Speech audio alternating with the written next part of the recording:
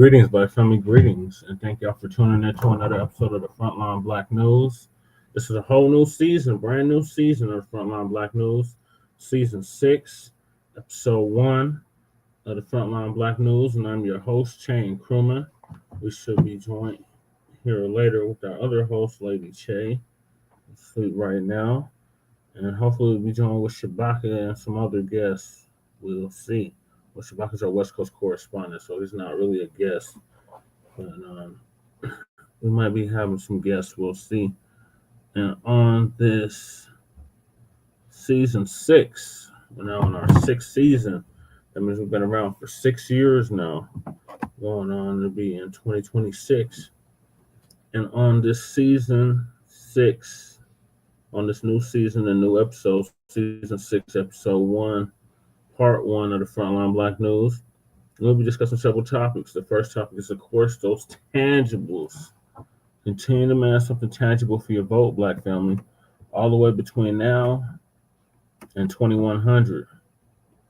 Tangibles 2026 now, since we're almost done with 2025, all the way to tangibles 2021, or 2100, rather. Then we got Black Americans are done with Black politicians with immigrant backgrounds. Speaking for us, Charlotte NAACP leader wants us to fight for immigration while trying to erase Black America. CROSSROADS, outdated concepts versus delineation. The absolute truth on why Black Americans don't have allies, especially in the diaspora. Are Puerto Ricans racist toward Black Americans? Yes. The unfiltered truth. 3 African Braiders arrested after holding a Black American woman hostage against her will, well over $50. White Michael Jackson impersonator says Michael Jackson was not Black. And if we have time, President Trump, aka the dump as a human shit. And we want to make that perfectly clear. Meets with Zohran Mamdani, mayor-elect of New York City. And we are based out of East Denver, North Aurora, Colorado. We get the news from a frontline and Black first perspective. We are a part of the New Blacc Media and also the signal boosters of the New Blacc Media. We have been around for 5 seasons now, or 6 seasons now, and counting, and we have several platforms that are a part of the Frontline campaign. Frontline Black News is the first one. We started at the end of 2020, going into 2021. Shabaka's Black Experience Enhanced is based off the 50th anniversary of the founding of the original Black Panther Party for Self-Defense.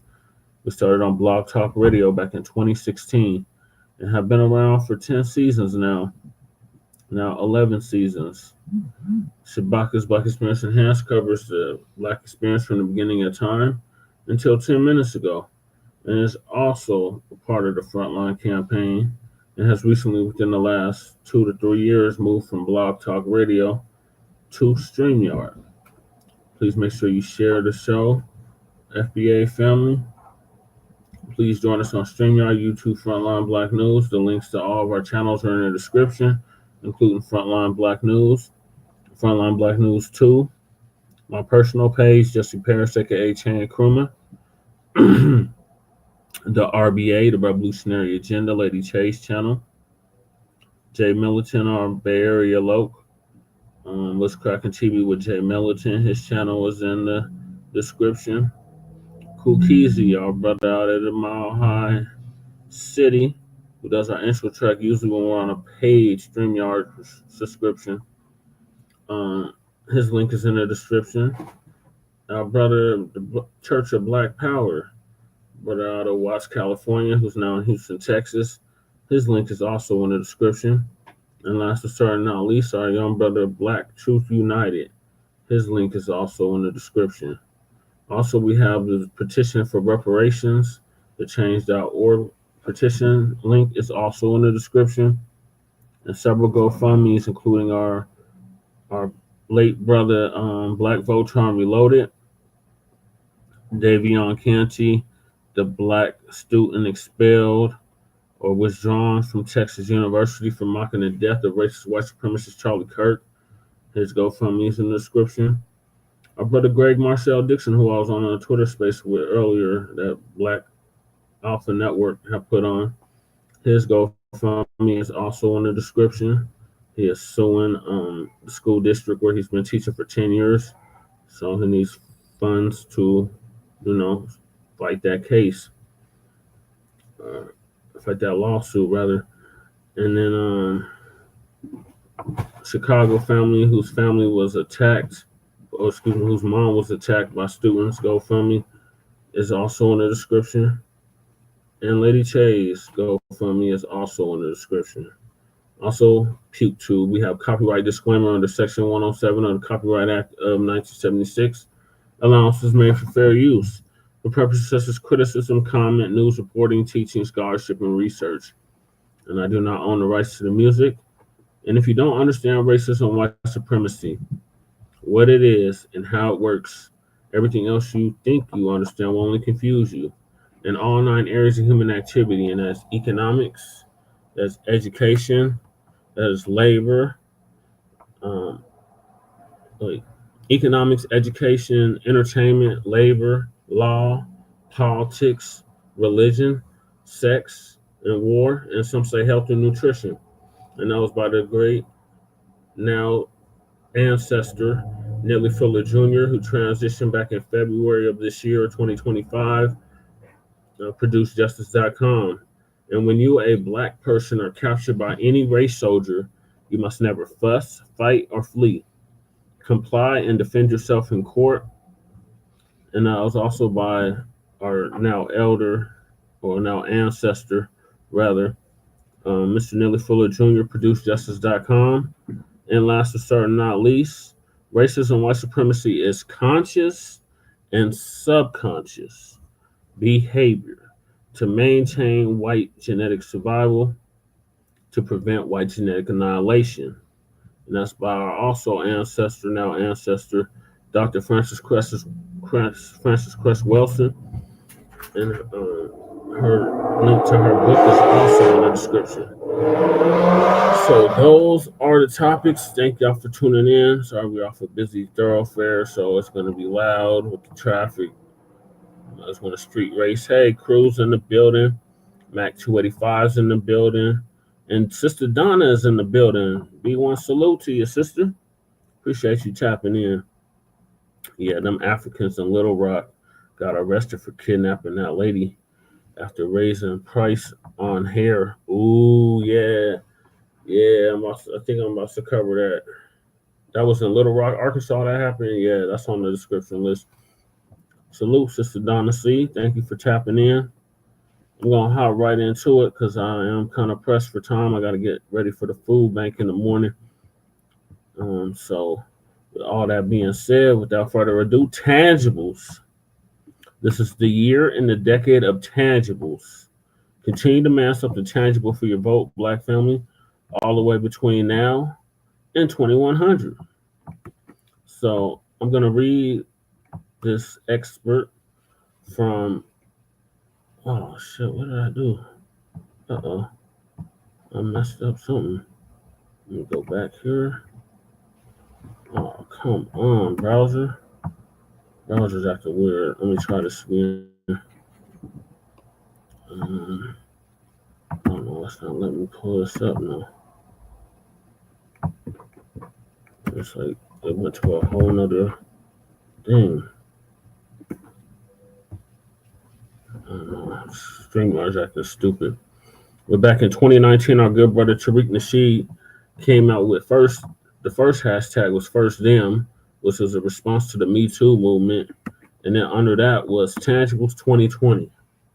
And in it, he was detailing everything that we, meaning the foundational Black Americans, descendants of American child slavery, the freedmen, American freedmen, we're going to demand from the two-party system.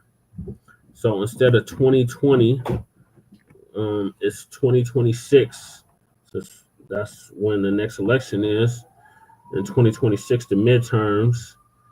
And then 2027 is the next Denver election, which I might run in.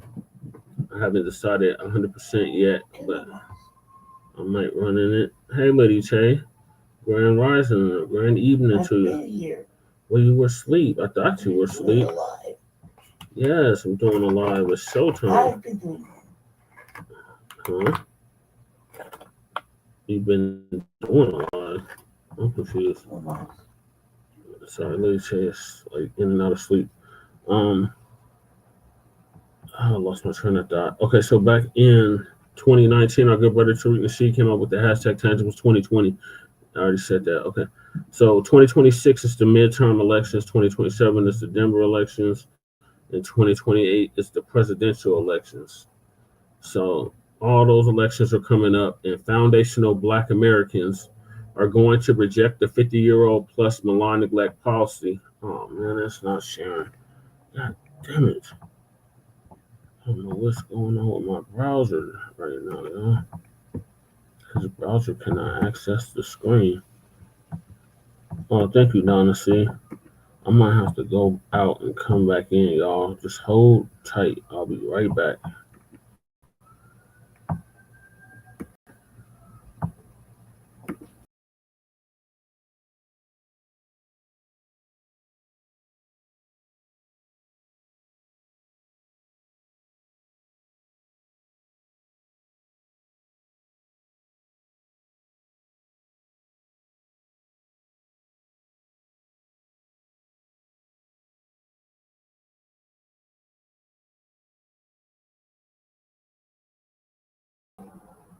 Okay, thank you, Donna C. Appreciate you being patient. All right, let me try this again. Okay, there it is. Oh no, I didn't show it the first time. Okay, so like I said, the 2026 midterms are coming up. The 2027 presidential elections are coming up, and the 2028 presidential elections are coming up. 2026 midterm, 2027 Denver elections, and 2028 presidential elections are coming up. And foundational Black Americans are going to reject the 50-year-old plus malign neglect policy that has been implemented by the political system. Ooh, somebody must have got murked. It's the ambulance. This malign neglect policy mandates that Black Americans should be ignored and only mentioned in vague and non-specific terms, lumping foundational Black Americans in the groups of minorities, immigrants, people of color, BIPOC, marginalized, underserved, underprivileged, underrepresented, downtrodden, distressed, vulnerable, communities of interest, communities of color, etc., has only hindered the progress of Black Americans as a group while providing tangible benefits for other groups. In this election cycle, like I said, to 2026, which is the next election that's coming up, the midterms, the 2027, which is the next Denver election, and 2028 is the next presidential election. Black Americans are going to insist that our needs are specifically met by politicians who are seeking our vote. Foundational Black Americans want tangible benefits specifically for us. We do not want trickle down secondary benefits that are provided for every group. Every group has not been systematically marginalized and disenfranchised in every area of society. That's foundational Black Americans. So we refuse to be lumped in with groups who often assist in the exploitation and disenfranchisement of Black Americans.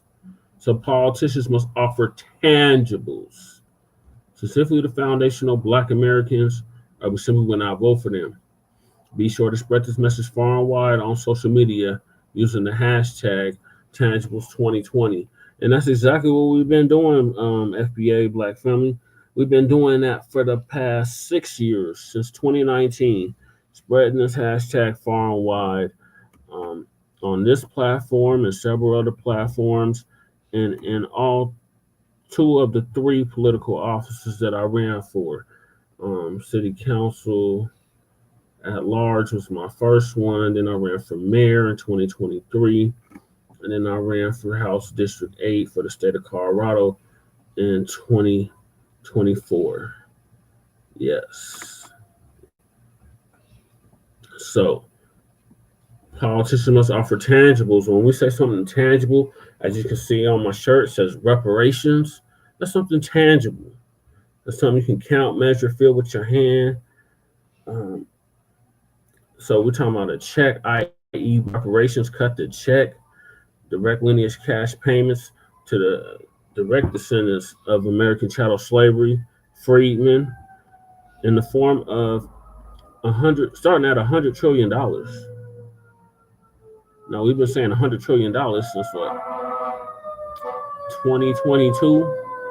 $100 trillion for past, present, and future atrocities that have been brought against our people and continue to be brought against our people in 2025, going into 2026. Anti-Black American hate crime bill. Thank you to Greg Marcel Dixon for um, adding that extra during that Twitter space I was on earlier. Anti-Black American hate crime bill. Tax-free exemption, land grants, land allotments, lineage-based specific policy. If none of these politicians are offering that, then don't waste your time voting for them. And that goes for the state, that goes for the local, the state, and the federal. The local and the state is where we should really have our focus on, because that's what affects our day to day. But most people, they focus more on the presidential. But any of those elections, if these politicians aren't offering nothing tangible specifically to American freedmen, foundational Black Americans, don't waste your time voting for them, FBA family. Just vote the couch or vote third party or write yourself in, write reparations in, anything, but don't vote for them if they're not going to offer nothing tangible for you. So what we've been saying since day one of this platform is, if you're going to vote, demand something tangible for your vote. We're not necessarily telling you how to vote or who you should vote for or what you should vote for. We're just saying, if you're going to vote, demand something tangible for your vote. So that's the tangibles.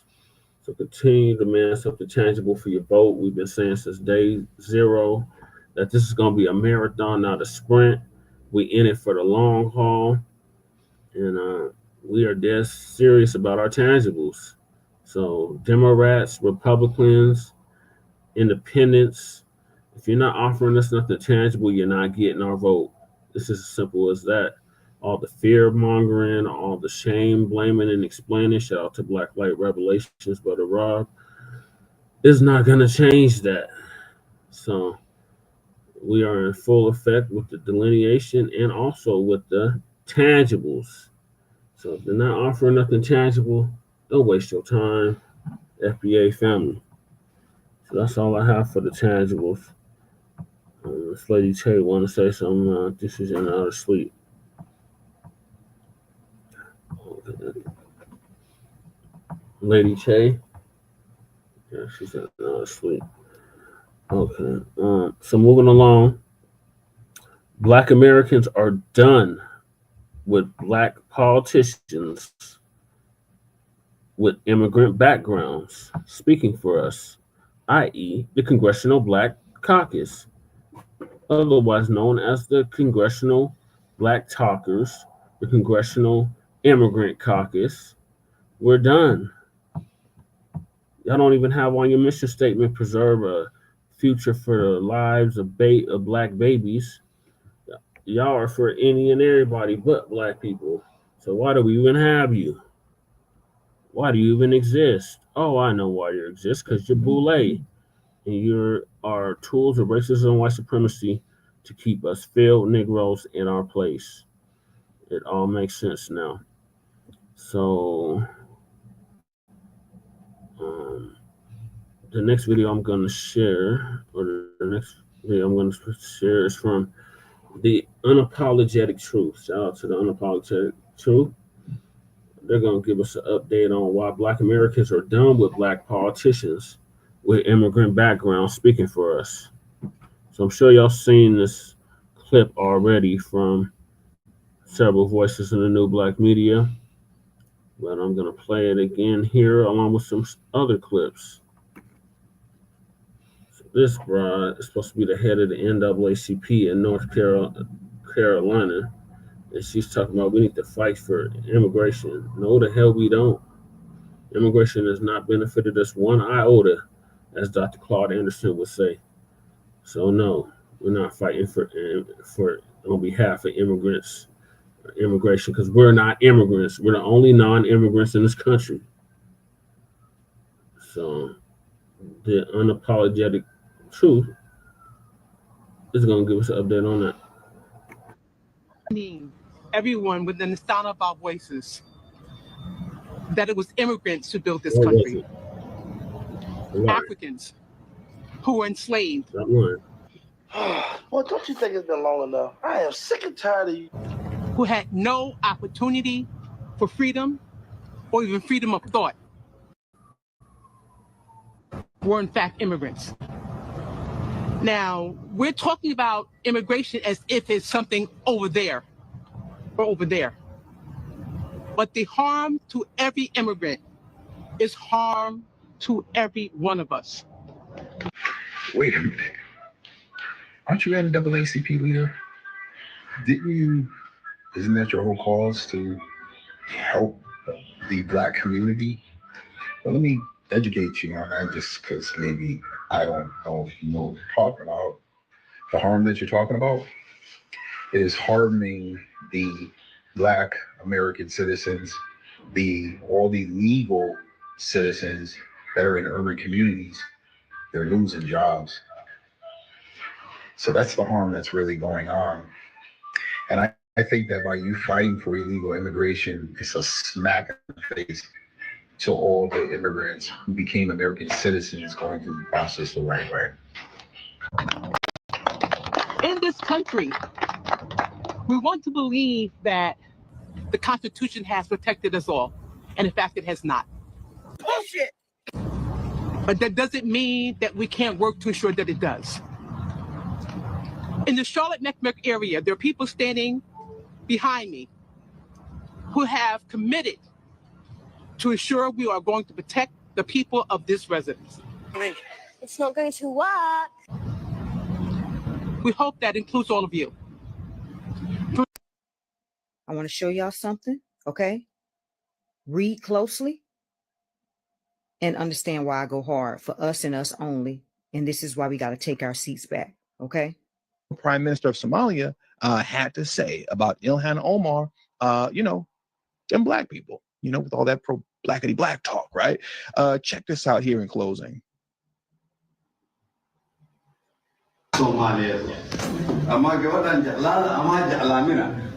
It is very important in Ilhan time Somali time measures in Somalia or activities to type. Of moral organization.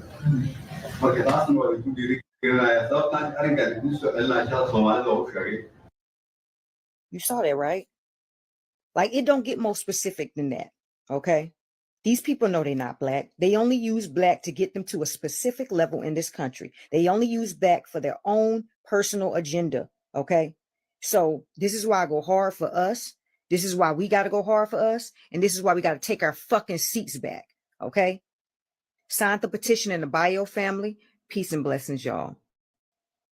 Why is it immigrants are not stopping reparations? My ancestors come from the Caribbean, and there were slaves in the Caribbean, and we didn't qualify for the American reparations. Well, here's the challenge. There are so many difficulties with trying to enact reparations, in part because the question is who gets them. Potentially, I could fall into that category. I honestly have called a pipe dream in the past, and I think that's what it is. Well, it would be nice if there was an elegant, simple solution to all sorts of complicated problems. You're not actually talking about how to fix those problems if you're only talking about reparations. If we're only debating how we're going to parcel out responsibility for something that happened more than a century ago. And we're probably... It's not hard at all to tell who's going to get reparations. We have a specific lineage claim, a specific claim here with the United States government.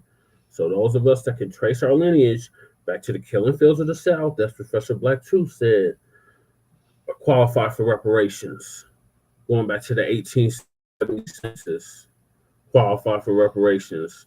So you damn immigrants, y'all don't qualify for our reparations claim. You need to go sue your colonizer, like we've also been saying on this platform for about 3-4 years now. Sue your colonizer. So if your colonizer is the British, go sue the British. If your colonizer is the French, go sue the French. If your colonizer is the Spanish, go sue Spain, etc., etc. But stay the hell out of FBA's reparations claim. I'm gonna let the video continue. We're never going to do this. It's not clear to me why we're pursuing this thing. Is it fair that there's no reparations, no restitution, nothing? Should the Irish get reparations, by the way? Irish need not apply signs when they came here during the progressive era. Sure. I mean, how far do we want to take this down? Are we acknowledging that there are ugly spots in history? Because 60% of the world would be entitled to slave reparations if you wanted to play that game. Well, here's a fact. Slavery ended 154 years ago. It's been a long, long time since we had slavery in this country. You have people like my family. I'm Black, but my family came to the United States in 1962. My parents are from Costa Rica. Do I get a check? I did a couple of essay contests that I actually won. You get a check from and whoever college. I won like NAACP AXO award for this essay and something else. I can't remember another, like I ended up winning money. And the essay was reparations.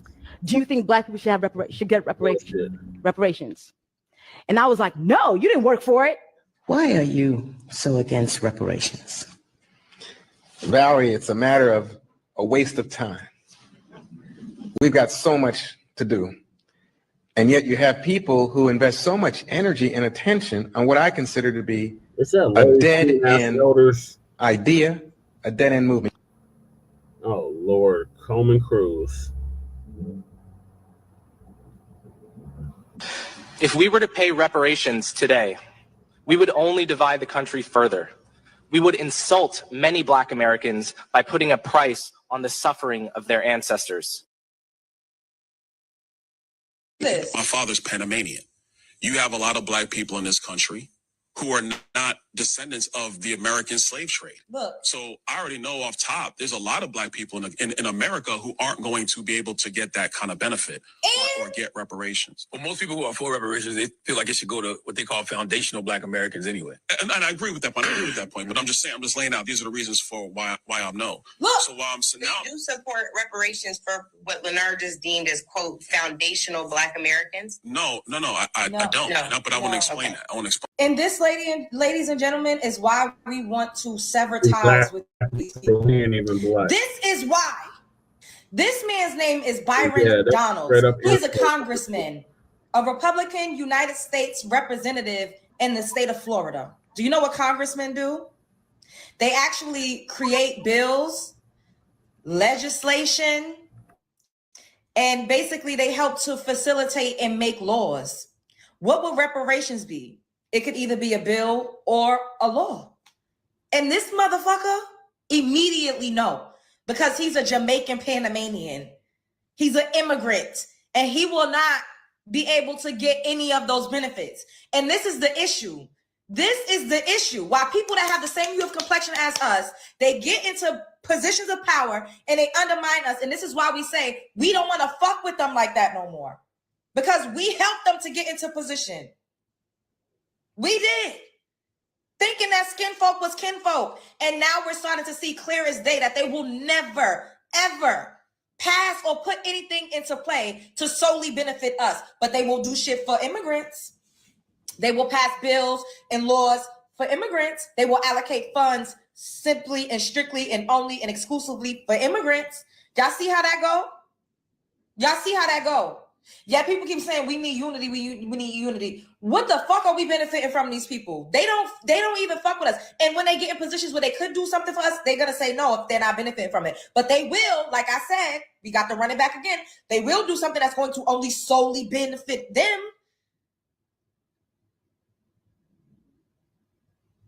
We have to continue to wake the fuck up. We cannot keep letting this. We all the same hue of complexion. The cops gonna stop us, and we all gonna get. It's a trick bag at this point. It's a trick bag, and there are so many of people with the same exact mindset in politics. that have the ability to vote for certain bills and laws and have the ability to veto certain bills and laws. This is so fucked up. These people came over here because of what our ancestors been through, their blood, sweat, and tears. And this is the thanks that we get. He wouldn't even be able to sit where he's sitting right now had it not been for foundational Black Americans. He wouldn't even be able to wear that suit. He wouldn't be able to walk into the White House. He wouldn't be able to fucking sit on his high horse. He wouldn't even have that title. He wouldn't have even been able to go to college. He wouldn't have even been able to come over here. It is a slap in the face and it is a fucking disrespect to our ancestors. And we have to do something about this. Us just talking about it, we're starting to get the ball rolling. We gotta keep this going because this really just made my blood boil. And a lot of them are in these positions and they share these same exact sentiments. What y'all think about this? Spread love is the Brooklyn. I really do not feel like, no, this ain't got nothing to do with feelings. I believe that people that are not from America should not be in Congress. They should not be in Congress at all. If you're not from the United States of America, you should not be in Congress, the Supreme Court. You should not be a judge. You should not at all. Or downvote on an issue. You took a downvote on this, and you haven't supported HR 40. So if you want to talk about the complexities of reparations, whether or not there should be a study in this country, you again have said that this country is not racist, and even though it has a dark past, it doesn't sound like you think it has a dark present. You have not sponsored that bill. You haven't co-sponsored that bill. Why not? Well, a couple things. One, that's why I wish you played the clip, because I actually went to very detail, but I will. A couple things is, all right, how many people in the United States today are actually descendants of slave owners? Forget descendants of slaves. Let's hold that to the side. Descendants of slave owners. You've had massive immigration into the United States over the last 150 years. So now you're going to say that people who immigrated to the United States, who are not descendants of slave owners, were not descendants of that trade, now they're going to be responsible for paying that out going forward. My mother's Jamaican. My father's Panamanian. You have a lot of Black people in this country who are not descendants of the American slave trade. So I already know off top, there's a lot of Black people in America who aren't going to be able to get that kind of benefit or get reparations. Well, most people who are for reparations, they feel like it should go to what they call foundational Black Americans anyway. And I agree with that point. But I'm just laying out, these are the reasons for why I'm no.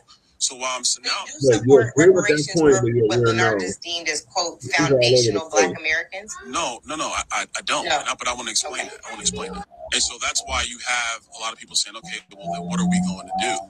And so my view is that what you do going forward is why you have to have wholesale changes in economic, medical policy, etc., so that the How can anyone deny these facts?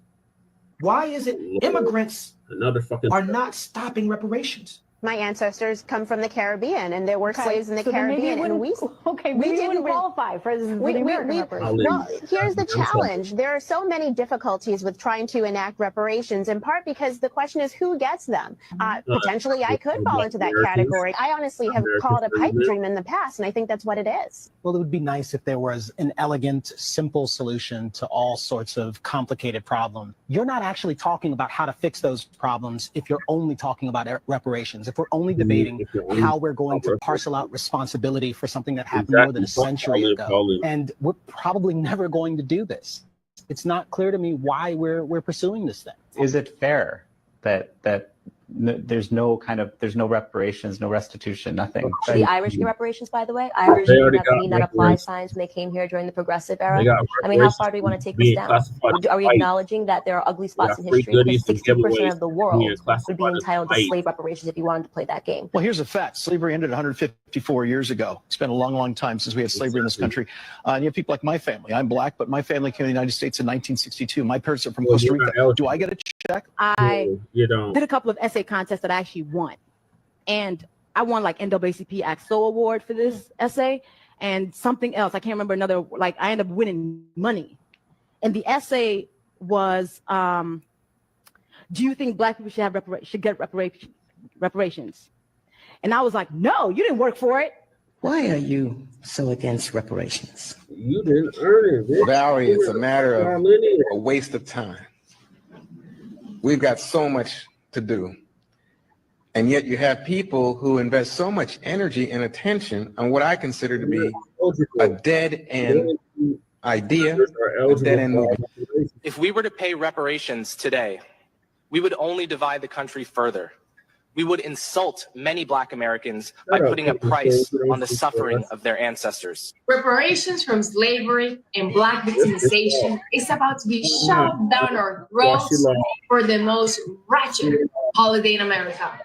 BLM raised millions, but what do they do for Black lives? It is outrageous to see people asking for reparations, even though they never went through slavery. These ungrateful people should be celebrated because they were born in the greatest nation to ever exist. Yeah, we built the greatest nation. You don't like America? Yes. Finally, out. Shut the fuck up. So I just seen a piece of the interview that Byron Donald said when he was being interviewed on the Breakfast Club, talking about the reason why he is against reparations is because he is the son of a Jamaican father and a Panamanian mother. And this reasoning here is why we want y'all to help out our politics. Don't continue to black us or try to manipulate us or gaslight us into thinking that it is xenophobic to not want to be represented by somebody that is not us. And no other group of people do y'all try to push this. And no other group of people do y'all want anybody but Asians represent Asians, Hispanics represent Hispanics. Y'all know exactly what y'all are doing. You feel what I'm saying? Anything that does not benefit y'all amongst us, y'all hinder. And this is a problem to us. To us. To us.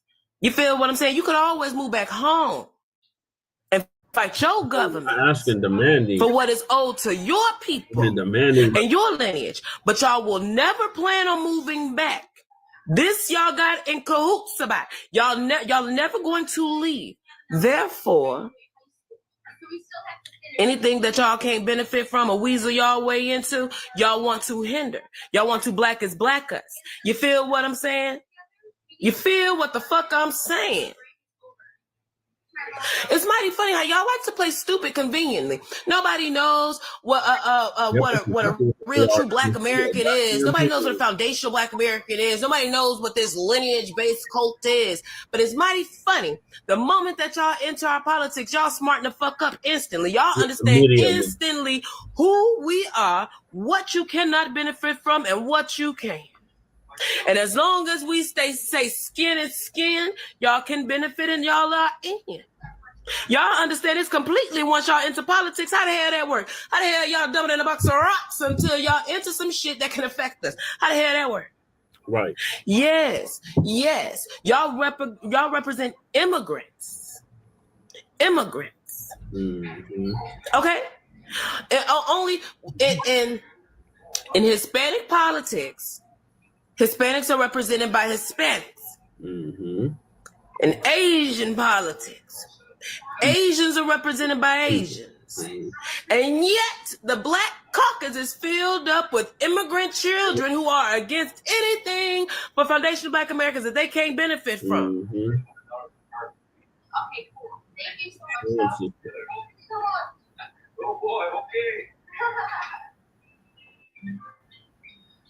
Y'all ain't nothing but a new and improved version of Christopher Columbus. Ooh. Y'all can try to flip this either way you want to, any way you want to. But anybody who can move to a different country and actively participate in hindering a group of people, that's colonization, my brother, no matter which way you put it. I don't believe anyone is an illegal alien. That's a terrible term to use about anyone. It's a legal term. It's not a legal term. They used to call Black people slaves legally, and it was wrong. Let's stop dehumanizing people. Let's start treating people right.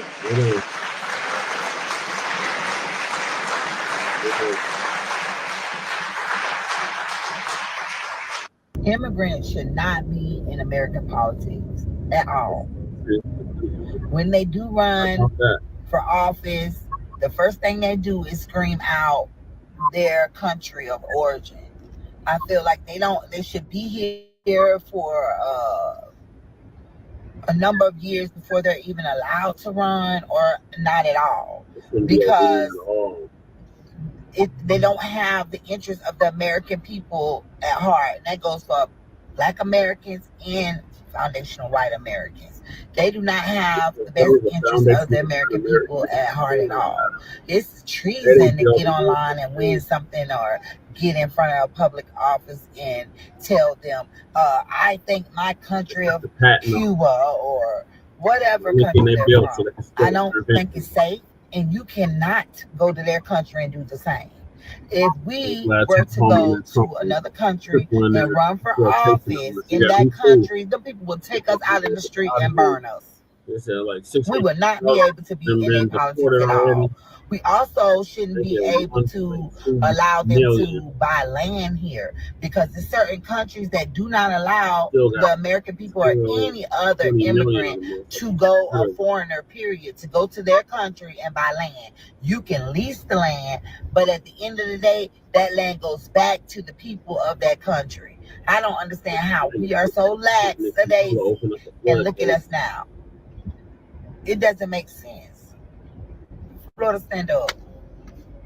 This is nonsense, and my opponent will not come forward and say anything. And then last night you saw that they equated bathroom opportunities with me being Black in America, and here I am, second in command of the former capital of the Confederacy. Me, the immigrant, whom they say as Democrats they love more than anybody. Me, a Black woman who they say they love as Democrats more than anybody. This is insane. I think this is a very important moment during Black History Month that we focus on Black immigrants, and specifically Cameroonians, because as we know, 1 in 5 African-American families right now are either from an immigrant family or they're the first-generation immigrant family. So Black people are super important. Ahorita estamos en un momento muy importante, el mes de la historia negra, y qué mejor manera que hablar y ilustrar a los inmigrantes negros, especialmente de Camerún. I'm a lawyer, and I'm here to tell you that Cameroon meets all the requirements to have TPS granted to them by this administration, and it is a choice to grant TPS. Yo soy un abogado y estoy aquí para decirles hoy que Camerún llena todos los requisitos para TPS.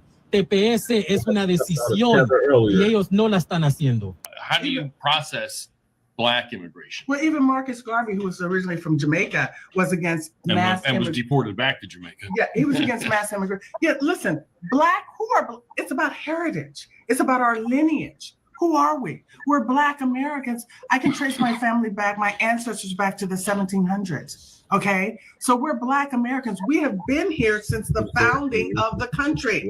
That matters, does it not? Does it matter that our parents, our ancestors were here since the founding, since the 1600s, since the 1700s? Is that relevant? Is that significant? Yes, I think it is. And go ahead, I'm sorry. Oh, I'm sorry. Look, people who break the law, break the law. I don't care if you're orange. Right. If you come over here, you come over here illegally, you're still taking a job.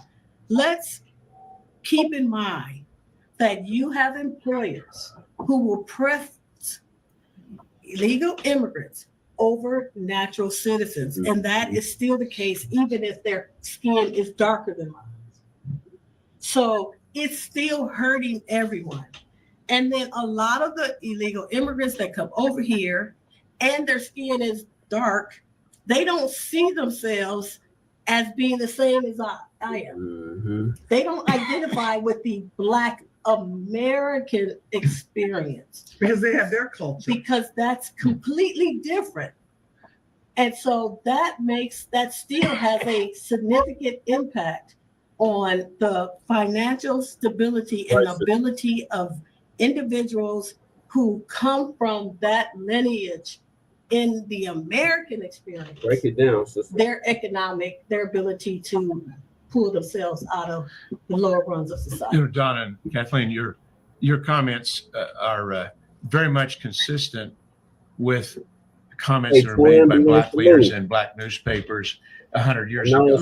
Du Bois, at the same time he was making the comment, they said that the cutting off of white labor has been the salvation of Black workers. But at the same time, in that same article, he said, he did kind of say, unfortunately, sort of had a little race consciousness. He says, unfortunately, that means Blacks from the Caribbean are cut off too. But he goes, he distinguished that was a racial issue. Hey, Michael. But Michael African Americans are not about race; it's about history. And the key thing was the history was the people whose families came through slavery, and for that. So the point of these Black leaders and newspapers 100 years ago was that immigration policy should be about helping African Americans, not based on their race, but based on their experience, and it had nothing, their heritage, and it had nothing to do with helping somebody who happened to be Black from some other country. Right. So anyway, it's just very interesting hearing your talk because it fits so much with whether basically. I'm sure that you can find leaders that were more race conscious, but one of the things that I found in some of my recent studies is that the Black leaders and editors, they work so hard to really get away from racial distinctions and idea of race, because that was something that this whole idea of scientific racism had been so harmful to African Americans. And as it turns out, the scientific community eventually got out of that. Well, I mean, my ancestors didn't slave and sweat and, toil and all that hard work that they did for Joanne Reed to have a job. She's from the Congo. They worked for Black Americans to have jobs. They did all that for Black Americans, not people from the Congo who are first generation Americans. Not even Kamala Harris, who's Indian American and Jamaican. Right. Yeah. My ancestors didn't work for Kamala Harris to have these benefits. They worked for Black Americans to have benefits. I think even Obama is not even a Black American. This is why using color, the skin color, is not sufficient. It's confusing. Right. And this is why I say white Americans and Black Americans have been in America the longest since its founding. And that is significant. That matters. That history matters. Yes, and so this is why, and I don't know why so many, and I want to get into this issue about Black women, Black American women supporting. I know it's not a nonprofit, but Black American women don't understand what most of them, some do, but most of them don't understand. They think everything is about skin color. And that's a superficial analysis of the situation. They're not looking at the history. They don't know the history, and they're just so wedded to the political left position, embracing all of their policies. And their policies have been detrimental to Black America. They need to get away from that embrace of all these policies that are the detriment. So what I'm thinking, they're not doing their homework.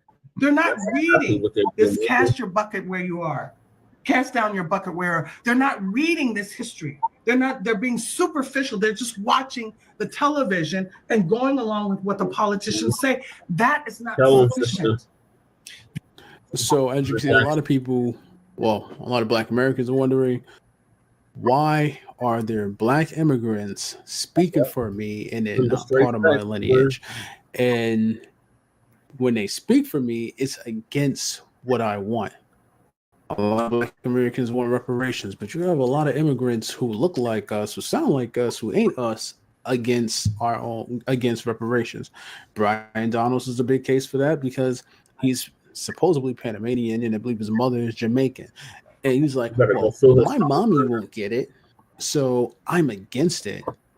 And it's not just him; they're all like this. Every last one of them. I bet you, if you ask Ilhan Omar about reparations, she'll be against it, right? But she'll push heavily for her Somali community. And that's another thing. A lot of these Black immigrants, they just arrived here like a few years ago or whatever, and how do you get into politics when you just arrived here? Right. Make that make sense. That should be on everybody's mind. Like the fact that you can just come here over for a few years, you're a naturalized citizen, and you're running to get because into Asian politics. Hispanics don't actually Right? That's the same thing with learn Mamdani. history of America Him? because He like he was born here at 7. Like he was born here at 7, got into politics Yep. at Yep, they want to get he said he became a citizen, if I'm not mistaken, around 2021. Right? And then after that jumps into politics, if I'm not mistaken. You can help me out in the comments with that one. But yeah, you have a lot of people, they just arrive here and they get into politics and they're easily accepted. And all they don't do for Black Americans. They just do for their community, for their people, right? You need to be deported. And if you really look at it, there's nothing wrong with that. But it's a big problem when you just got here. And a lot of Black Americans, and not just Black Americans, but Americans in general, say like, bro, you're an immigrant. You shouldn't be in politics, right? We don't know you. We're seeing what you're doing now, such as Ilhan Omar. Everything is Somali. They even admitted that they use Black so that they can get what they want, but they're not Black, because Somalis don't consider themselves Black. A lot of people don't know that. A lot of people consider Somalis Black. That because they come from Africa. Just because you come from Africa don't make you Black. Not even African. We don't even consider Africans Black, right? We consider them whatever their tribe is, and that's it. So no matter where you come from, Africa, you come from Southwest, whatever, you are whatever your tribe is, and that's how we look at you, because that's how you guys see yourself. Only when you come to America do you see yourself as Black. Right, and you only say you're Black so that you can receive benefits for being a Black American. It's not because you're Black; it's because you're trying to identify as a Black American, and they give you these benefits. They give you what we should get, but we don't get it. Right. So when y'all get all that money for your EBT or whatever, we don't get that. Exactly. But we know how to survive. Right. If they take that away, that'll be a good reason and incentive for you not to even come. Everybody got to reapply for SNAP. Because that's what y'all want. All you gotta do is take, give me. I want. That's it. Exactly. Right. And then you have these politicians, Brian Donalds, Kamala Harris, Obama on the list. Yeah. Alexandria Ocasio-Cortez. I actually said her name right. Took me 3 tries to say that, but I'm not Black. Yeah, all of them, immigrant backgrounds, every last one of them, everybody the Democrats put in front of you, and not one of them wants to do anything for reparations. Nothing at all. Obama, 0. Kamala, none. That's right, Don. Alexandria Ocasio-Cortez, they all have to reapply. Right, but she wants to identify as us. She will always say like we're all from Africa, so that makes me. I have a little African. This woman is cosplaying. Kamala Harris is cosplaying. That's what they do. They get in your face. They cosplay. They do nothing for us whatsoever. Right? A lot of people voted for Kamala because she said she was Black. They vote for that bitch. Common sense will tell you to look into her background, but you really can't, because a lot of their information is scrubbed. It took a while for everybody to find out that Barack Obama's father was Kenyan. And I guarantee you, if a lot of Black Americans knew that, they'd have never voted for him. That'll never happen at all. Kamala Harris lying saying she's Black, right? But she's in Black Congress. So she is Jamaican. No. Take that back. She's East Indian. Her father is Irish. No, excuse me. Yeah, he's Irish Jamaican, right? And her mother is Indian, if I'm not mistaken. I usually get this right. So if I mess this up, man, it is what it is, man. But you can correct me in the comments if you like. They are so, and she calls herself Black. But the thing is, she knows nothing about being Black. This woman literally said, I put my collard greens in a bathtub. That is a red flag. We all know that collard greens could fit in a goddamn kitchen sink. Right. The fact that you said, I cook so much collard greens, I put it in the bathtub. I've never seen my mother, grandmother. I ain't never seen nobody put no damn collard greens in the bathtub to feed a whole bunch of people. And I got a big family. It is nasty, though. I ain't never seen that. Never.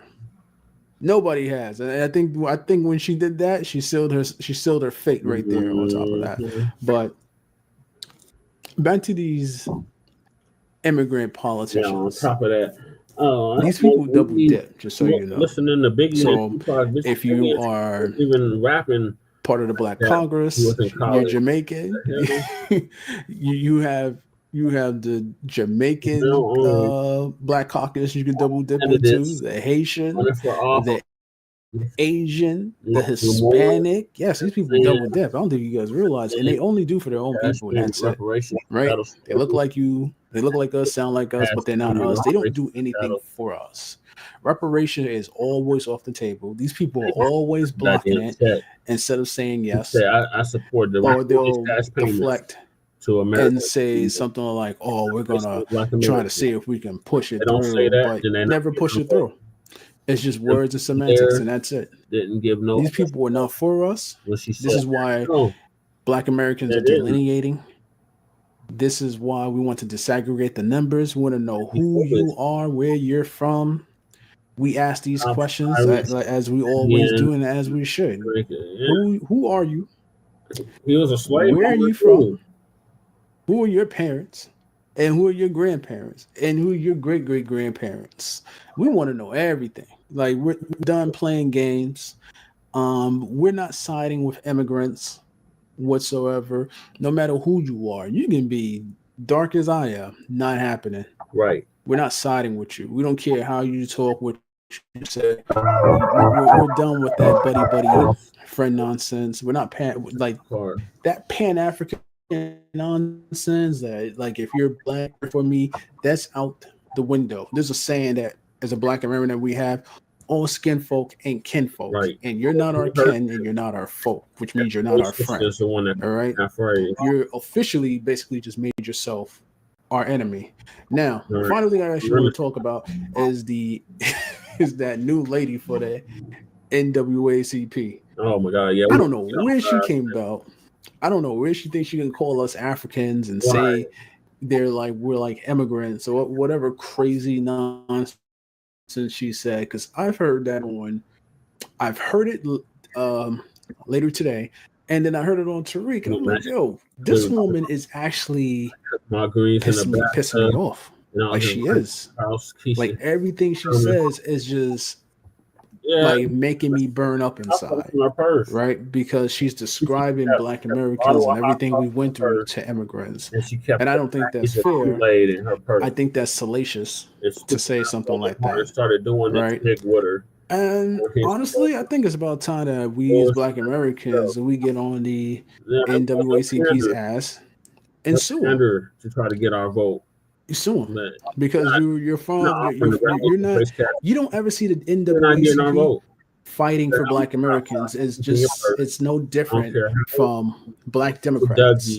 They all need to be abolished and erased, and they need to be put on reset. And people who are for us, by us, need to be put in there. So, with that being said, please like, comment, subscribe. Don't forget to share. Hey, don't forget the Discord. Just go to one of the posts where the Discord is at, and you can log right in. You can come chill and chat with me. All right, thank you, brother, for that. Yeah, these Black immigrants got to go. That's in political office. They got to go. So we need to clean house with them starting next year during the midterms. Vote all them immigrants out. If you're gonna vote at all, vote them mugs out of office. Run a FBA candidate for their seat. All right, so we're gonna get on that damn Charlotte NAACP leader now. Uncle Phil gonna give us an update on the Charlotte NAACP. Negroes always asking for Caucasoid's permission. Yes, I know it's National Association for the Advancement of Colored People, but I call it Negroes always asking for Caucasoid's permission. Leader wants to fight for immigration while trying to erase Black America. Yeah, we can't have that at all. So Uncle Phil gonna give us an update on that next.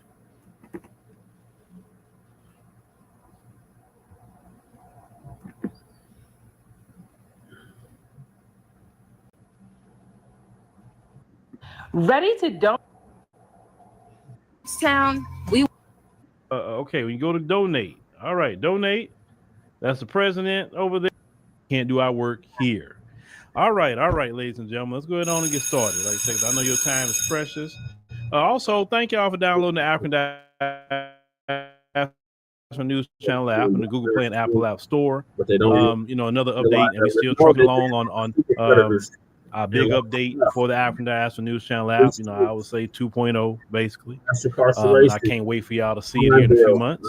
So let y'all know, just give us a few months. You're gonna be very proud of what you see. A lot of things we're gonna be doing with the new version of the African Diaspora News Channel app. Now we need to go. Let's go to the website of the NAACP first. Out there. Let me go on and get it up on our screen here. Okay. Let's start. Yeah, the About Us. I think that's a good place to start. All right. Let's see here, ladies and gentlemen. Boom, there we go. The NAACP in Charlotte Mecklenburg branch. Okay. All right. Now he's still on the. This is the About Us section. Now they say they're fighting for justice and equality. Now on this website, you see, blackity black, black, black. Okay, let's see. We're gonna get to the About Us section here in a minute. I think it's okay. It's as soon as you learn About Us. All right. Yeah. So you look at events. Okay, you see, Black man here. They talking about environmental and climate justice. Yeah, I've been trying to get this. Okay, there's gonna be a Zoom Ghana, Kenya. Then you got the WIN committee meeting. Another Black woman. Education and committee meeting. A young Black student. Yeah. All right. I just want you to just get okay. We can go to donate. All right, donate. That's the president over there. Who's going to be on the screen? Now they said that the NAACP was established February 2nd, 1909, and has been dedicated to the vision and mission of our founding members. We depend on our members and partners' generosity to ensure the NAACP's independence. It is what it is. Now, of course, if you go down to the bottom, it says all NAACP units have been designated 501c4 organizations, so they tax-free. Only the national office is a 501c3 organization. So happened that George. Okay, so a 501c4 organization is a nonprofit organization operates exclusively for the promotion of social justice. It's an exemption under the section does not, confer a deductibility of I'm getting tongue-tied. Contributions by donors to the corporation, but may enable the nonprofit corporation to avoid the restrictions of private foundation status and the restrictions on lobbying and other political activity. Okay. Now, you could turn a media organization like ours into a nonprofit, but it's a whole lot of stuff you got to do with that and a whole lot of things that, that's that. Okay. You got the contact us section. You want to contact them. Okay, cool. Now let's go back and let me see. Hold on. Let's go to the officers. Who's the officers? Okay, Reverend Corin Mack, Dr. Rashawn D. Flournoy, that's the first president, and Linda Locke. See all these people, no pictures, but that's that. Now let's get back to where we was at. All right. So hold on. Where's the About Us section? All right. The NAACP Charlotte Mecklenburg branch, number 5376, stands at the forefront of the fight for racial and social justice in our community. Okay, there's nothing wrong with that. I support that. Since its founding, the branch has remained steadfast in advancing equity, defending civil rights, and empowering African Americans. Also his brand too. And I want to repeat again. And you see and right there, ladies and gentlemen, and other marginalized communities. Red flag. Now, when you look at LULAC, they don't say that. Nope. When you look at any organizations for Asians, they don't say that. Nope. But when it comes to so-called organizations that's supposed to be for Black folk, They got to be prioritizing other marginalized communities throughout the Charlotte-Mecklenburg area. Rooted in the legacy of the national NAACP, our branch continues the mission to ensure the political, educational, social, and economic equality for rights of all persons. Oh my God. And to eliminate race-based discrimination in every form. We are driven by a deep commitment to justice, fairness, and opportunity for every resident of Charlotte and the surrounding region. Y'all give me a second. Give me a second. It just popped in my head. Let's we could trust, but let's verify.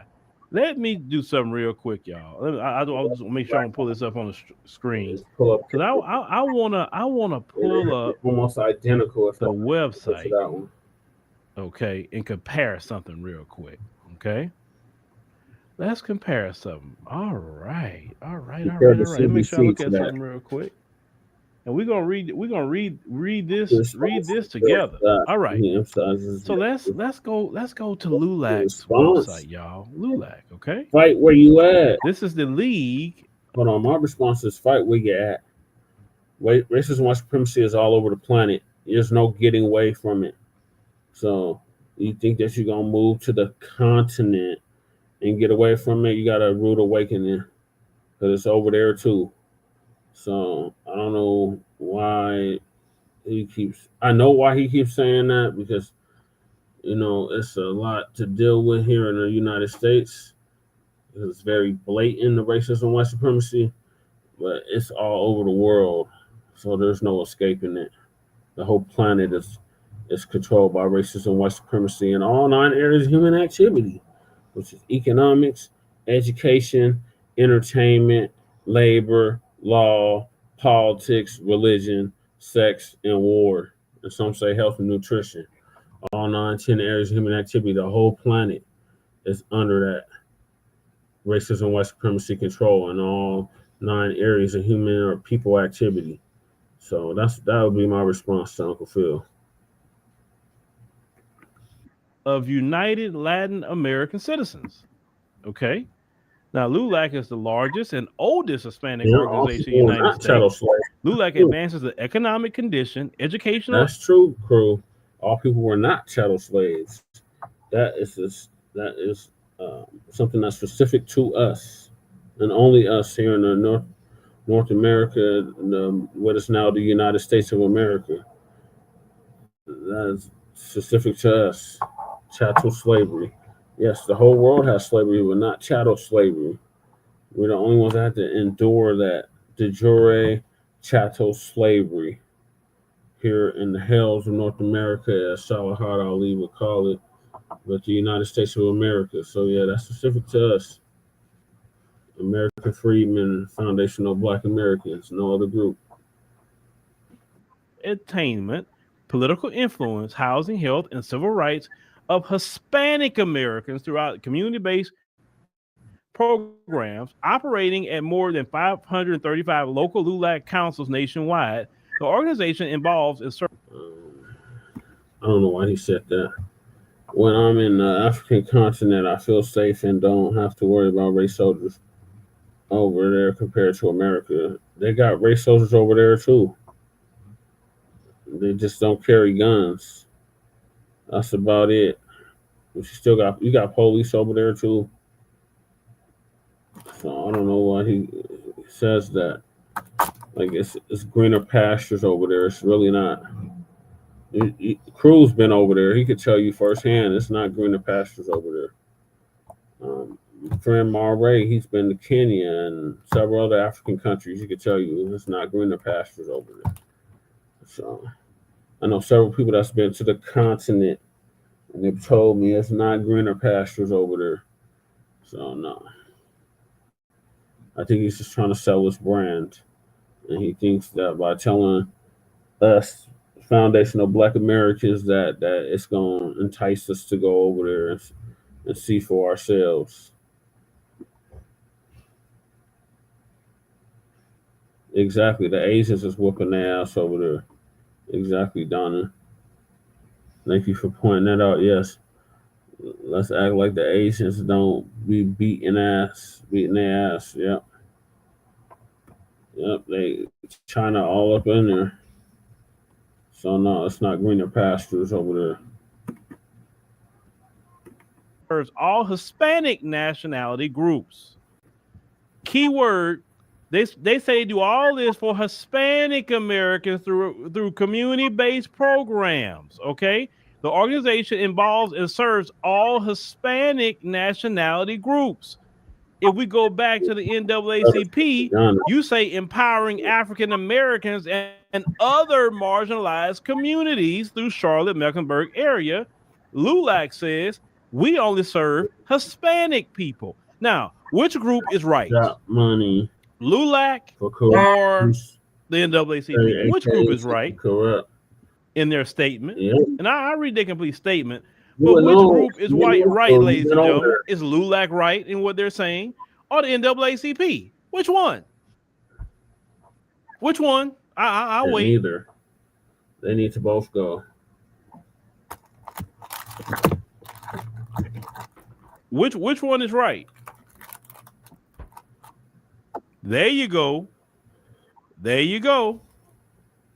One person so far that answered it correctly.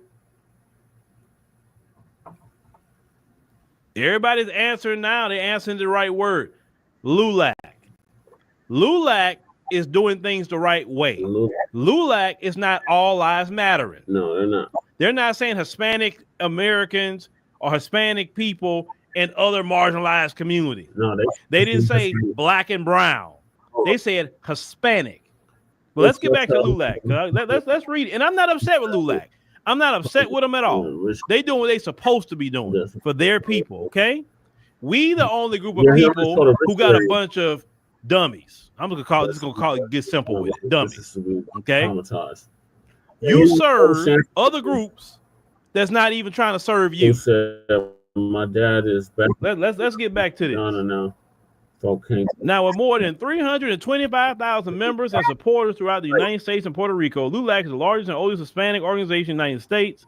LULAC advances economic condition, educational attainment. Of course, I think we read all that. Community-based programs, etc. Okay, cool. Historically, LULAC has focused heavily on education, civil rights, health, and employment for Hispanics. For Hispanics. Not Hispanics and other communities. Not for Hispanics and black people. For Hispanics. A bunch of African tethers, yeah. But the NAACP, they talking about empowering African Americans and other marginalized communities. Oh my God! But LULAC says we are focused heavily on education, civil rights, health, and employment for Hispanics. They're not thinking about the civil rights of black folk. They're thinking about the civil rights of Hispanics. They're not thinking about the education of black folk. They're not thinking about the health of black folk. They're not thinking about the employment of black folk. They worry about Hispanics. And LULAC is on code with their people, and I am not upset with LULAC for these statements. Out half the week. This is why I don't take these legacy black organizations seriously. LULAC councils and LULAC National Education Service Centers provide approximately $1 million in scholarships to Hispanic students each year. LULAC Institute programs include citizenship and voter registration drives, education and health events, and programs that empower the Hispanic community at a local, state, and national level. Not Hispanic and others, Hispanic. In addition, LULAC National Education Service Centers, LULAC's educational arm, provides education programming to disadvantaged youth, which impacts more than 18,000 Hispanic students per year at 14 regional centers throughout the United States, Puerto Rico. Let's say SCR Jobs for Progress, LULAC's employment arm. See, LULAC even got an unemployment arm. Where's the employment arm of the NAACP? Provide job skills and literacy training to the Hispanic community through more than 48 employment training centers located throughout the United States. The LULAC Corporate Alliance and Advisory Board of Fortune 500 companies foster stronger partnerships between corporate America and the Hispanic community. Okay? And then you just kind of see they board of directors and all of that, employment internship opportunities. Let's look at that. Let's see what opportunities LULAC is providing their own people. Look at there. They got a job board up here. They got a job board. The United Latino Job Bank. There's a lot of black people in Durban. Let's see what that is. But you can search 10,552 live jobs, and this is hirelatinos.org. But we go to the NAACP. Where's their job board? There's no job board there. This wasn't even in my mind to do. It just popped in my mind. Don't y'all like live streams? Because things happen and I go with the spirit, right? So they're trying to help their people get jobs. Employers, you want to advertise a job for qualified applicants? You want Latinos? Job seekers, you can post your resume. They got the latest jobs. Look at the latest jobs, y'all. They got a job boards. They have all of this, okay? Not mad at LULAC. Shout out to LULAC. Not mad at them. And you wonder why the Latino community is surpassing the Black American community. Well, this is why. This is why right here. Because they're serious about the empowerment of Hispanics, while the NAACP is serious about the empowerment of others. Because you know good and well, when they talk about other groups, they prioritize those other groups and don't prioritize us. And that's why we don't like that term African American. We don't like that term people of color. We don't like that term minority, because that's words that's used to not even do nothing for Black Americans. My Lord, I wasn't even supposed to go here right now. You see how egregious this stuff is? Once again, I'm not upset with LULAC. Now, let's talk about LULAC. Immigration is LULAC's problem. That's their problem. Now, let's get to this woman who's over this Charlotte Mecklenburg NAACP. Let's go ahead and play what she had to say, y'all. Let's play. But something I want to point out, too. I want to start with reminding everyone within the sound of our voice. Let me stop before. Look who's behind her. You the NAACP, but look at the people that's all behind her. Look at that image. Okay? The folks back there. Listen, if you saw a so-called Black organization and the folks is all behind you, then clearly you're not. Clearly you're not. You're not trying to empower Black people. You're not. Now, now you may have one or two Rachel Dolezal somewhere, but come on. But let's go. Let me play this and we'll get to it. I want to start with reminding everyone within the sound of our voices that it was immigrants who built this country. Africans who were enslaved, who had no opportunity for freedom or even freedom of thought, were in fact immigrants. Now, we're talking about immigration as if it's something over there or over there. But the harm to every immigrant is harm to every one of us. In this country, we want to believe that the Constitution has protected us all, and in fact, it has not. But that doesn't mean that we can't work to ensure that it does. In the Charlotte Mecklenburg area, there are people standing behind me who have committed to ensure we are going to protect the people of this residence. We hope that includes all of you. From 2016 to 2020, I would go to hearings to stop deportations. And in those hearings, there'd be no one there but myself and maybe two other people. So this is not a new concept. This is a more egregious concept. We have a little man sitting in 1600 Pennsylvania Avenue who really believes that Hitler was the greatest man ever on earth, whose whole vision is to be just like Hitler, and is trying to create a 1940s Germany right here in the United States. And like then, many people said, well, it's them, it's not me, until eventually it was them. We can no longer be silent. Our responsibility is to understand our responsibility as a human being. Okay, y'all, I'm back. To care. We want salute. To be considerate. To be passionate. To be loving towards one another. We're talking about human beings. So when we say immigration or immigrants, we're talking about human beings. Men, women, and children who are walking in this city who are working in this city, who are being educated in this city in fear. No person should have to live under the dark cloud of fear, especially when all you want is to live the American dream, which has now become a nightmare. I am asking each and every one of you to take part in elevating the life of every resident of the Charlotte-Mecklenburg area. If you have any sense of your own humanity, understand we are only as great as how we treat the other person. Love must be the foundation of who we are and how we move. Oh, so much here to unpack. Oh my God. Oh my God. So much to unpack. Now let me before I get back to her. She was born actually in New York City. That's Taylor Central. She grew up in Harlem and she ended up moving to Charlotte around 2006. Just to let you know, that's the only thing that I could find. I can't really find anything else about her parents. There's no, interviews that I could surface with her talking about her parents or where she's from. I know a lot of people suspect that she has some sort of immigrant background. Some people talking about the accent. I mean, we could speculate, but if I can't verify, I'm not going to say. I just don't want to do that. But one person left a comment just now, and let me get back to that comment. Where's your comment? LaShawn Butler 8834. Let's address that. Have you noticed other races not mad or upset with LULAC, yet other folks are mad with FBA, want to do for self? We as FBA can't have nothing for ourselves. Do you think other race include FBA? Well, we just read the LULAC website. They don't include Black Americans into anything. They only advocate for their people. So here's the thing that I want to present to Black America. Why do you even care what they say? Why do you even respond to it?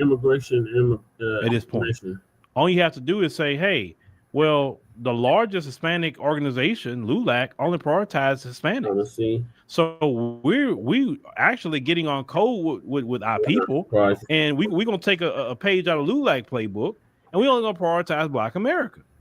And if that's xenophobic, well then go tell LULAC they're being xenophobic.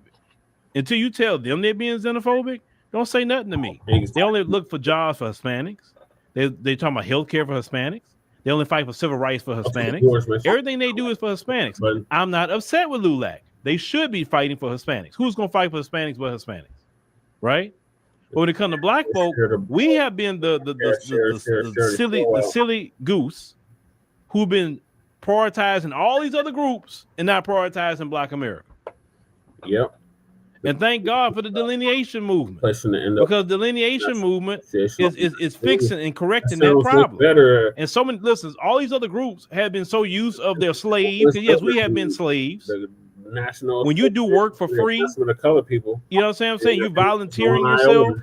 And listen, slaves, their goal is to make other people's life better. Not just working for free, but making other people's life better. You sacrifice your body for these other groups. I can get with that. You sacrifice your freedom for these other groups. And what kind of reciprocity did you get? As long as they have on their mission statement, we preserve. If anybody should be in the street fighting ICE, it should be LULAC. American babies. It should be them.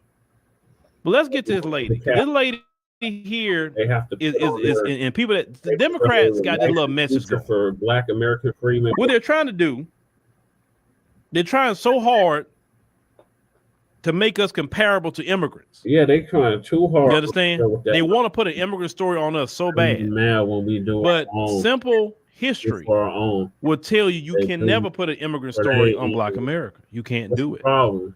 Let's get back to the lady real quick. I want to point out something about that. I want to start with reminding everyone within the sound of our voices that it was immigrants who built this country. Get over it, exactly, cuz. Africans who were enslaved, who had no opportunity for freedom or even freedom of thought, were in fact immigrants. No, the fuck we weren't, bitch. Now, you remember Zohran Mamdani said the same thing. Immigrants built America, and immigrants built New York City. And okay, do you know what an immigrant is? Do you know immigrants come from established nations? They have a flag. Established nation. They have governments. They have citizenship in another country, and they say, you know what, I want to go to this other country for various reasons. It could be for asylum, could be, hey, I just want to move to another country. But regardless, you immigrated to another country that's already established, right? When you try to talk about our enslaved ancestors, you say Africans. There was no established countries. They were tribes. A lot of them were very nomadic, but there was no established countries in the sense that you would look at to say a modern day immigration story. Feel free to do. Then what the Democrats are saying, well, Black Americans are immigrants because we immigrated from the South to the North. How do you immigrate from? That's like saying if you got a good sized house. And you left one side of the house and go to the other side of the house, and now you in the other room on the other side of the house. She's lying about our history. You moved to a new house. Oh, that's like saying you moved to a new house. You immigrated in your own house. How you immigrate in your own house? That's you still in your house. You can't immigrate somewhere else. Right. You can't move like you. Well, that's like moving to another house. No, it wasn't. No, it wasn't. You basically moved from what? And the reason why they're trying to do this to the Democrats know. The heat is turned up, and they know with delineation, they can't play these games as much no more. And they know reparations is if they get back in power, they already know what's coming their way about reparations. They already know. Exactly. It's just a relocation. They feel a lot of pressure about reparations. So if they can get us to acknowledge and say, yes, we are immigrants. We all are immigrants. Right? Even white people pushing that. Well, this is a country, founded by immigrants and everything is immigrant. Bullshit. White folks want that story because if you accept immigrants, this motherfucker kept saying that this country was built by immigrants. No, the fuck it wasn't. It was built by my ancestors, foundational Black Americans, freedmen, the former slaves. That's who built this goddamn country. The hell you talking about immigrants? But ever since sleepy dementia Joe Biden said that shit, they've been running with that nonsense. Just see if Phil Scott lived in your district and decides to run for Congress, would you support his campaign? I mean, he's of the lineage. What is your advice for him to be effective without losing his focus on reparations? My advice is to continue pushing for lineage-based cash payments and an anti-Black American hate crime bill.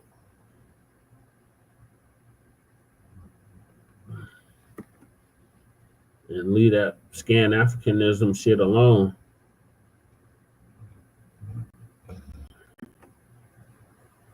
Yeah, they're trying to push all immigrants building America, and that's a goddamn lie. Exactly. How can immigrants build the country if the country was already here when they got here? Exactly. It makes no sense. It's kind of like my nemesis showing up to a damn task force meeting talking about, I've been here since the beginning. How the hell can you be here since the beginning when the task force was already created before you arrived? Exactly. I agree with you 100%, crew. Yep. Story, then you erase the evil they have done to our ancestors.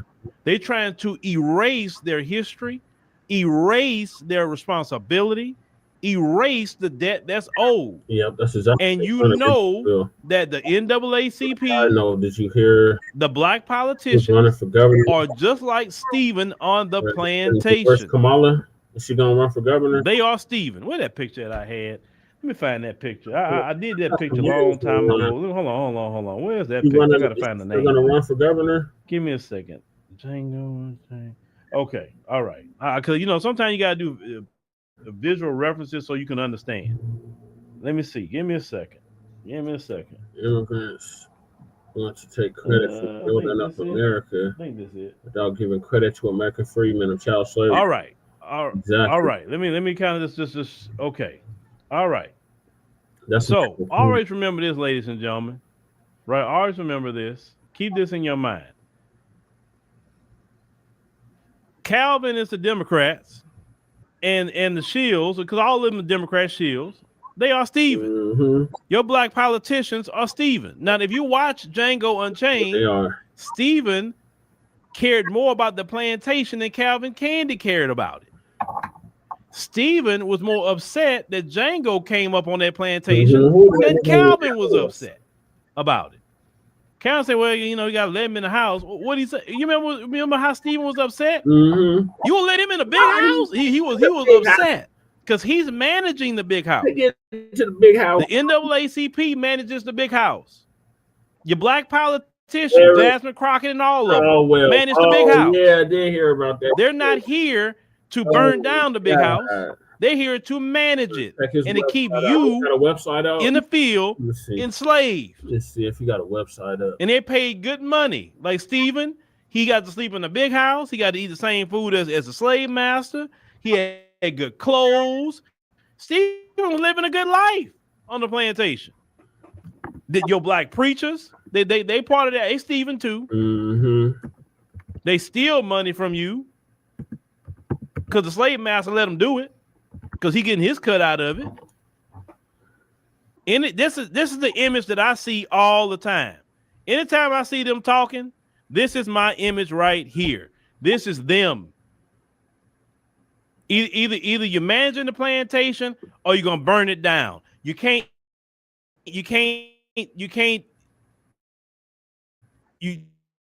No. Mm-hmm. Calvin wants y'all to accept that you are an immigrant. Oh, this cracker here. So he won't have to pay you for slavery. He gonna run for governor. Make sense? Hilarious. Of California. Wow. You say black people love Jasmine Crockett? Some of them do. I don't. Jasmine Crockett is very performative. And unfortunately, Crockett shit can kick rocks. Let me see what word I can use. Let me think real careful. Some black people he did try to run for president too. Are just lost. And I remember, like I said, there were people that would not be saved. The scriptures teach that. So anybody that got, I don't know, a quarter of a brain could look through Jasmine Crockett and say, this woman is only fighting for the Democrat Party, the plantation. This woman isn't fighting for black people. Let's ask a question, Jasmine Crockett, since we're mentioning you. The black woman here in Texas that was treated horribly at the hospital. Where were you, Jasmine Crockett, coming down to Texas to do a speech or something in front of that hospital and saying you're going to put a legislation against this kind of treatment? And you want federal regulations and federal regulators to start auditing these hospitals? Yeah, I actually see him. Why Jasmine Crockett? They had another issue since she liked to travel the country. Why didn't she go to Chicago with the other black woman that was in the hospital, and she was contractions 1 minute apart? Right? We just did a podcast on that last night, and they sent her out. And 8 minutes later, her husband had to deliver the baby on the side of the road. He's not trained for that. He didn't go to medical school. Wow, I'm threatening to rape him. But yet he had to deliver his own baby. Oh, he had rape threats. Where was Jasmine Crockett on that? Speaking for black women. Every time I hear that woman talking, she's talking about Trump and what Trump got going on. She's not talking about what black women are dealing with, black men, or black children. But if you understand the Congressional Black Caucus, they're not going to defend the black community. But LULAC defend theirs. So part of all the Hispanic Congress people, they look out for theirs. Pacific Islander caucus. This is why we don't get nowhere. I told you. The legacy black civil rights organizations, 10 different caucuses, the black politicians, and the black preacher, It's the greatest stumbling block to our community. Candidates, I think he got the most experience. We can't. He might actually win. We have to do something extremely different, like delineation, and build up off of that. All right, let me see what y'all talking about in the chat. We have to run our own candidates. These people are compromised. We don't need Washington politicians running for local or state office. They get in there and they say, okay, cool. I can get my check. Californians, they keep them sold out. Name recognition. I'll be here for 40, 50 years till I die. And I'm going to be rich in the process. No, it's horrible, but he got the experience. And black people not going to say nothing to me because all I got to do is be sassy. Oh, yeah. All I got to do is cuss a little bit. All I have to do is just snap my fingers and smack my lips and whatever, and I'm good. They're going to say I'm real. Because an attitude seems like you're being real to some black people. Addicted to white supremacy. You're not being real to me. You know when you're being real? Have that attitude when a bill gets passed that helps black people. Then I love your attitude. I said, "Ooh, man, Jasmine had an attitude, and she put that bill up, and that bill got put in the law. And boy, man, Jasmine is the truth. All that talking, you ain't getting nothing passed. No, I had sex with animals.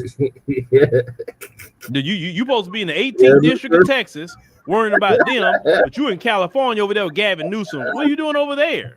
They didn't vote you in.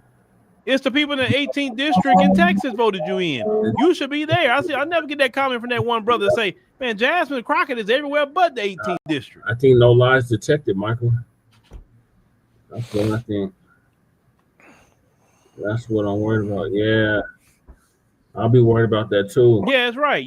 But like they say, empty can is louder than a can that's full.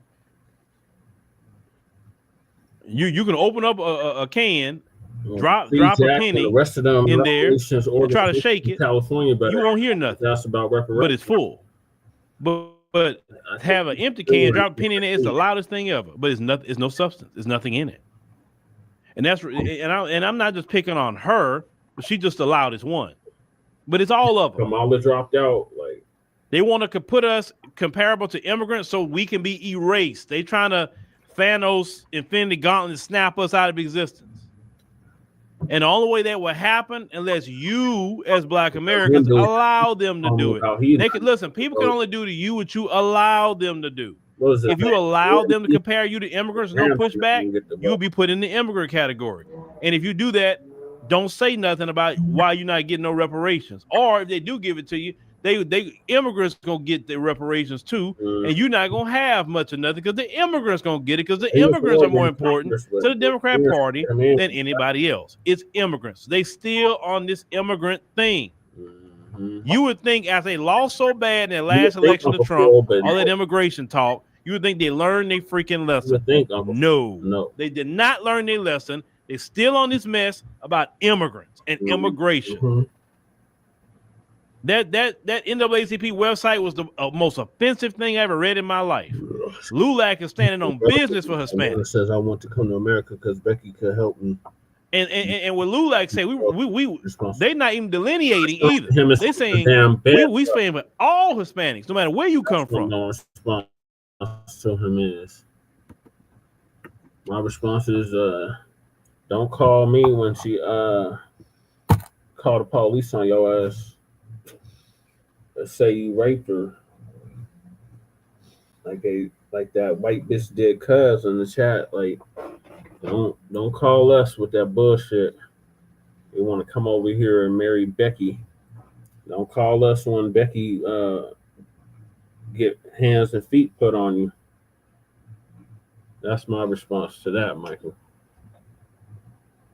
Even though they have their delineation, but when it's time to fight for the group. And then we talk to Black immigrants about that too. See, yes, there's different Hispanic groups. There's Venezuelans and there's Puerto Ricans and there's Colombians and Mexicans and all of that. And they have their own flags and their own countries and their own culture and all of that. But when it's time to actually get something going on, we all Hispanic and we got an organization and we're gonna move together so we can get this civil rights for Hispanics, jobs for Hispanics. Political opportunities for Hispanics. We got to fight for us. But we have the diaspora, some not all, coming in here. Oh well, I ain't black. I'm this. Me no black. Oh, them Black Americans, they're lazy. Let me go move to Minnesota. And then when ICE get up on your bumper and white supremacy get on you, we are brothers. Oh, now we brothers? Come help us, brothers. We are brothers now, huh? Struggle. No. Why y'all delineating? You know, what? Y'all started delineating when you got here. Right. You brought that delineation here. If anything, y'all taught us the delineation. Now, I'm keep 100. It is the diaspora that taught Black America delineation. Yep. Let me tell you why. It is, Uncle Phil. You othered yourself. You said, no, I can't join with you. I'm going to go over here with my group and my people. Okay, I figured. You don't even want to go to a Black American church. You want to go to your own church. Hopefully. You want to live in your own community. You didn't want to come and say, hey, that's my brothers. Let's go move over here. Of course, I ain't got no problem with you having your own restaurants. No problem with you even having a church that, hey, it's kind of made your language or whatever. It's not a problem. But you didn't say, you know what, yeah, we may be different, but we got to work together with our brothers and our sisters here in America. LGBTQ. And then now your delineation got you in trouble. Black Americans say, okay, you know what? Affordable housing. We rock with that now because we try to be nice to all these groups. And what do we get? We got kicked in the teeth. All of them bent us over with no Vaseline. Mm-hmm. Proverbially. Exactly what they did, Phil. Black America got bent over with no Vaseline by all these other groups. And you know what? Black America's tired. Right. So they say, okay, you got it. So in all the different groups in LA and all that, Black America, go holler at LULAC. Go holler at them. Don't tell us nothing because you got a whole organization that's on code for y'all. Tell them to go out there with y'all and fight ICE. Goes toe to toe with ICE. Y'all call LULAC. Leave us alone. Better for the time. Leave us alone. I don't want to come to America. Any other group that came over here and listen, people not talking about that no more. That you remember at one point in time, some of them, not all. I ain't black. I'm Nigerian. You don't hear that much no more. I ain't black. I'm Dominican. You're not hearing that no more, are you? Put you in handcuffs. Get you put in handcuffs. With delineation is done. But get you deported. Now everybody want to be on some. That's all work together. We brothers. Like. And that's why you see some black people like, yeah, I don't know about that. Because it's the problem too. We've also seen that pattern when you other groups get in trouble. In America, of course. You get in trouble. You want to be unified with black people. And black people are like, okay, yeah, that's fine. If that's what it took for y'all to get it, let's unify. Right? And then once black people step in and help you get the people off your back, then you turn right back around and go join with the same people, the white people, that's against us, just so you can get some sort of crumb you think that you can get being with us. But here's the issue. Them folks don't need y'all no more. Nope. Y'all even being around is a threat to them. Another reason why they don't need y'all with delineation, they can't send you to infiltrate our groups no more. Yep. It don't work. We see you coming. We're like, where you from, bro? Mm-hmm. Where you from? Where your people from? Why are you asking me that? That's rude. Like, you just gave up that. You just gave it up because you know what? In Black American culture, we ask each other where you from. Yep. That's part of our culture. Yep. I go places in America, they hear my accent. Bro, where you from? Oh man, I'm from Houston. Oh, okay, you from Houston? Okay, cool, man. I'm like, well, you asking me where I'm from? That's rude. Why would you asking me that? And people like, let me tell you how it was in my town, Port Arthur. Not only they ask you where you from, they gonna ask you who your people is. Yep. Who your mama and them? Mm-hmm. What's their last name? Mm-hmm. Okay. Who's your mama's mama? What's their name? Mm-hmm. Well, where they come from in Louisiana? Right. Let's ask them kind of question. Oh, they came from Generette. Okay. Do you know the Thibodeaux? You kind of kin to some Thibodeaux in Generette? You know them? Mm-hmm. You're like, I think there's some Thibodeaux in my family. Oh, you do? Okay. because it's like 3 sets of Thibodeaux. So you know what you got to figure out which one. Like they trying to figure out what line of Thibodeaux you from, so they can figure out what family you come from. Black American culture get real deep into figuring out where you from, and who you are. Like I say, immigrants give it up real quick when they get offended. They're like, "Oh, you're not part of our culture. You're not part of it." Just bottom line, you're not part of it because you get mad. Why are you asking me all my business? What? It's like they get mad at the dozens. We doing our own TSA check on you. We trying to figure out who you are coming in our house. Because you could come from a line of criminals. You can come from a line of good people. We don't know where you come from. And if you won't come get in our family, we want to know where you've come from. He's got to sell his brand. You got a line of jailbird. Because let me tell you something about them old people, what they believed in. You are what your family is. Because they say, look, what's in them jeans is going to eventually come out in them cheering. But we're not on that stuff. So let me tell you something. This is why they didn't want their daughters with no deadbeat, no thug or whatever. They say, look, you're gonna pass them old thug, deadbeat, lazy genes to your child. Okay, you're a silly girl, and then you have a child with this bum, and then he leaves, and then that same lazy, no good spirit that was in him is gonna be in them because you can't escape them genes. Right. Or let's say if they're cool, but their family is messed up. Say, I don't want you to. That family, no. It may skip him. He may be good, but it may jump to that child because some things skip generations and then pop up somewhere else. That's true. That's what the old people always said. But you know, today you don't have a lot of that. And you wonder why people pick the way they pick. You wonder why your kids turn out the way they turned out. Yeah. That's a good point, Uncle Phil. You got the little YNs out here acting a fool, but his daddy was doing it. His granddaddy was doing it. There's a whole line of them. And you wonder why your kid, if you're smart, you get with a good person, a good family, right? People that's, that they believe in some education, or if they good with their hands or something great about them, good character, something. You want that kind of person, or on the flip side, fellas, you want that kind of woman, right? You don't want a woman that come from a line of 304s. You don't want that either, because that can go in your daughter. You don't want a reform one either, because that gene is still in that woman, and that gene can pass to your daughter, and you wonder why your daughter is acting like that all of a sudden. You didn't even show her that, but she acting that way, all right, because it's in them genes. That's why you got to figure out who people's family is. Black immigrants.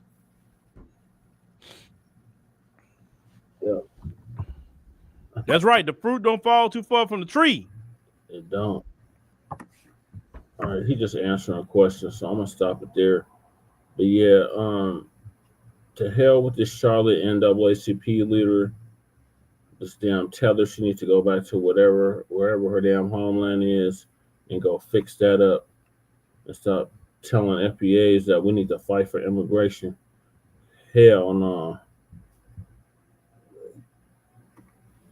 And the hell with the NAACP. All right, so moving along, we got another heated topic, and that is CROSSROADS, outdated concepts, meaning scam Africanism, Pan-Africanism. Damn, I wish Shabaka was here so he could hear this.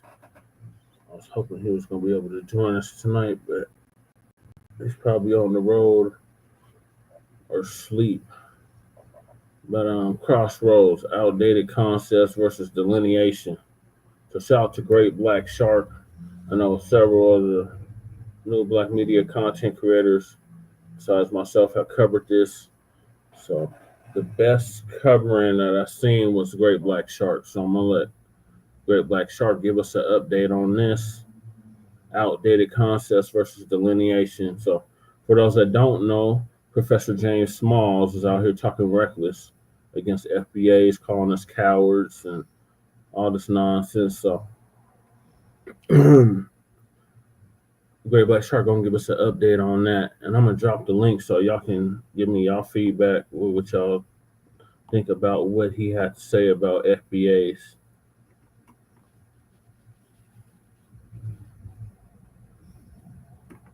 Only American freedmen can come up because this is literally a black conversation. So no offense to Michael, but I want it strictly FBA on the panel. So I'm gonna drop the link so y'all can join me if you feel like it, and give me your thoughts on what Professor James Smalls had to say about the FBA movement. So there's the link.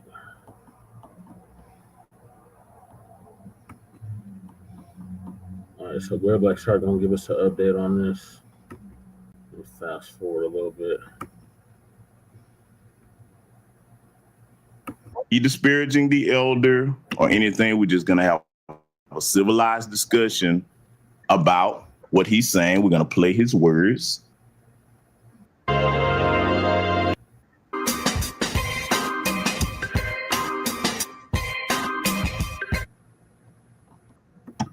Salute, and welcome. Welcome back to the Black Ocean Announcement. We're getting deep in with your host, the one and only Great Black Shark. Ladies and gentlemen, let me know if you can hear me loud and clear. Give me a black fist and a thumbs up if you can hear your brother loud and clear. Bill Roman, check and make sure that the audio is good. Oh, I'm not surprised. Before we get underway here tonight, because we're not going to keep you very long, but we have some very important subject matter to discuss here tonight, ladies and gentlemen. I want to make sure that y'all can hear me loud and clear. Okay?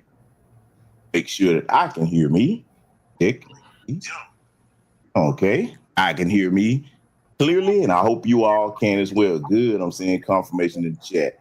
Salute to the good sister Sakina Collins for the Cash App, and the good brother Black Truth United for the Cash App. So, Black Truth United. I'm gonna go ahead and greet those of you that I see over here because I want to get straight to brass tacks. Chat room, I see Zohran King in the building. Some instructions. We're going to have a respectful analysis of this tonight. Okay. I'm going to be disparaging the elder or anything. We're just going to have a civilized discussion about what he's saying. We're going to play his words and we're going to go over a couple of things. Okay. That's what we're going to do. So moderators, people come in, give them a reminder. And if they can't follow that, hey, y'all know what to do from there. Okay. So let's just go ahead and get straight to it here. Spit in the face of elders are respected, but they're not infallible. Okay. He was say it yet again. Elders are respected. I remember, but they are not infallible. He actually played for the Broncos. They are not. True. None of us are perfect. All make mistakes. And as the times change, as society changes, as we get new information, we're supposed to change as well. Okay, that's what an intelligent people does, and we don't just follow tradition, especially when it's outdated and it's proven to harm us. We don't do that. Okay, now we love the elder. Professor James Small has forgotten more than most people have ever learned in their lifetime. I want to be clear about that, and I'll say this directly to him, sir. We thank you for everything that you have done and put in the work to educate our people and fight for our people. That is a good man. He's a good man. Okay, regardless of what y'all think about us having a disagreement on these particular things, he is a good man. Okay. And Tariq did feature him in Hidden Colors. And he was singing a whole different tune back then. So I don't know what happened between now and then, but since Hidden Colors 3, he has detracted from what he originally said, and now he is letting these tellers get in his head. And yeah, it's because they call it Coco. Oh, there's Lady Che. Grand Rising or Grand Evening to you. Right back in. Did you hear what James Small said? Okay, I'm about to play it. Lady Chase says hi, everyone. Hi. But even good men can sometimes be left behind by the times of society as it evolves. I don't say that to be disparaging of the elder. Okay, so we're gonna go over this tonight from a respectful point of view. Okay, so with that said, we're gonna get started. Let's get into it. Habargani Hotep. Michael said, Machio. How are you doing today? I guess everybody knows my face. This is Professor James Small. And I'm just responding to some people who seem to get fun out of a video I did about 10 years ago. It's an hour long plus, but someone took 2 minutes of it where I'm being critical of my family, brothers and sisters, mainly brothers from the continent of Africa who was recent arrival in a conflict with the merchants from here and the continent on 125th Street. And so they decide they don't want to watch the entire tape where I'm critical of African American, critical of Africa from the Caribbean, critical of people of color who come to America and decide that their best ally are white people rather than African people. And that conflict had to do with trying to get brothers from the different spaces to go to a meeting at the National Black Theater to try to form a merchant group that could stand up against the police coming and taking the materials, the clothing and tapes of the young African-American brothers who didn't have a merchant license. Well, most people out there didn't have it, but they... Okay, so you hear the context that he's explaining about the clip, and I'm familiar with the one that he's talking about where he was somewhat critical in stern terms, as Professor James Small often is when he addresses anything about continental Africa.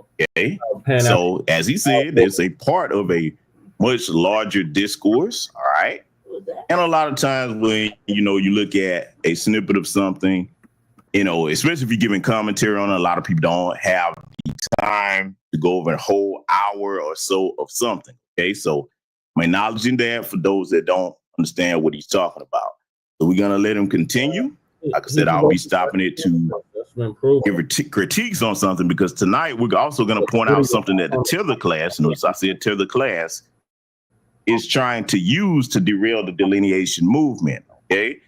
And they target our elders with this particular tactic. All right. So I'm going to let him continue speaking, and then we're going to get started addressing that particular tactic that the tellers are thinking is going to work, but it's definitely going to fail. Let it continue. The police tend to pick on the young teenagers who was out there trying to make a living. And I was trying to bring some peace by criticizing everybody. Now, my criticism might have been a little harsh, but I was criticizing myself as well. But I want to make it clear to people in the world, I'm an African. When I say identify myself racially, I'm an African. African American is an ethnic identity that has to do with where I live. America is a geopolitical place. It's not a race. Africa is my race.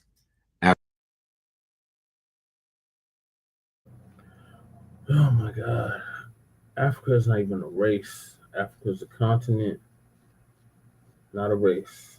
So I don't know where he's going with this, but I'm gonna let the video continue. I know they disappointed me too, because I used to have the utmost respect for Professor James Smalls. Over the years, he's been showing his ass, and we can't have that. With these old niggas. Oh my God. All right, I'm gonna let the video continue. Yeah, he can keep us a damn apology. Stop. I don't give a damn about no apology. The hell with Romanowski. Go to my hair. Khalifa, get off of mommy. She She was messing with your hair in the bathroom too. The B1 kitties are active, y'all. See? Let go of my hair. Let go of mommy's hair. Grab her. Come on. I just want to unwind my twist. Say hi to the people, Khalifa. like over a week and a half. I have to say here, same twist, and now they're here. Oh, he mentioned that. He mentioned that because he did mention that he spit in JJ Stokes' face too. But it kind of sidetracking us because I'm not even talking about football right now. I'm talking about what Professor James Smalls had to say in regards to FBA. Say hi, Khalifa. Khalifa says hi, everyone. So you can see her. Get off of my glasses. Get off of my glasses. How much did you think Cam Newton should sue Mamdani for racism? At least $100 million. Michael, you are sidetracking us. We're not even talking about football right now. We're talking about Pan-Africanism. Is it outdated? If you ask me, it is outdated.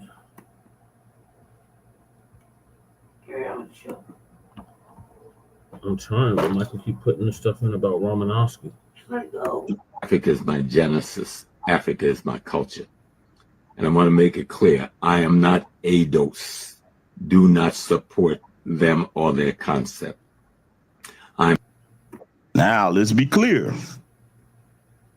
Professor Small has the right, he's definitely earned it, to speak his mind about any given subject matter. He definitely has the right to define himself however he chooses, okay? And any elder, for that matter, especially one that has put in his word. It's all good, man. However, those of us that identify by the ethnonym Foundational Black American Freedmen, Zohran, okay, whichever term you want to use, we have that right as well, because it's not something that we have started doing born of hatred or because we don't like anyone. We have course corrected from analyzing the past, with what started out as a noble endeavor as far as Pan-Africanism and being, under the moniker of Black unity. Hey, no matter where you from, if you here, look like me, we all Black. Going back to being that is a noble sentiment. It is one that if everybody shared that sentiment, it would definitely work. I would love to see it work. Here's the problem. In reality, we have come to find out in present day that not everybody shares that sentiment, okay? The delineation movement came about once we discovered the truth that a lot of people that were non-FBA, notice I said a lot, not all, a lot of people that are non-FBA that are over here have not only disdain, but utter vitriolic contempt for our people. Now, an intelligent person or people does not ignore that. When a person has that type of vitriolic contempt for you, and then they've displayed it openly on every level of society that you fought for them to have the right to enjoy access to, then you definitely cease looking at those individuals as a collective, not just individuals themselves, but as a collective. You stop looking at them as people that you just automatically give the benefit of the doubt that, okay, we share the same sentiment and the same agenda against white supremacy. Bottom line, a lot of non-FBA people, again, I said a lot, not all, they look at white supremacy as something to submit to and find a comfortable place under. And those of us that are foundational Black Americans look at white supremacy as something to dismantle, overthrow, and resist until we accomplish said goal, okay? Now, regarding the elders' comments on ADOS, per the creators, Vic Carnell and Tone Talks, that is an organization and a group. Now, some people use it as an ethnonym. That's true, but it is also an organization and a group. Foundational Black Americans, we are just a lineage. We are not a group. Regardless of all the lies that people tell, there's no chapters to join. Right. You can't quit, join. Your lineage is your lineage, okay? That's it. And that specific lineage goes to those of us that either have two foundational Black American freedmen parents, or if you are half FBA, you have one, whether it's your mother or your father, that has our lineage that goes back to American, not global, American chattel slavery, meaning the slavery that happened on this land to our specific people. That's right, great. That's it. That's all. It's not determined by what church you go to. It's not determined about, you know, how cool you are with somebody, or it's not determined by the food you eat. No. It starts with your bloodline lineage, okay? Your biological parents, not your auntie and your grandma. Nope. Who are your mother and father? Okay? Just got to make that plain and get it clear. All right? Yeah. So we're going to let the professor continue. And again, this is going to be a respectful analysis and explanation, because my goal with this, ladies and gentlemen, is definitely not to disrespect this elder. I would never do that. But to give a discourse, hopefully, so there's understanding on both sides, the elders that are in the middle class age range, like the elder here, and those of us that are Gen X, Millennial, Gen Z, even Gen Alpha, okay? Because, you know, this is what an intelligent people does. When there's disagreements of ideology, we have respectful discourse without disparaging or calling names, okay? Especially when it's something that's done in good faith, all right? So I'm going to let him continue speaking, and then I'm going to definitely address that tactic that I mentioned that the tellers are trying, okay? Because we're going to make sure that everybody is aware of this so that we know it when we see it. Hopefully a lot of the elders that will tune in here will listen to this, you know, with discernment and listen to what I'm saying instead of being immediately offended, and then start to gain knowledge so that they recognize this or do their own research and see if there's validity to what I'm saying. Because, see, that's how we move forward in this delineation movement. Right. One of the things I like to think about is like, okay, all of us, no matter what our role is in this movement, all right?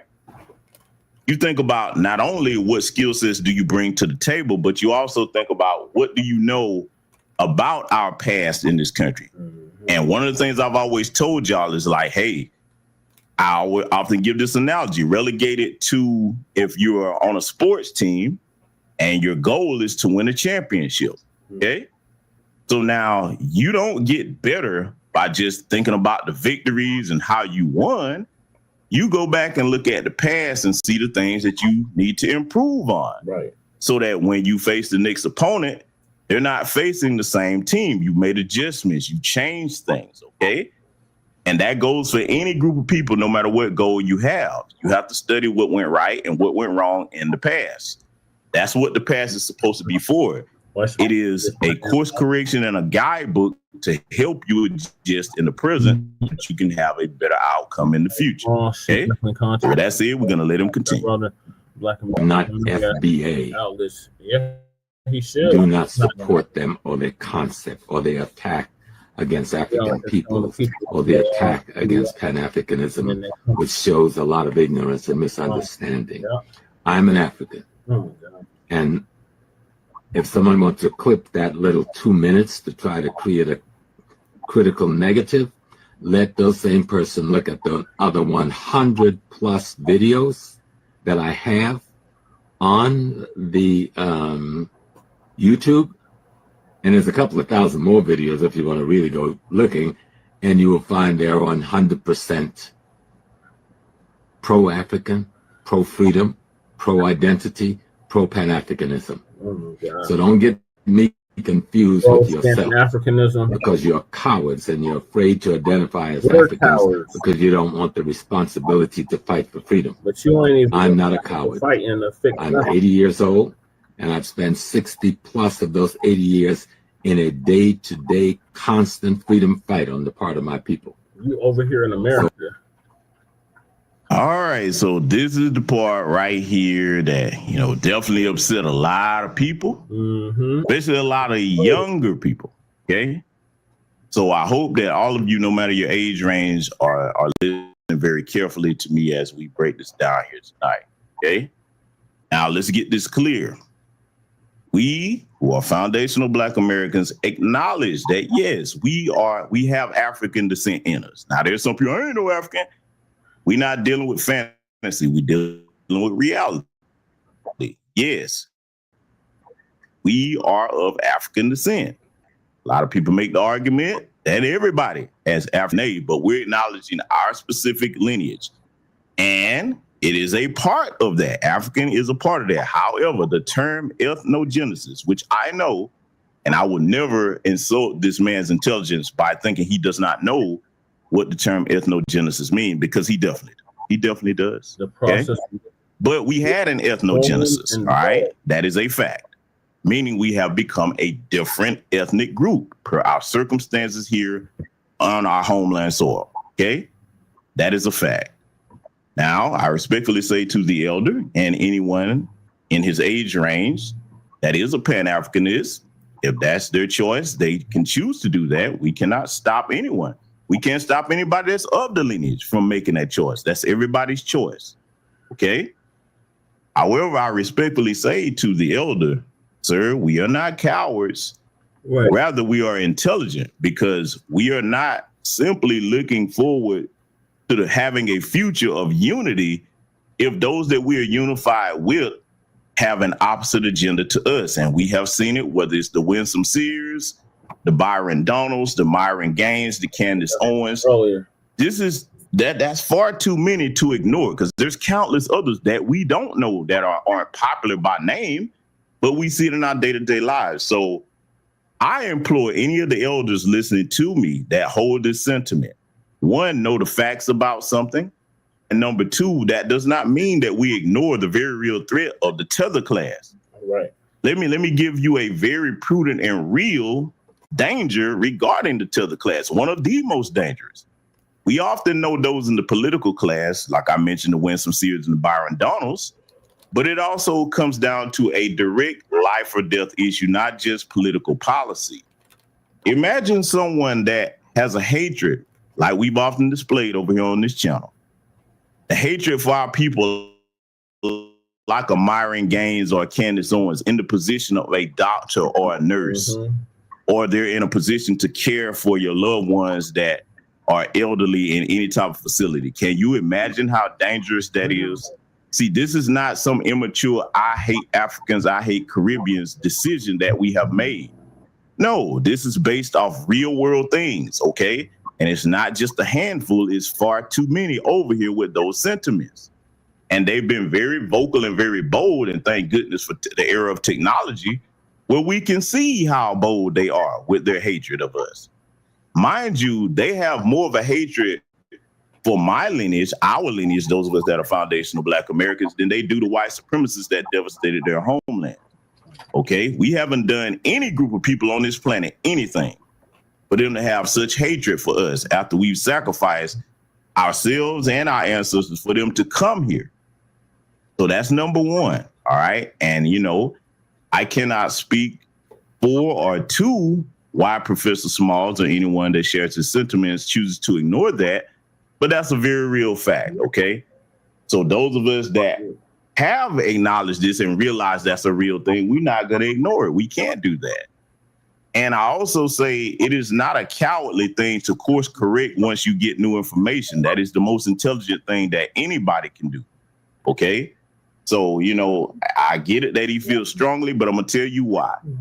And I'm going to say this is my opinion, because this has happened before with Professor Small, and he and Brother Tariq have talked about it. And this is bigger than Brother Tariq, by the way. The Tethers have a hatred for him, so they think that if they attack our lineage by going to our elders that may not be as technologically savvy, that are not privy to a lot of the other information that we have, and that are still operating from the mindset of, okay, the people that I know that are continental Africans or Caribbeans are good people, because there are. There definitely are good-hearted continental African and Caribbean people. I know plenty myself, okay? So I'm not going to act like that doesn't exist. I do not hate all continental African or Caribbean people. Many of you are over here and have been rocking with me for years and know me personally and know that's the truth. However, when it comes to the things that I just mentioned, those are things that cannot be ignored. Now, you know, maybe Professor Small, Circle, or Sphere, people that he interacts with on a daily, are nothing but good people that are non-FBA. And that's great for him. However, we have to acknowledge, any of us, what we should acknowledge, that just because we know individuals that are not like the Tilda class, that doesn't mean that we ignore the the very real threat of the tellers in positions like I mentioned previous. Okay. So that's where we're coming at this from tonight. If you're an elder over and listening to this, hopefully you will listen with discernment and you will see where we're coming from, because make no mistake, we love you, Professor Small, and anybody like you, but the delineation movement is going to continue and we're not going backwards for anybody. I suspect that there may be some tellers that have gotten in his ear and taken things out of context, which would be ironically exactly what he was talking about was done to him, or he feels was done to him, with the particular clip that he's speaking of here or spoke of earlier. Okay? So that's just a bit of food for thought. We're going to let this continue. And again, moderators, as people come in, remind them to be respectful, or if not, it can go elsewhere. We're going to break this down respectfully and we're going to do it intelligently. Let it continue. Cowards, if you want to be critical of our race, if you want to be, and anyone have a right to criticize ourselves and our race, we have a right to do that and try to be appropriate. And so I say to brothers and sisters, if my tone was inappropriate, I apologize to myself and to you for that. But people are not going to use me to support their backwards, ignorance point of views as regard African peoples and Pan-Africanism. Let's deal with that. And again, I applaud anyone that speaks up to correct something that they feel they were misquoted on or misrepresented on. That is all of our right to do so.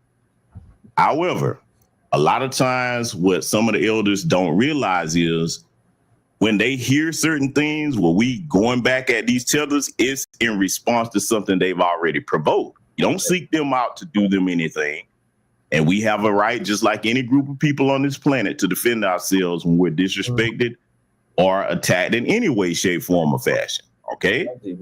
Now, as regarding being a backwards way of thinking, here's where you challenge even the elders with respect to ask, okay, is our way of thinking with delineation really backwards?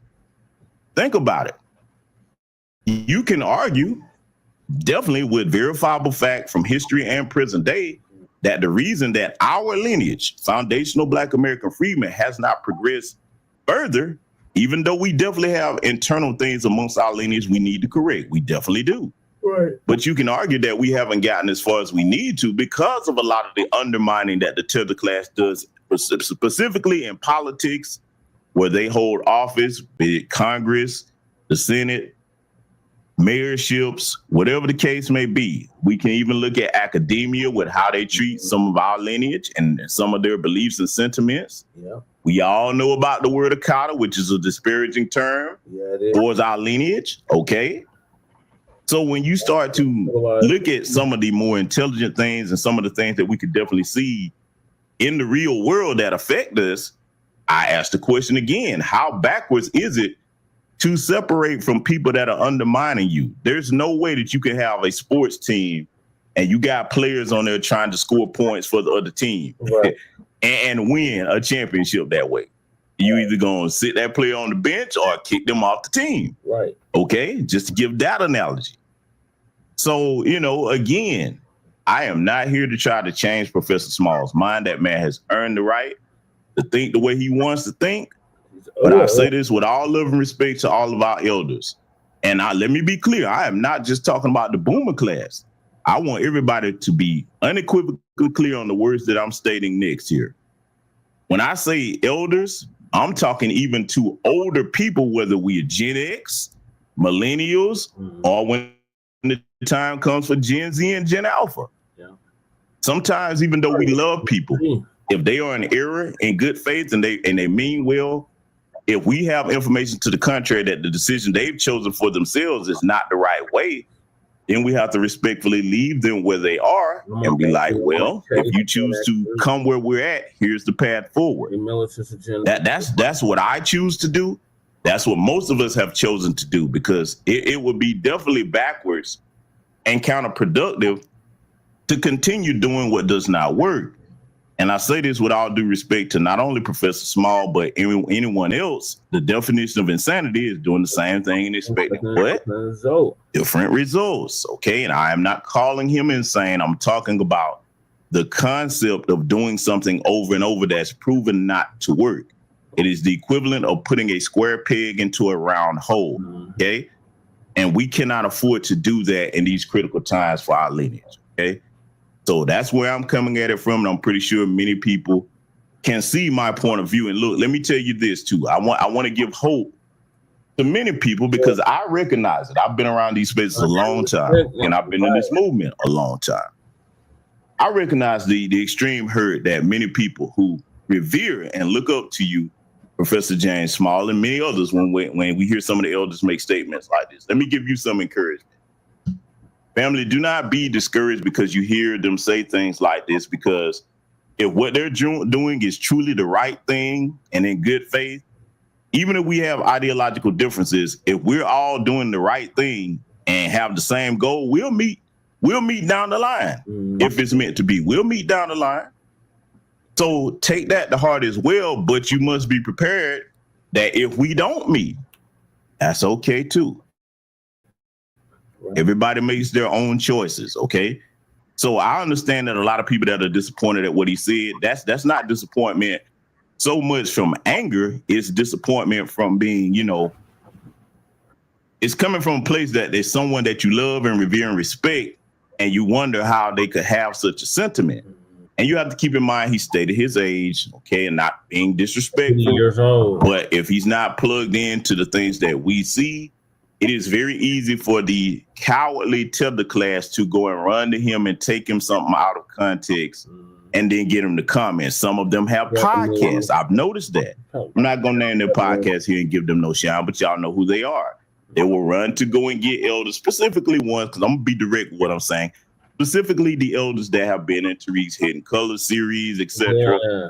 And then they'll go and take something out of context, whether it's something he said or somebody else said, and then proceed to make a whole interview about that and put that out as a, I got you. See, your elder said this.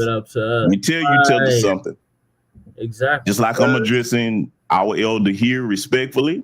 That's correct. Most of us will continue to do that, but it doesn't mean that because these are wise teachers that we respect, that if they're not able to see the error of their thought process, that we're going to fall in line just because you ran and got them and put them on your podcast or presented some information to them out of context. That's not going to happen. Okay. I just want y'all tethers to be well aware of that. Let's let it continue. If you think that you're going to get me as an ally, you got the wrong black man. I am an African, born an African, will die an African. I am not FBA. I am not ADOS. You are FBA though. And no matter how long you've been in the Americas or anywhere in the world, we came here from Africa. About it. He is FBA. Again, elder and elders that have this sentiment, that is partially correct. You see, a part of this delineation movement and us choosing to identify as foundational Black American freedmen or Zohran, whatever term you want to use, is not omitting the history and the fact that many of our people were already here. It is a mathematical impossibility for all of us to have been brought over on those slave ships to this continent. And we are not people that deny the transatlantic slave trade over here. That's nonsense. We don't do that here because that's real history. It happened. Okay? We're not the idiots that say, well, then if it happened, why we ain't find no slave ships? As if people don't have the sense enough to realize that wooden slave ships are biodegradable. You're not gonna find that. They were not made of the same metal materials that ships are today. Okay? All right? And there have been wreckages of those ships found. So I don't even need to go any further debunking those idiots that think that way. However, we do not discount that many of us were already here because think about it. Let's go back to math and logic. More people were brought to the Caribbean from Africa than North America. Okay, that's between 3 to 5%. It wasn't millions and millions of people. Okay, plus a lot of people did die on the voyage over here. All right. So when you look at that, for even that 3 to 5% that was brought to North America, in order for us to be where we are now, despite all the things that people talk about in our community, whether it's abortion, etc. Oh, he did. There's no way that we would have gotten to these numbers today if that little 3 to 5% was the only group of people that we had. You just stop and think about the logistics of that for a minute. See, we use reality and common sense over here. And again, this is not a knock or dig at the professor, okay? We're just talking about what's real. We're not going off of what we feel or nostalgia or what we wish was the case. Yeah, he's back. We are using real scholarship and common sense about our numbers. Where we are today would have had to indicate that there were already Black people here. We already know about how they reclassified a lot of our people. If you know the history of who Walter Plecker was and other people that did that to our ancestors, all right, we already know that many of us were already here as free Black people before they were enslaved, all right? So when you factor in all these different things and you look at the combination of ethnic groups that make up foundational Black American freedmen, it includes those that were captives that were brought here from the continent, but that is not all it's comprised of, okay? So we just talking facts here with that. Let's let it continue. And anyone who wants to foolishly give up the identity of their grandmothers and grandfathers and their great-parents, I feel sad for you, because slavery and colonialism have impacted you in a greater way than we even think. And yet all of us have been impacted by it. But we need to be clear. Don't try to misuse me, Professor James Small. I do not support your backwards, ignorance, foolish point of view about the family and the race. Here's the thing, though. It is not ignorance if you're basing your thought process off of things that I just described previously. Ignorance is being unaware of knowledge or information. And the opposite of ignorance would be stupidity, where if you know knowledge or information and you willfully ignore it, then you graduate to stupidity. Okay? And those of us that choose to acknowledge our lineage based off scholarship and actual decision-making in present day, as far as realizing that a lot of the tether class, operative word class, not all Black immigrants, view white supremacy as something to submit to and uphold and to ally and partner with in their minds. If we have a different agenda, there can be no unity based off that fact. See, a lot of people just use the word unity without thinking about what that actually means. When you're unified to any degree on anything, that means you share a common denominator goal. Reparations for American freedmen and child. We don't share a common denominator goal. See, we cannot afford to just look at, okay, they look like us, therefore, hey, they think like us. No.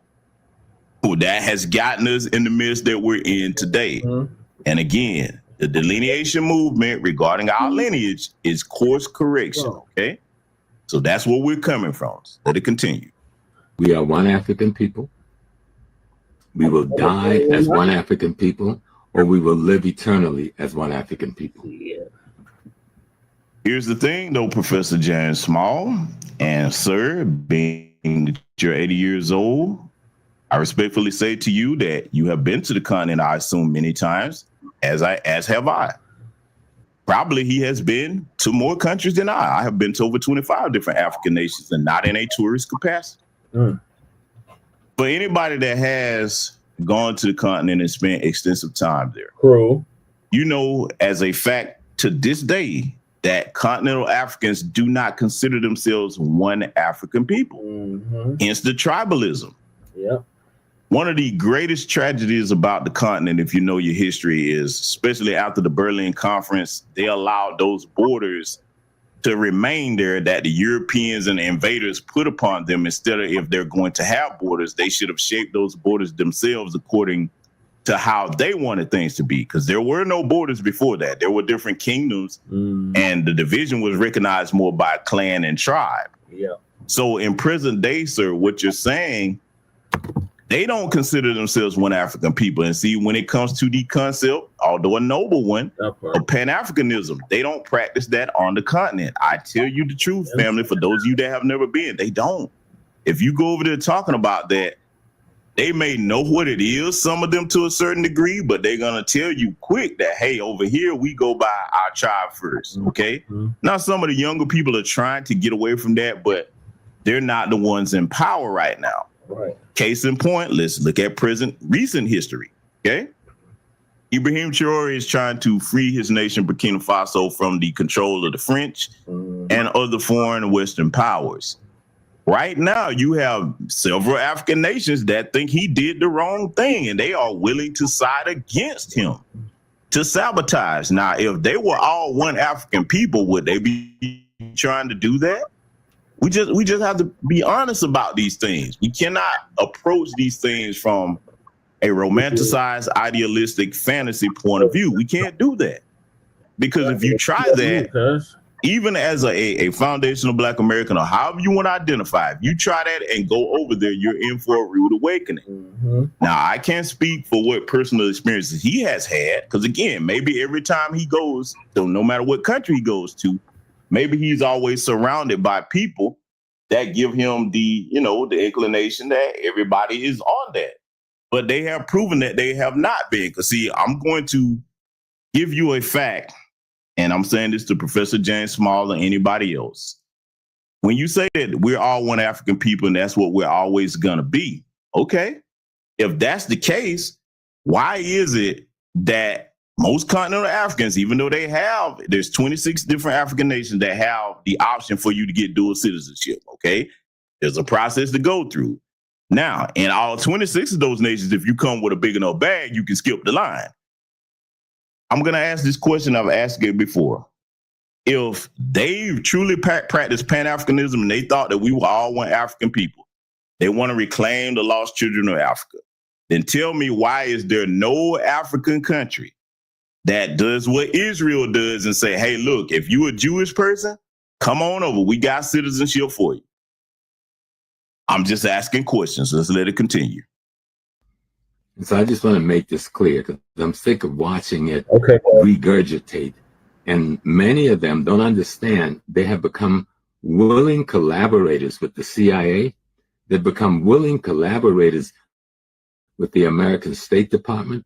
They've become willing collaborators with the Zionists that want to disunite African people and want to cause confusion in our ranks. But we are one people. We are one African. Pan-Africanism, which means the unification of people around things African, is my mantra and my philosophy. I definitely respect that that's his mantra and his philosophy. But one of the things that, and this is where I'm talking directly to Generation X at, okay? Because we're the eldest of the modern day generations. And behind us will be millennials, Gen Z, and definitely coming up Gen Alpha. Exactly. Okay? I'm African. One of the things I'm talking directly to our generation, Generation X, is, let me tell you something. I'm using this to teach you something, not to mock this elder. I want to repeat that. I am not disrespecting this man. You know exactly what he But we have to learn from things that happen in present day. And what I posit to my generation, since we're the eldest of the modern generation, we have to make sure that we do not fall behind on our knowledge of where things are in present day. We don't get stuck and rooted in traditionalism, because that handicaps any people that does that. And there's some good traditions that you keep, but there's some, according to how society changes, that must be left by the wayside. And I'm saying to Generation X, let me warn my generation of something as we live and get older, as the good Lord sees fit. Do not dismiss out of hand what the younger generations are saying to us, okay? Don't do that. Take an honest, intelligent look at what they're saying. And one of the things I want to, because I'm admonishing Generation X here, one of the things that we must also do is not be prideful enough that if we don't understand something that millennials or Gen Z or Gen Alpha is telling us, do not be so prideful that we're not humble enough to say, young brother, young sister, could you please explain that more to me? I don't understand. I'm not above that.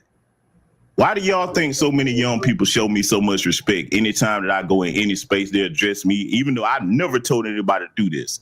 I've never told anybody to address me as sir or mister or anything. I get that all the time. You know why? Because I'm accessible and I treat younger people with respect. And I'm not above asking questions about something I don't understand. Hey, listen, and let me acknowledge a couple of them right now. Well, I won't say their names because they didn't give me permission, but shout out to the younger generation that's been helping me get more acclimated with TikTok. I thank you for that, because I was just gonna leave that to the young people, but you know, a lot of y'all was like, "Nah, OG, you need to come on over here and learn this." And many of them have been helping me get an understanding of that. So I thank y'all. And I'm not gonna mention your names because you didn't give me permission. Because I try to be respectful of people that I've had conversations with that don't give me permission to say that. But you know who you are, so thank you very much. I appreciate that.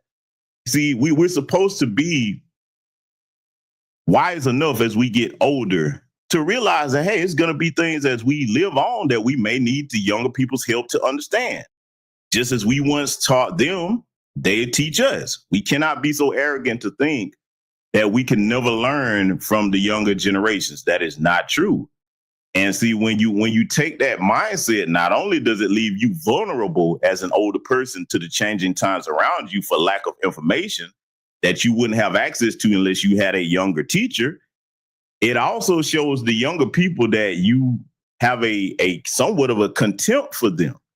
And I never want to be that type of older person, okay? And I'm not saying Professor James Small ill. I'm just cautioning my generation on that particular flaw that a lot of older people have. And we've seen that with a lot of the boomer class, okay?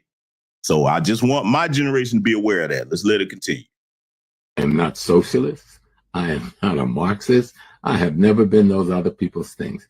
I was born and raised in the Christian church, and then I dumped that at 17.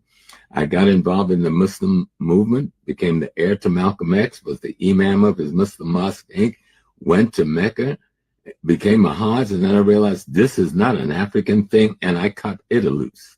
And I've studied the history of Islam in West Africa. I'm very clear. We have our own sacred science traditions. We need to bring them back. We need to not apologize to anybody for being Africans.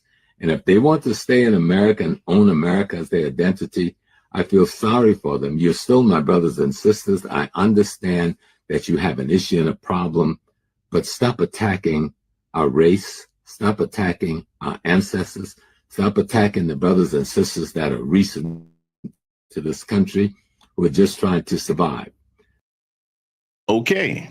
So now let's address what he said as far as like African spirituality and spiritual systems, okay? Because he just said that, you know, once he found out more information about certain things, he discarded certain things. The same would apply for us, like I said earlier here, with this delineation movement. Here's the thing. When it comes to the spiritual systems that he said we need to bring back, you cannot bring back something or go back to something that you never practiced. We never grew up in a Black American, foundational Black American, Zohran American, whatever you want to say. We never grew up practicing African spiritual systems.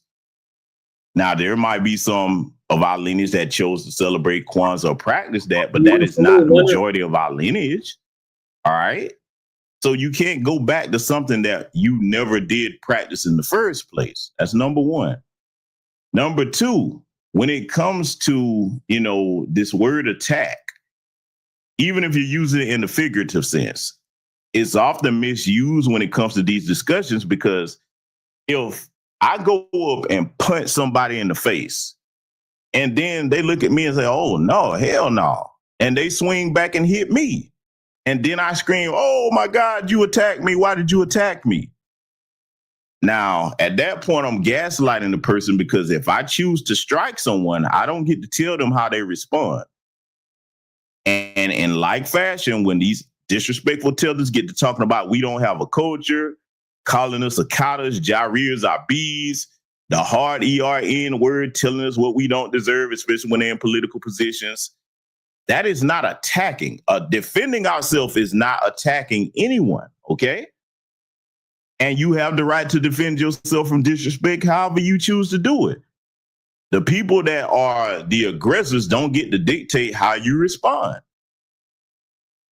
And everybody should be able to understand that. So I just want to be clear on that term attack. Let's let it continue. That argument we had on 125th Street, I was overcritical. But if you watch the whole tape, I kicked African Americans in their butts too, trying to get some unity out there so they could form, and they did for a while, form a merchant coalition where they could hold their own against the police and the others on 125th Street. So if you're not out in the street with the people, you won't even have a clue what I'm talking about. But no, don't confuse me. I'm an African.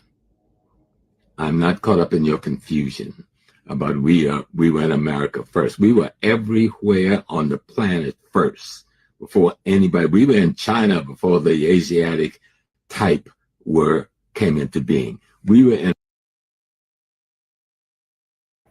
What kills me about these pan goofies? Okay, crew. B1 salute.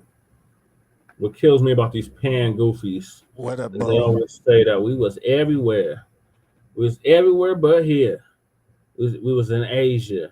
We was in Australia. We was in Europe. We was in South America. But yet we were not here. Make it make sense, crew. It doesn't make sense. That's why they can't sense. That's why it doesn't make any sense. Like, that's why we're looking at the professor like this. My race is Africa. What does that even mean? Right. Race is a myth. Race doesn't even exist. Ask any scientist. Right. There's no biological, scientific, any other factual basis for race except for, I'm white and I say so. And he was in the Hidden Colors where that was explained. I was like, what the fuck? He was probably the one explaining it. I think it was Kaba. I think Kaba was the one that was explaining it, but he was in Hidden Colors 3, The Rules of Racism with Paul Mooney and Dick Gregory. Right. And then you see what you call it? You see the ones what the hell? Yeah, the video I sent you last week. Yeah. Where he was out there on the corner. Yeah, on 125th Street. Talking about how Africans ain't shit and they ain't fixing shit. You know, I'm like, what? All right, so now he's talking about we misconstrued what he said. No, the hell we didn't. You just took a little piece out the bigger part, but that little piece you still said it. Mm-hmm. Hey, Jesse, if we go rob a bank, right? Yeah. Allegedly or hypothetically, right? Uh-huh. And we could go talk all around it, and then we just say, "But remember that bank we hit?" Mm-hmm. And then as soon as you say, boom. We could have been talking for 2 hours, but that little part, remember that? Mm-hmm. Yeah. Boom. Now we're both in jail 25 years. Yep. Facts. So it don't matter if you took it out a little piece of a lot or whatever. If he said it for an hour, or if he said it just that quick, he still said it. Yep. So did. And now he backtracking. Mm-hmm. All right, let this nonsense continue. Russia before the Mongolian type came into being. We were in Germany before the Visigoths and the Ostrogoths came out of the caves and the mountains. We were in Australia. We were in Cambodia. We were in Hawaii. We were in Central South America before any other people that can call themselves. Central South America. What about North America, Professor James Smalls? Oh, he forgot about that, right? Because we couldn't just walk. You know, it wasn't no canal in between there. You know, that canal we dug. Right. There was no Panama Canal then, so. Right. We could have just, simply walked, right? Right. Like the old Mississippian tribes and who built those mounds, Yeah, where all the pyramids come from. It wasn't them tweakers that be up in the reservations. I know that. Yeah, them tweakers and drunks. It wasn't them. We might have been on our peyote and our other stuff, but you know what I'm saying? Yeah, we might have been on peyote and mescaline, but it wasn't no methamphetamine. Right. Of the race. He's absolutely correct about that. For those of us that are well studied on our people, on our history of our people globally, melanated people have traversed this entire planet long before we even came into contact with those that call themselves Europeans. Here's the thing that I will posit to Professor Small and anybody else. Do those people today refer to themselves as African? Jamaicans don't call themselves Jamaican Africans. The only people that you hear doing that would be Umar Johnson. Haitians don't call themselves Haitian Africans. Pacific East Islanders that are melanated, they don't call themselves Africans. They will acknowledge their lineage and their descent of African people, but they don't refer to themselves whole, part and parcel as African people. They do not. They definitely don't do it in South America, Mexico, places like that. They don't do that. In fact, in some places like the Dominican Republic, and I got to go here, I'm not picking on our Dominican brothers and sisters that have some sense, but the reason why that term, I know Black Poppy, became a running joke because Dominicans will tell you quick, many of them, that they are not Black. Hence, meaning they're not connected to not only Black Americans, but they damn sure don't want to be connected to Africa in any way. They try, look, Mexico was a slave colony. You have the... Right. Black has nothing to do with Africa. But they always think that Black is synonymous with Africa. Africans ain't Black, and Black folks ain't African. Right. But these old niggas think that Black is synonymous with Africa. Yeah, I used to get into it with Shark about that too. He still got some of his Pan-African leanings, but yeah, he's still a Republican, a recovering Pan-African. Yeah. Especially the white Hispanics, they try to act like that was never part of Mexican history. Same thing with the Dominican Republic and plenty other places. They try to distance themselves from anything that connects them to the continent. Hence, why I keep telling people that if you are a Mexican person or a South American person in these Latin countries down here, and you think because you speak Spanish that you are Spanish, I tell you one thing, don't argue with me. Book your happy self a plane ticket and go to Spain and touch down and say, hey, welcome, my Spanish brothers and sisters, I'm home. Watch what real Spaniards tell you about that. If you are Mexican descent or Venezuelan or Honduran or whatever, go try that in Spain and see how that work out for you. Don't argue with me. I'll let them tell you. Okay? Oh, I'll tell you this. You better brace yourself because you're going to be in for a rude awakening. They do not consider you one of them. I won't even repeat some of the things that I know the Spanish people have said because I've been to Spain. I won't even repeat that because, boy, that would be heartbreaking for a lot of them. But, boy, they would look. I would surmise that if they went over there thinking that they would get right back on that plane very quickly and leave there because they do not look at you as kindred relatives from a distance. They don't. Ain't that the same thing? So I just want to make sure that we're clear on that. Yeah, we're gonna the same thing they say about us. We go over there, you not us. You're not African. You're not one of us. You're not Kenyan. You're not Ghanaian. And then somebody brought up the point back when they brought some of our ancestors over here, right? There were no countries. There was all nomadic. Kingdoms. There was no countries. There was kingdoms at best, nation states at best. Right, and they didn't build and settle. You know what I'm saying? Like they got little huts and stuff. Like they're nomadic, just like the Native Americans. Mm-hmm. With the teepees. Right. The American Indians, we had long houses made of wood. Right. That part. All right. Let's see what else you got to say. I'm going to let Professor Small continue here. And again, we're going to keep being respectful in our analysis of what the elder had to say. Let's get back to it. Why are you so hung up on the fact that some of us may have stumbled up on North America before Columbus got here? Columbus just got here the other day. He's not significant. Always we stumbled up on, kill me as they talking about we circumnavigated the globe. We was the first people here. We was the first people there. But yeah, we was not the first people here. We the first people everywhere but here. We just stumbled upon North America. No, we didn't stumble upon North America. We were already here for thousands of years.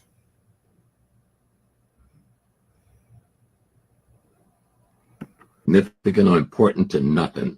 I do not measure or identify myself by any of the European genociders who people call colonizers, because this has been a war of genocide against us. We see that war still being extended today in Sudan. If you want to do something, let's see what we can do about ending the genocide in Sudan or having the people who are causing it pay a price they don't want to pay. I'm so glad that he brought that up, whether it's Sudan or any other region. This is the heartbreaking thing about what he's saying here. Professor Small, you and anyone else that have those sentiments, a lot of the people that, if they're refugees from places like Sudan or what have you, they don't even want to do what you're talking about. They're not willing to go back and fight for their homeland. In fact, many of them that have come here, they ironically side with the people that are devastating their homelands. Yeah. Look at Myron Gaines. You think he's the only one? You would be highly mistaken if you do. Not only that, you have to look at this, okay? Whether you go back and look at how the transatlantic slave trade was allowed to exist and operate and thrive, right on into present day of the sellout African leaders whom that term applies to on the continent. In order for the continent to be in its state right now, it can't just be because people came there and forced themselves upon them. Oh, no. In order for something to be as successful as it was back then regarding the transatlantic slave trade, and today with the way the continent is in the shape it's in now, you have to have willing collaborators on the inside. Look at how many times they've tried to kill President and Captain Ibrahim Traore over there. He's caught several of his own people, the Burkinabe people that want to side with the Europeans, the French in particular, to try to take him out the game. It's the same all across the continent. There's too many of them that have that backstabbing mindset, and they bring that over here when they come to our country, which is where the confusion and the collision often comes into play, because we're not tolerating that anymore. I can love you and respect you all day long, but you're going to reciprocate that same love and respect to me. If not, then I have to look at you as one of the oppressor class. In fact, as a tool of the oppressor class, because that's what the tethers are. Okay. So, you know, what he's talking about, let me give it to you from military terms, okay? Because that is my professional background. I understand war on a very intimate level. Very few people can teach me precious little about that, okay? Let me transition this to this aspect of it. If Professor James Small, and I'm going to hypothetically put him in the role of a general or a captain that is trying to free any oppressed or occupied people from the conditions he described. If you go in to said nation with that goal. All right, welcome back, cuz. Hey, crew, hold it down for a sec. I'll be right back. All right, for sure. I'm probably finna die in this game anyway, so. What you playing anyway, Borderlands? Arc Raiders. Oh, Arc Raiders, okay. You may have all the equipment and training that you need. You may have the best of the best under your command. But once you put boots to ground, if you get down there and discover that the very same people that you want to liberate are fighting against your liberation attempts, and they're siding with the very same people that you came to fight, what do you do then? This is a serious question. What are you really going to be successful in that endeavor if enough of them are fighting against the effort for you to liberate them? Let me go even deeper with this, because I have to go here, and I am not being disrespectful. I'm addressing real things that are going to clear up a lot of the confusion. You know, one of the greatest things that stops unity that he's talking about, whether it's with Pan-Africanism or just global Black unity. Family, in a lot of these nations, whether it's Caribbean or continental Africans, and I'm not doing this to be funny, I'm doing this because it's a real thing that anybody in my audience can verify. When you saw the Queen die, and you saw as many Caribbean and continental African people mourning that demonic colonizer that devastated their lands, don't you know what type of mental colonization that is? Now, you may ask yourself, because I've covered this, now, why would somebody do that? Let's go and take this even further. Because today, unfortunately, if you go to many Caribbean and African nations and you try to tell them, hey, you know, Jesus wasn't black, right? And show them from the scriptures, you talking about fighting words, some of them will literally try to kill you for that. Never mind you trying to show them this. So what I'm saying is they equate the white supremacist two guys on earth. How you gonna force somebody that is mentally colonized to come over to freedom or liberation when they're comfortable fighting to protect their oppressors? You can't do it. The only people that can wake them up are themselves at this point. And we don't have the time, energy, nor resources as foundational Black American freedmen to be trying to do that. We don't. That is a fool's errand at this point. And listen, I want all Black people globally to win, but I'm going to tell you something right now, no matter whether you agree or disagree with anything I've ever said over the years, you better take this truth to heart and you better search it out for yourself so that you know it's the truth. If your mind is colonized, your body will soon follow. The mind cannot be free. The body cannot be free when the mind is colonized, rather, okay? The body cannot be free when the mind is colonized. You hear me? That's right. Let's break this down in even simple terms because I want even the youngest of people to understand me and know. Yeah, he cooking. All right, I'm back, y'all. I'm not using any profanity here tonight because I want anybody to be able to review this and play this back and get the understanding from this. If you are a person of any age in this chat room and you set a goal for yourself, and instead of moving forward, you always looking backwards, and you tell yourself, instead of saying, okay, I'm going to get there no matter what it takes, I'm going to keep learning, I'm going to keep trying until I get where I need to be, whether that's a physical fitness goal or to increase your knowledge on the scope of things. If you always telling yourself what you can't do you really think you're going to be successful at that? There's no way to do that because you are telling your mind that you cannot progress forward. So the body definitely isn't going to go any further than your mind tells it that it can go. Now, if you do the opposite, let's just say you somebody and you 150 pounds soaking wet, okay? And you say your goal is to increase your muscle mass to the point that you can bench press at least 200 pounds, 250 pounds. But you steady working and building gradually up to that point. And you constantly acknowledging the victories and the gains that you get as far as you able to be able to lift more weight. If you keep doing that, you're going to be successful at attaining that goal and even exceeding it. You understand?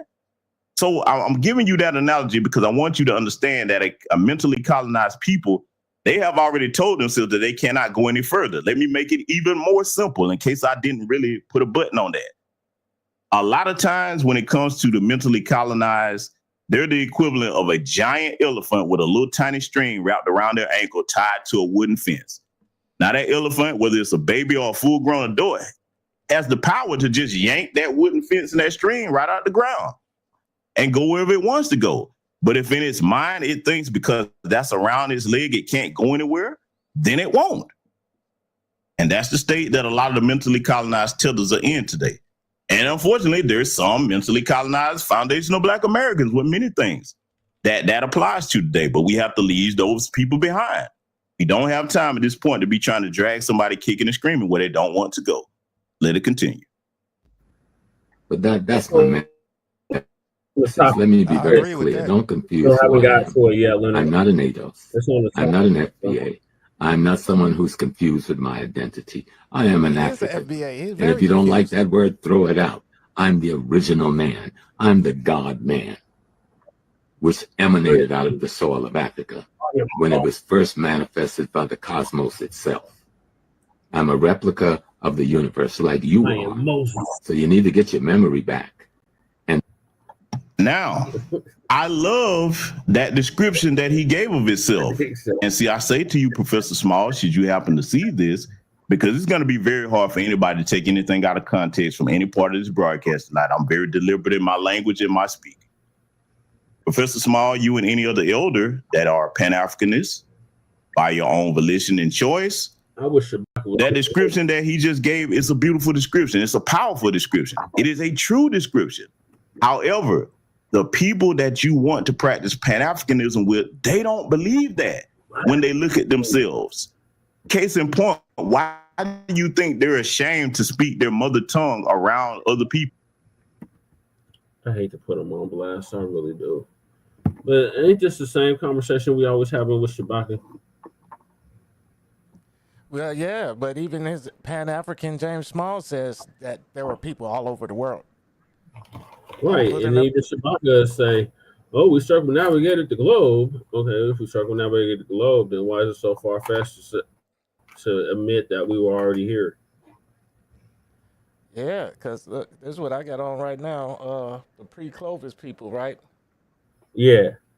There were people here before the Clovis people. Right. You get what I'm saying? Yeah. Like before, like the red natives that they said walked across the ice bridge. Yeah, the Siberians. These are the people before them. Right. Before the Siberians, 12,000 years ago. There are people 15 to 100,000 years ago. Right. You got the people from Mule too. So, like, and the out of Africa theory was 60,000 years ago. So, if there were people here 100,000 years ago, and out of Africa was 60 to 100,000 years ago, what gives?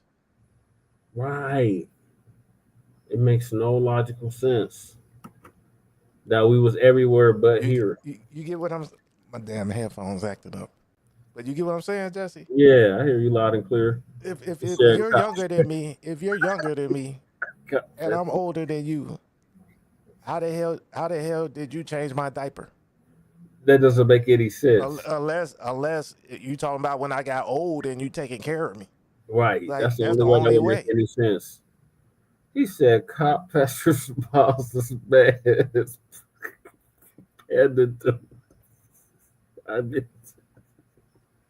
It's ending because of FBA B1. And Shalom, man. We're gonna have to pray for you. Good grief. Oh God, Leonard's a trip. All right, let's let this nonsense continue. In African schools right now to this day, they make fun of each other if they don't speak correct and proper English.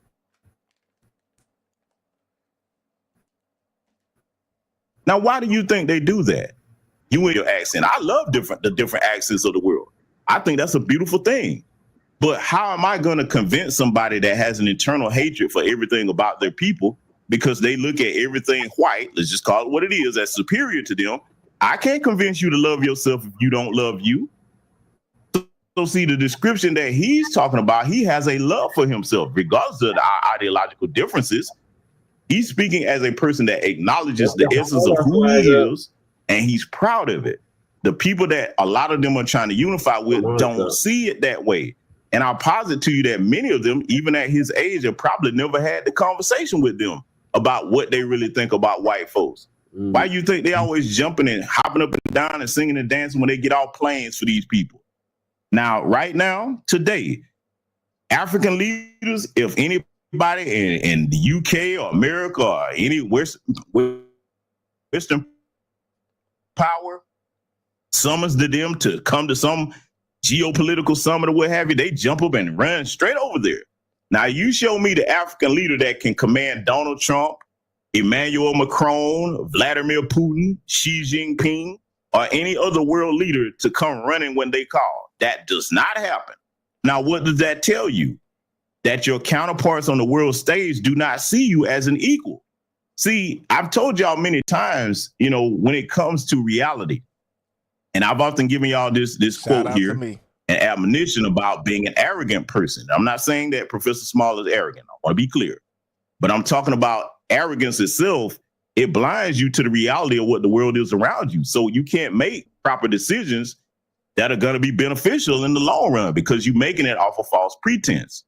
Now, in same fashion, if you ignore what I just said about people having these deficiencies and not being proud of who they are, yet you thinking you're going to unify with people like that, let me tell you what's going to happen eventually. Let's go back to the Haitian Revolution. Why do you think that Dessalines and everybody had the first step before they launched the revolution was to get the traitors out from amongst them and deal with them accordingly? Because if they would have tried to go into battle, they would have been getting shot in the back by people on their own side. It would have failed. That's the reason why many of the revolts here in the lineage of foundational Black Americans failed on these plantations. Nat Turner and the like. The history is there. We've gone over it many times on this platform, and many other people have covered it. Yep. Our traitors are not something that we can ignore. And what leads to you becoming a traitor, I want y'all to listen to me, especially my younger people. What leads to you becoming a traitor is if you have a self-hatred. If because you're an oppressed people, you start looking at your colonizer as, okay, they've oppressed us, so they must be smarter than us. They must be better than us. Oh, they're more beautiful than us. You think that your saving grace or some type of lifetime achievement would be to marry one of them or to be in a sexual relationship with one of them, whether you're male or female. When you start. What did you say, Crow? I said they're just more savage. That's all. They're just more savage. Yeah, that's it. Start thinking that way to the point that you're ashamed of your mother tongue and to speak your natural accent, to the point that you start trying to identify with them. Notice how I've showed y'all many times that a lot of these tethers in the tether class, they know more about white culture and white entertainment than they do anything Black American, unless it's something extremely popular. There are places right now on the continent where you will go and you will have people, they can tell you every Randy Travis song, but they can't name one of Aretha Franklin's songs, Anita Baker, or anybody else. You understand? I'm not making this up. I've shown y'all this over the years. Now, I'm not saying all. I'm not speaking in absolutes, but it's enough for it to be relevant to what I'm saying here tonight. So that right there, when you start to look at the root cause of that, let's be clear. You have the right to like whatever you want. Look, one day I need to play some music for y'all that I like. I have a wide musical taste, but I have a fondness and a unique love for the music of my particular culture and lineage as a foundational Black American. Doesn't mean I can't appreciate other things, so that's not what I'm saying. The problem becomes when you want to abandon your whole identity and adopt your colonizer's identity. Why do you think a lot of them, and I even caution y'all about this amongst people of our lineage that want to start speaking with that Forest Valley boy or Valley girl inflection? Yeah, it's deeper than them just trying to speak so-called proper English. No, that comes from a self-hatred. And it even applies to people that want to dye their hair the color of them folks. Yeah, I'm going there. I don't need to go any further on that. Y'all know what I'm talking about. Yep. Isn't that what them pan goofies are always accusing us of? Oh, you got self-hatred. You don't want to identify as an African.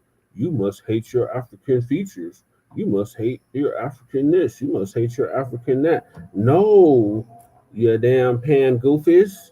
We just acknowledging our goddamn lineage here. Why is that such a problem, crew? Because they don't have a Michael Jackson and they don't have a Ben Carson. Yeah, well said. They don't have a Muhammad Ali. They don't have a LeBron. They don't have a Kobe. They'll argue to death. Nope.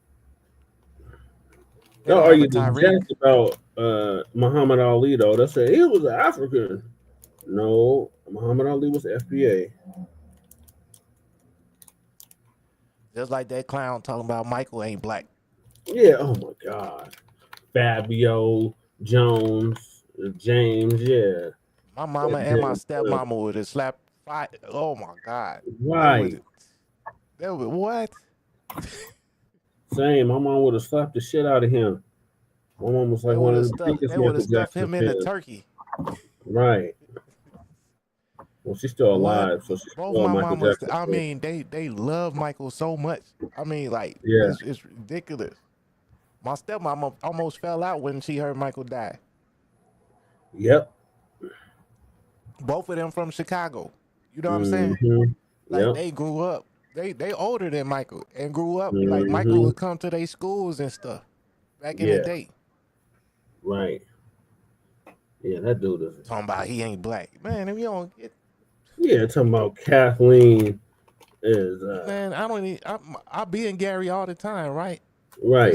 It's like one white dude and he got a black grandma or something. You hear me? It's like it's not even no Mexicans out there. Nope. It's strictly black, strictly FBA. Right. Like no Africans, no nothing. It's all niggas.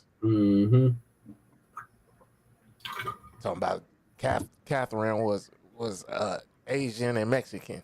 Man. Hell no. Talking about, look at his hair. I said, look at Joe Jackson hair. That boy was doing that fried dye laid to the side. Right. All you got to do is pull up any black artist from the 70s and 60s. Yep.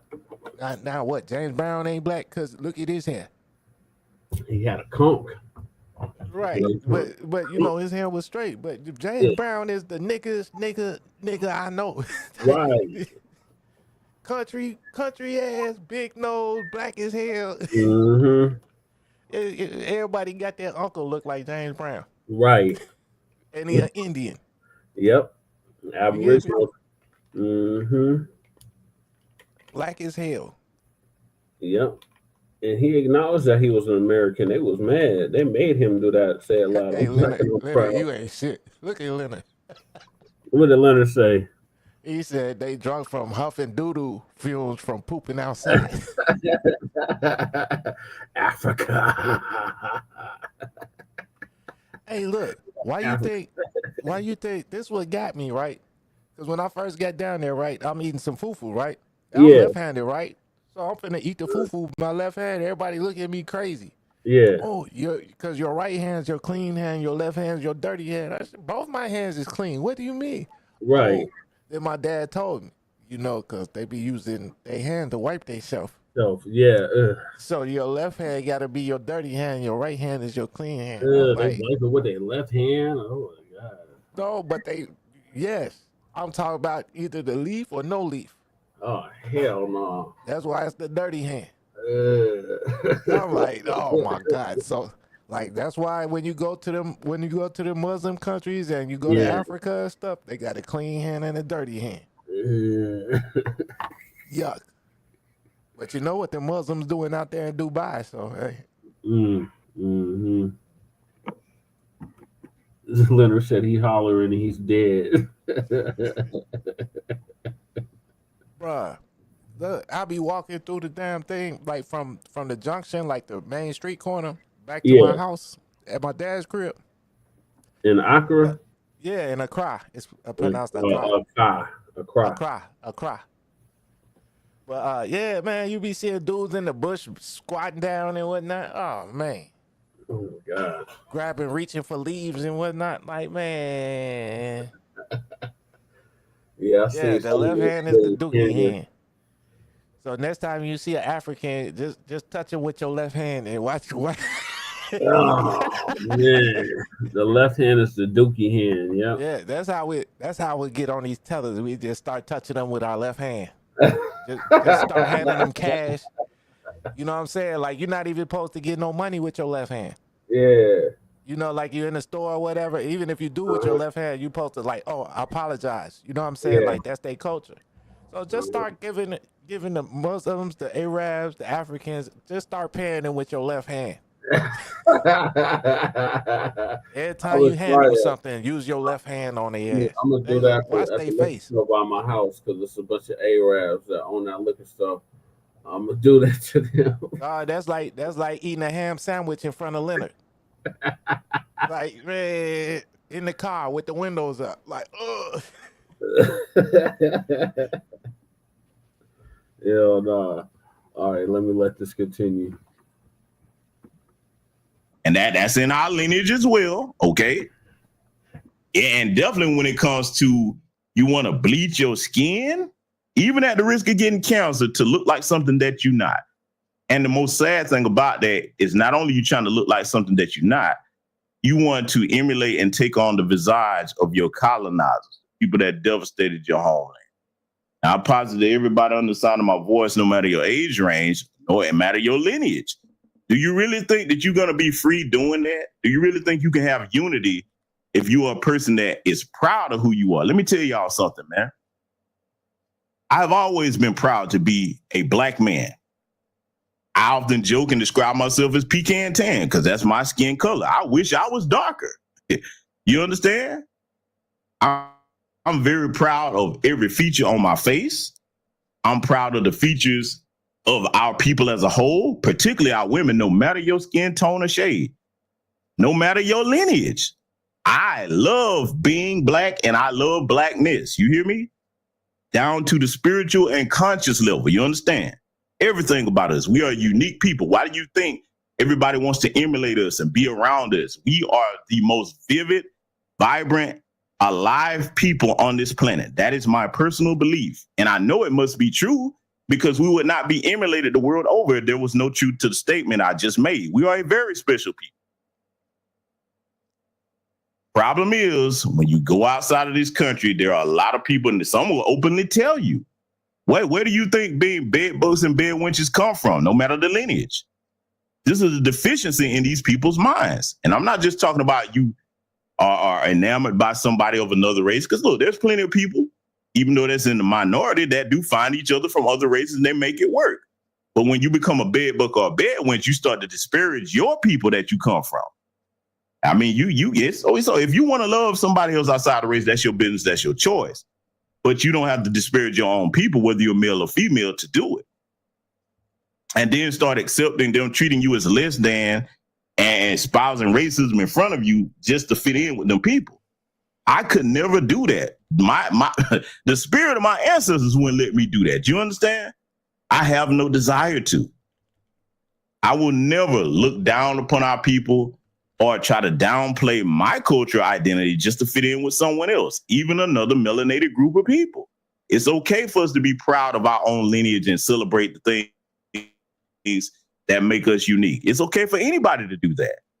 But see, when it comes to them folks in particular, and the tether class looking up to them folks, the alabaster people, hey man, sooner or later, if we try to do business together, or if we trying to do anything, some points you're going to start looking at them people as superior to us, and you're going to be thinking that we can't succeed unless we include them in it. And I have to go here with South Africa, and I love my own co-South African brothers and sisters. But if you look back at the Truth and Reconciliation Council, that was a mistake.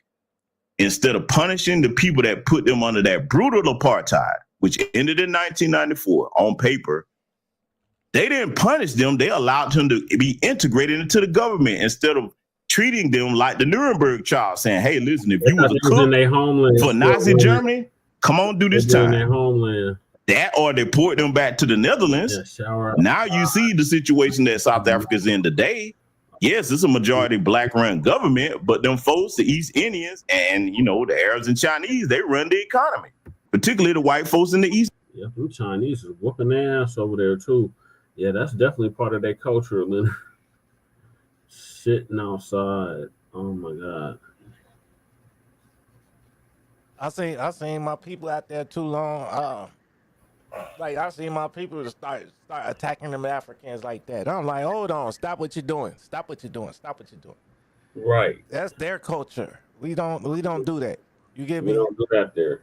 Just cuss him out, tell him go home or whatever. You know what I'm saying? Right. We don't do that. Right. You know what I'm saying? Like like if they catch you, they'll grab your belt. You know what I'm saying? So you can't get away. Like they'll just grab you around your belt. So even if you whoop their ass, you know what I'm saying, they hands still in your belt. You ain't running nowhere. Yeah.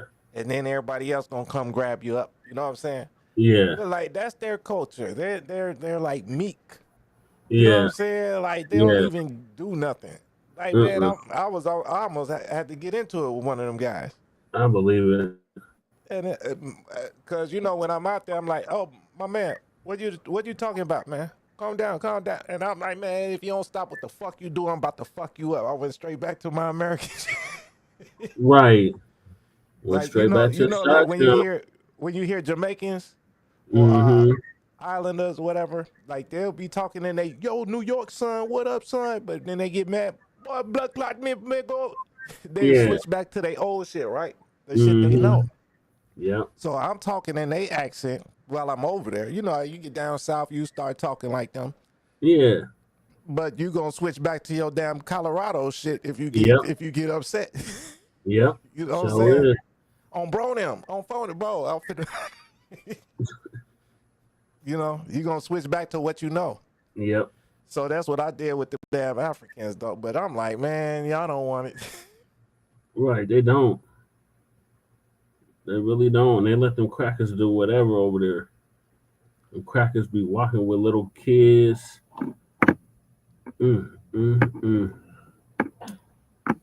Be some sick shit going on. All right, let me finish the video. Indians.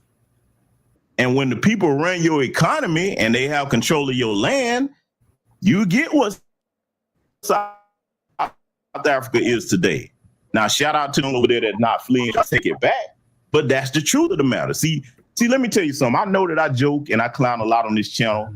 And that's only been in recent years because a lot of y'all told me I've often been too rigid in my early years. If you go back and look at the archives of my work. No. So I started trying to lighten up a little bit. But make no mistake, when I decide to get serious about something, you are not talking to an uneducated, an untraveled man. You're talking to somebody that's very well traveled, very well educated on history and present day. And I often try to teach people how history correlates to present day. Okay? I know when to put the joking and the playing aside. So again, we're doing this analysis with all due respect to the elder. Let's let him continue and finish up here. The most authentic replica of the universe is in trouble in Sudan right now. The blackest of the black. The most melanated of the melanin is in trouble. So let's fight for that. People who are caught up in this thing, they want reparations, and they don't want our brothers and sisters displaced to get any of the reparations of that place. The crime was committed not to the group of Africans brought to North America. That genocide was not committed just to those of us brought to the Caribbean. The genocide was committed to the entire African race. And all them motherfuckers can sue their colonizer. Fuck out of here with that shit. Okay, and you're right. There was slavery. Go ahead, Lady Che. What's your question? He's saying that it wasn't just the United States that had slavery. The whole African only race. the United States had chattel slavery. Right, that part. They keep leaving out the chattel part. Mm-hmm. Is it chattel or chattel? Chattel. Yeah, we had chattel. We had de jure chattel slavery. That's why we have the notion, sue your colonizer. But he's trying to make it a free-for-all, like, oh, all of those are African descent that were enslaved, no matter where they come from.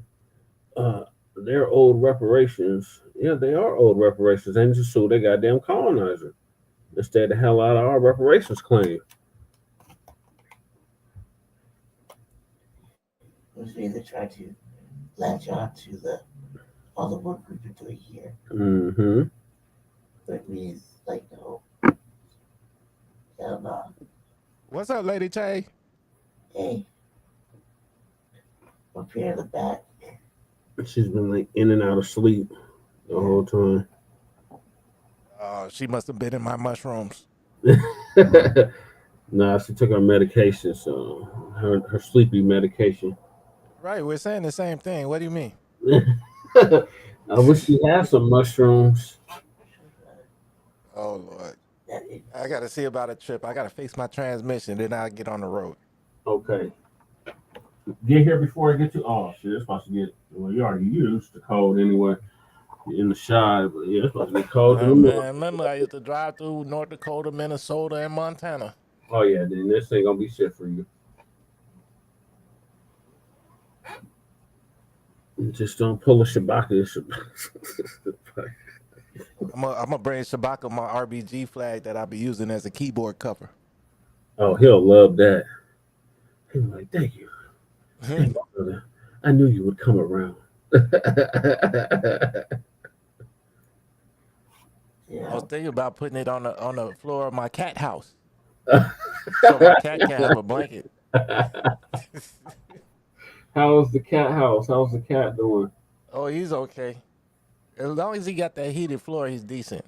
Yeah. I came out there yesterday. It was another cat eating his food. What the Oh hell? no, not again. Right, but my cat, he was still in the house, in the cat house. I'm like, y'all was fighting last week because I'm up here. I'm hearing. Yeah. But now it's like, I guess the other cat won and he's eating your food or what? And you bigger than him. What's wrong with you? Right. Hell no. All right, this video is almost done. It's almost like my cat in other nations. Yeah. Yeah. Our justice claim is for the slavery that happened here, American chattel slavery. Right. I can't go to Jamaica or South Africa and claim reparations there just because I'm a melanated person. They would reject me, and rightly so, and I would have to respect that. Nor would I try to do that as an honorable person. That is a dishonest thing. CARICOM doesn't include us in their justice claim. See, you could almost give what Professor Small and anybody that has his sentiments a pass on that if all African nations and Caribbean nations say, hey man, look, and he said, we're gonna try to get these reparations for everybody. We support you. So if we get reparations over here, you included in it. Now, if it was like that, it would be a different conversation, but it's not that way. In fact, you have CARICOM wanting to get reparations over here with our justice claim with the American government that had us enslaved, but they don't want us to be included in CARICOM. Now, let me tell y'all something. I don't care whether it's your personal relationships, business relationships, and particularly my young people in Gen Z and Gen Alpha. If you don't listen to nothing else, your uncle, brother Shark is telling you. I want you to hear this and carry this with you all the days of your life.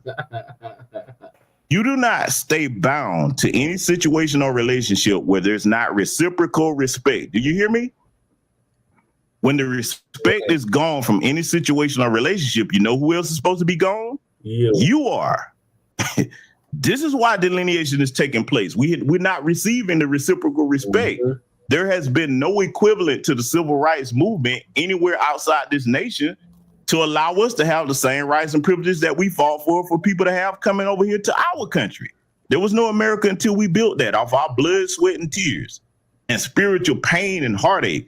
See, let me tell you something. You damn right I want our reparations. And that's the only curse word I'll use here tonight. If you consider it one, yes, I want our reparations. We are due that. But make no mistake about it. Even if we got the complete dollar amount of what was taken from our ancestors through all that free labor, which built the most wealthy nation on this planet. Make no mistake that none of that could ever replace the spiritual robbery of all the dark days of despair of our ancestors on them plantations, right down to watching their wives and husbands and children being brutalized, beaten, raped, fed to alligators. There's nothing that's ever gonna make that wound whole again. You hear me? I will never forgive these people for what they've done to us. You understand? Right. And I don't tolerate any disrespect from the tether class that come here and try to disparage us. We've survived too damn much. You understand? Right. Too much to allow that. That is my personal stance. I agree, GBS. So I want to be clear on that. I want what we're due, but at the same time, the history books will forever be a reminder, and even our bloodline memory will forever be a reminder of the pain that our ancestors have went through. And see, look, let me take this time to bring up something, particularly of my lineage, foundational Black American freedmen, soul-learning people, whatever you want to call yourself. Let me give you this caution, because I've said this many times, and this was taught to me by my grandparents. As I got older, I began to understand this. We have to be very careful about allowing people to raise our ire or get us upset, and I'm going to tell you why. And not just because of anything in any religion or spiritual system. I'm not even just talking about being a good person or anything like that.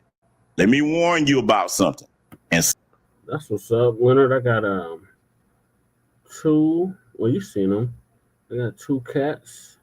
Me and Lady Che got two cats, and we got a dog named Aquarius.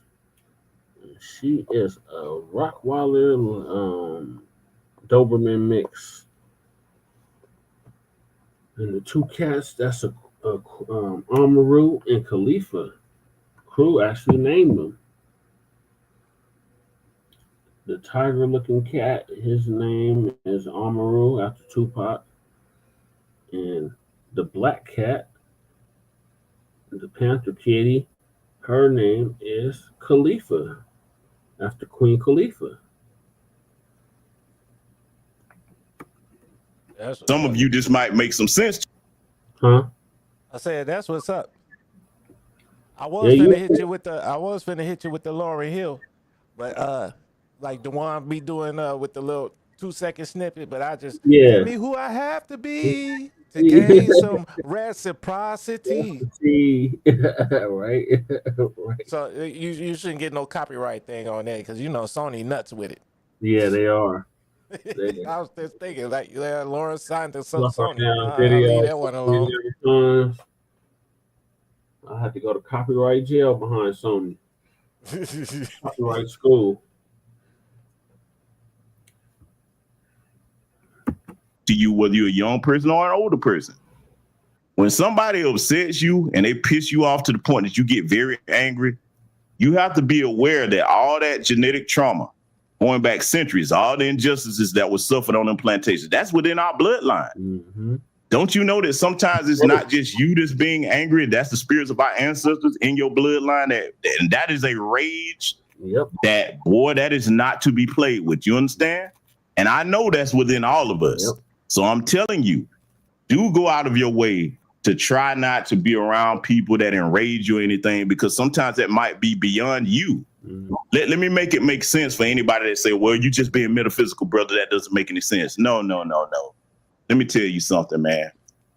Do you really think that the spirits of our ancestors, whether you look at Oscarville or going back to any of them plantations, the Trail of Tears, all these atrocities that have happened, all the horrific things that many of us have covered over the years, you really think the spirits of those ancestors are at peace? No.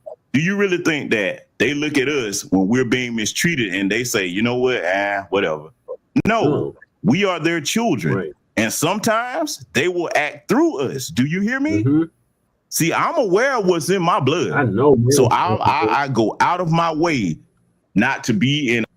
I know when I get to cuss a mug smooth the hell out, I know that's my grandma. I know that's my grandma and my grandpa. Spirit flowing through me. You see me go off that city council? Yeah, I'll be going off. I'll be like, man, that's my daddy or my granddaddy. My daddy used to tell me about his pops. Like, man, I know my granddaddy too, but you know what I'm saying? I didn't know him when they was raising him. You know what I'm saying? Right. It was like, yeah, there was. My father had a temper too. It would. Shit, he threw one of my mom's stepbrothers out the window for talking crazy. Jeez. This was in North Chicago. Yeah, that's You had a house out there, and that little motherfucker was talking crazy to my granddad. I think his name was Kelly. Kelly got thrown smooth the fuck out that window. Hopefully it was just the first floor, right? Like, no, it was 3 stories up. Yeah, that shit was stories up.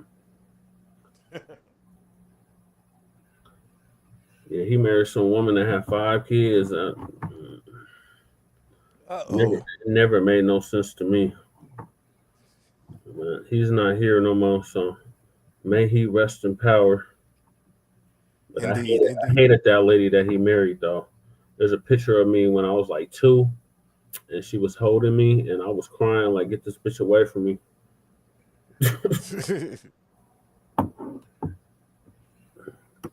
Unnecessary conflict with anybody. Because I know that sometimes it could push you to a point where you may actually black out and not remember what you did. I know that sounds like I'm just speaking from a metaphysical point of view, but y'all better understand what I'm telling you. Don't believe me. Look, let me tell you something. For the people that might be listening and say, oh, brother, I don't know what you're talking about. Tell you what, you go to sit down and talk to the remaining elders in your family about why you do some of the things you do that you might not understand. And if they sit down and tell you that, yeah, you know, your granddaddy so-and-so used to do so, or your grandma used to do this or that, that's proof of what I'm telling you. Characteristics and traits are passed down through genetics. Do you hear me? Right down to the spiritual level. So I hope that y'all take that to heart, what I'm saying. Let it continue. We were ripped from mothers, fathers, uncles, brothers, and sisters, and that pain and that cutting and that breaking and that destruction on them. If you want reparations, and go beg your white man boss for something, I think they should pay for any and everything they did to me and to my race. But I don't put myself above my race. No group. What is a He race? ain't talking about begging. We ain't begging for a motherfucking thing. This is a debt that's old. I'm still trying to figure out what's a race. A social construct that was made to keep us at the bottom. But yeah, present day, what is a race? Well, they always said the only race is the human race. There we go. That's my cat. Y'all can see it. It's about the race. Race is second only to the divine of the universe itself. Nothing else is about the race. Even family comes after the race. So let's be clear. So nothing comes after I'm Harry an Potter? African. You are not going to confuse that. You're not going to confuse that. And if you think anyone else will confuse that, they're living in a goddamn fantasy like Wakanda. What is the race? What is the race? They'll say the black race, the African race. They'll say anything. He said his race is Africa. Yeah, that's not a race though. That's a continent. Right. And then also, race doesn't exist, right? Right. It was something that was made up.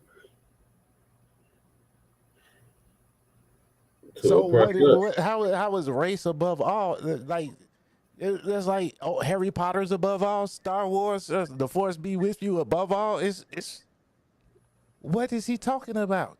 Because race doesn't exist. What, Stan Lee, the one above all? What are we talking about? I don't know. He might have on-site dementia. I don't know. He's just all over. They just came up with race to justify slavery in the 1700s. Yep. Well, 1600s, Bloom Blacc and whoever else came up with that nonsense. Shout out to Dr. 17th century. Mm-hmm. Yep, that was the 17th century. Yep, Bloom Blacc and the other dude. And at the same time, they came up with that whole out of Africa bullshit too. Mm-hmm. The dark continent, the dark races. They came up with out of Africa to explain why there were black people here already. Mm-hmm. They must have migrated. No. Like, no, nigga, we was here. How about we migrated from here to Africa? That part, but they don't know how to have that discussion. But they don't want to test. They don't want to test our genes neither. No. Well, if they do, you got. Because if they test them Native American genes, guess what? That shit going to Asia and in Europe. Right. So they don't want to do that, and then they see, oh, ain't no damn Native American gene. Yes, there are. It's called black niggas. Right. But y'all try to say we're African. Mm-hmm. Yeah, y'all reclassify us as African, black, Negro, and colored. Look, if you see a Sprite can in Colorado, you see a Sprite can in Chicago, but the Sprite can factory is in Wisconsin. Yeah. How you gonna say Sprite is from the West Coast? Right. When the headquarters is, where the factory is in Wisconsin. Right. But it's not in Chicago and it's not in Denver. Right. So, but it's still closer to here than, you know what I'm saying? But Right. the Sprite can of match in Chicago and it'll match in Denver, right? Well, like my dad would say, well, what's the difference between a banana from Africa and a banana from here? And I'll be like, what? He's like, if you take a banana out of Africa and bring it here, is it still a banana? And I'm like, first of all, the bananas that grow in Africa have seeds in them, like big ass seeds. Bananas that grow here don't really have seeds like that. So that's just a bad analogy, a bad comparison. Yeah, they got plantains and all of that shit too. Yeah, they got plantains, right? They don't even have bananas like that. They have plantains. So it's like, what? Well, he would always. Oh, Leonard, yeah, because like he said they don't want us nowhere near that Afro-Asian information. Oh, they definitely. Like Clyde Winter said, we might have been like that first wave. They came out with the Australian Aborigines. Yeah. Went through the Tamil Tigers and then became the Mayans and the Aztec and everything else. Yep. Well, You know what I'm look at the saying? Olmecs. Right, all of them. And so we came over here before the Ice Age. Mm-hmm. You get me? If that's the way it happened. But What do you got on there? I'm also of the mindset that we started here also and went to Africa. What do you got and up on the populated screen? Africa. Like a cat and a bunch of mice. What do you have up on the screen? Oh, who, me? Yeah. That's my cat with his cat house. Oh, okay. Oh my God, I seen the cat. Yeah. I couldn't make out what the rest of it He out was. there with Okay. the leaves and everything. Oh, okay. That's the little cat house. Oh. He got his cat food down there. Yeah, he couldn't take questions. He'll end the live. Exactly. If you get on that Happy, because they got on that channel called Happy, HAPI, and if you get on there and you start talking about FBA this and this, they'll block you, and they will not drop the link for you. I know because I tried. That's a cool kitty. Well, that's what remember that's what Professor Truth said, man. We gotta not be like don't walk around your job with your FBA shirt on. Yeah. You know what I'm You gotta saying? be free. Right. Don't probably be playing, TBA out loud in the lunchroom. Yeah. You know what I mean? They don't even want you nowhere near. Yep. They don't want us near that information at all. Right. Yeah, that No, cat house is dope. but just go in there, do like them tellers be doing us. Right. Like go in there and Mhm. just ask questions and then just talk to them, let them talk and don't kick the chair, as BGS used to say, don't kick the chair. Yeah. And let them tie their rope, put it around their neck and everything. And then Yeah, see when let it's them hang time. themselves. Yep. Exactly. All right, this video's almost done. All right. Go listen to the thousands and thousands of lectures I put all over social media and other parts of the world for decades. So I just wanted to get that out and make it clear. Stop playing. If you're a coward and you don't want to fight for freedom, so you don't want to identify as an African, then go to the coward's place. We'll come back and get you later. So we're cowards Right because we now, don't want to we have to identify fight with for- a place we've never been. So when you go into Africa, Professor James Smalls, He's there. He has are a you gonna hotel out retire there. after? He has Oh, a he hotel is? out there. Oh, he does. Yeah, so that's why people's talking about like, oh, that might be suspect too. Yeah. You get what I'm saying? Like, oh, you got business interests out there. So like my people, they do tours like Phil does. You know what I'm saying? Yeah, I remember you told me. Yeah, but I'm like, I could, because they want me to help with their videos and stuff like that. I'm like, I could, but it's like going against what I feel internally. Right. Like I feel like a whole hypocrite trying to sell people a dream. Mm-hmm. You know, I'm dropping a link to this video. You ain't got to play it this time. Okay. But check it out. It's only like 9 minutes, but it's NYTN. It's a mulatto girl, Taino with mulatto. She confused, but she's a historian though. She found some audio from the slaves in the Library of Congress. Oh, nice. Yeah, so I mean, they've got hundreds of thousands of recordings of slaves, former slaves. Yeah. But I think that's a good thing for us to do for a stream next Right. time, maybe. Like Yeah, we can definitely incorporate it into part 2. All right. Well, we still gotta get to the African Braiders. Did you see that video, crew? The damn African Braiders. Man, it couldn't have been me. Right. It couldn't have been me. I'd have started doing a helicopter. All 3 of them girls would have got up off me. I might have lost a dread or 2, but Right. Let go of my hair. Let go. I paid for that hair. I mean, I'm like, even when I was young, I'm not the biggest guy, Jesse, not in the Yeah. best shape or nothing. But when I get up and say, get up off of me, I'm talking about it look like it's a damn video game or something. Right. I hear you. All right, let me finish this. It's like 5 minutes left. Freedom. True freedom is to restore your identity. If you talk about freedom and you don't know what your identity is, you are not free. I don't care how much money or degrees or whatever you've got. So he just said he's not free. African being. He's talking about himself. Exactly. Yeah, he's projecting like a mug. Living in the universe. Don't confuse it. Peace and blessings. Hey, I'm done. Hey, Dizzle in the building. Salute to Jay Dizzle. So in closing, I want to address the final remarks that the elder stated. And again, I'm saying this out of respect and love for the elder, because this is the right way to address these things, okay? Because to tell the class, I guess they thought we were going to disrespect this elder or they probably thought, okay, if he tells you this, you're going to stop the delineation. That's not going to happen. Right. For many of the reasons that I explained earlier. But see, let us deal with the admonition that, Professor Small says as far as being cowards. It is not cowardly. It is courageous to stand your ground on your own land, and this is our land, our country, and fight for freedom where you are. How you going to help anybody else if you don't get your situation together first? Particularly people that don't share the same sentiments towards the oppressor as us.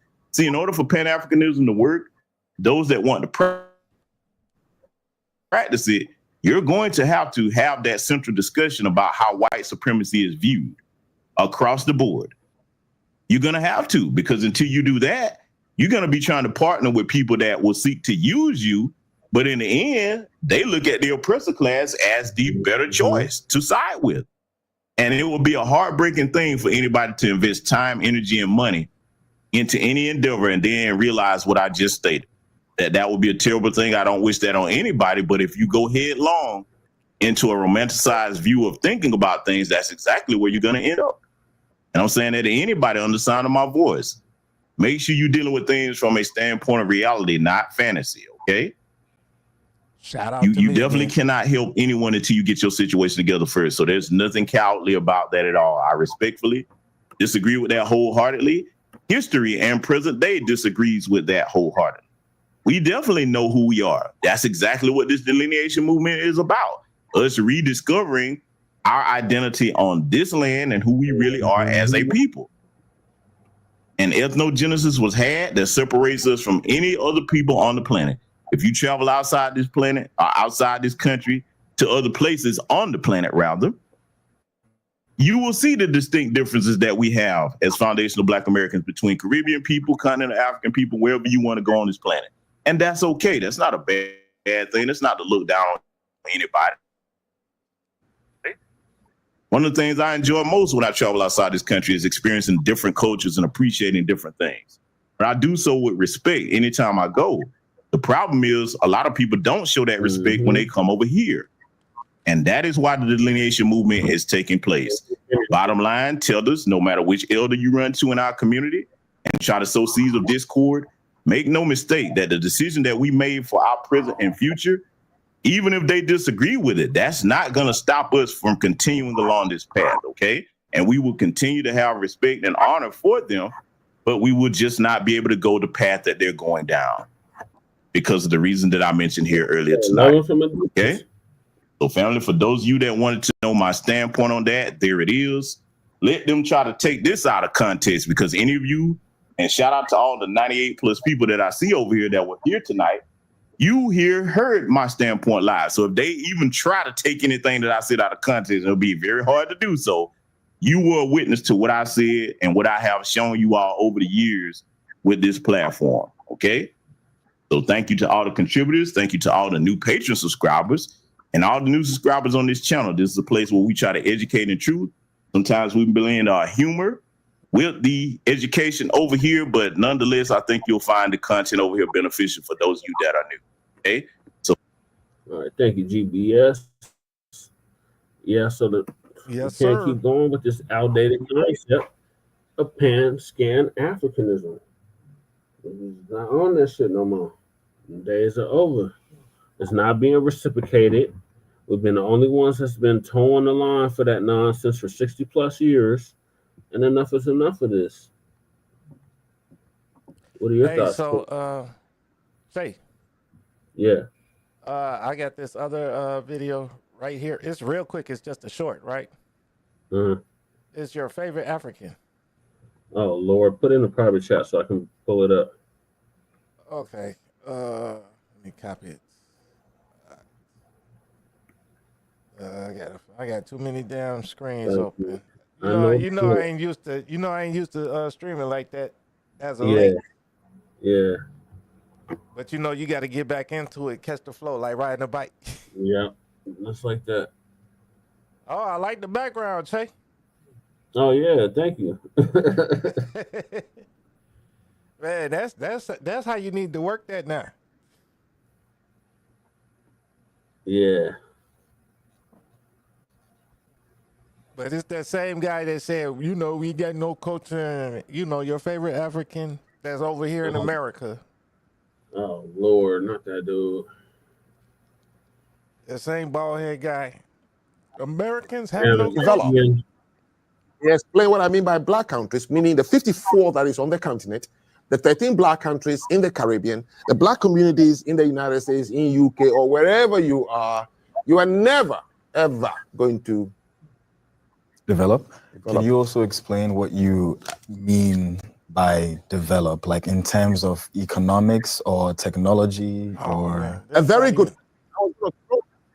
Because all I keep hearing when you turn on to Facebook or Instagram and it's Ghanaians or Nigerians or Sierra Leone's, our country must develop. Tinubu is a bad man today because he is not moving Nigeria to where it must go. From the 60s, all you've been talking about is we accepted the label in the 70s as underdeveloped countries. We did. There's no debate about that. We use it in our IMF applications. We are third world underdeveloped countries. So that's what because no black country would ever. Say, that's not what I wanted. That's not the one I wanted to play. But he did say enough though, right? Yeah. We are third world. We are underdeveloped countries. So how you didn't go and flip your mouth and fix your mouth to say we ain't got no damn culture? Exactly. And you're a whole third world. It's like, what are we doing here? The tetherosity, and that's a perfect segue to our next topic. So yeah, Professor James Smalls, you have turned out to be a damn agent, and we got to part ways. I guess he did another interview, so Sierra's supposed to cover it later. So I'll probably stream a piece of it tomorrow on part 2. But yeah, he's still talking reckless even after that. So the next topic is the absolute truth on why Black Americans don't have allies, especially in the diaspora.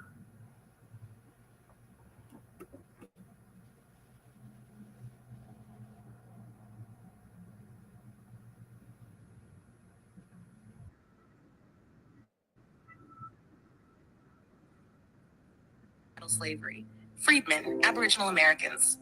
Whatever name you go by, understand this. We stand alone. This didn't just start in 2025. This has been brewing for a long time, simmering beneath the surface, under the hashtags, under the unity banners, behind the people of color signs. We've been watching.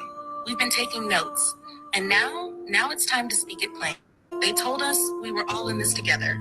People of color, minorities, non-white solidarity, but time after time, when our backs were against the wall, where were they? Let's go back. A few years ago, Asian students sued Harvard, said affirmative action was hurting them, that we were being given some unfair advantage, that our presence meant their absence. Never mind the numbers, never mind the history, never mind the truth.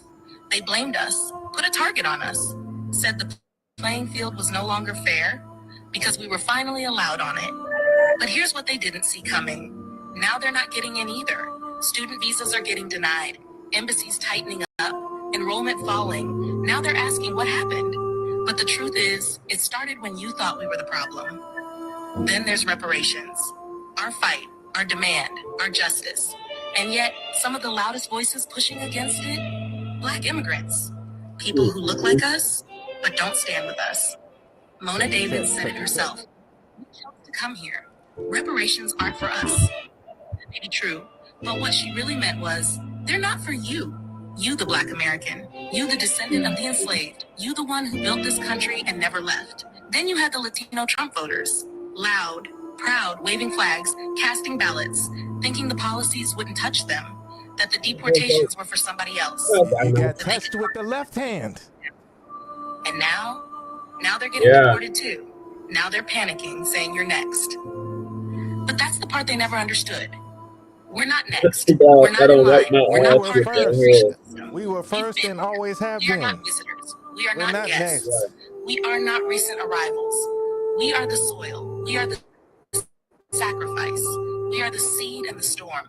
And that's exactly what makes them uncomfortable. Because no matter how close they try to get to whiteness, no matter how many degrees they get, how many flags they wave, how many times they call us lazy or ungrateful, we are still the center of the American story. Like the professor said. The ones they imitate, the ones they fear, the ones they hope to erase.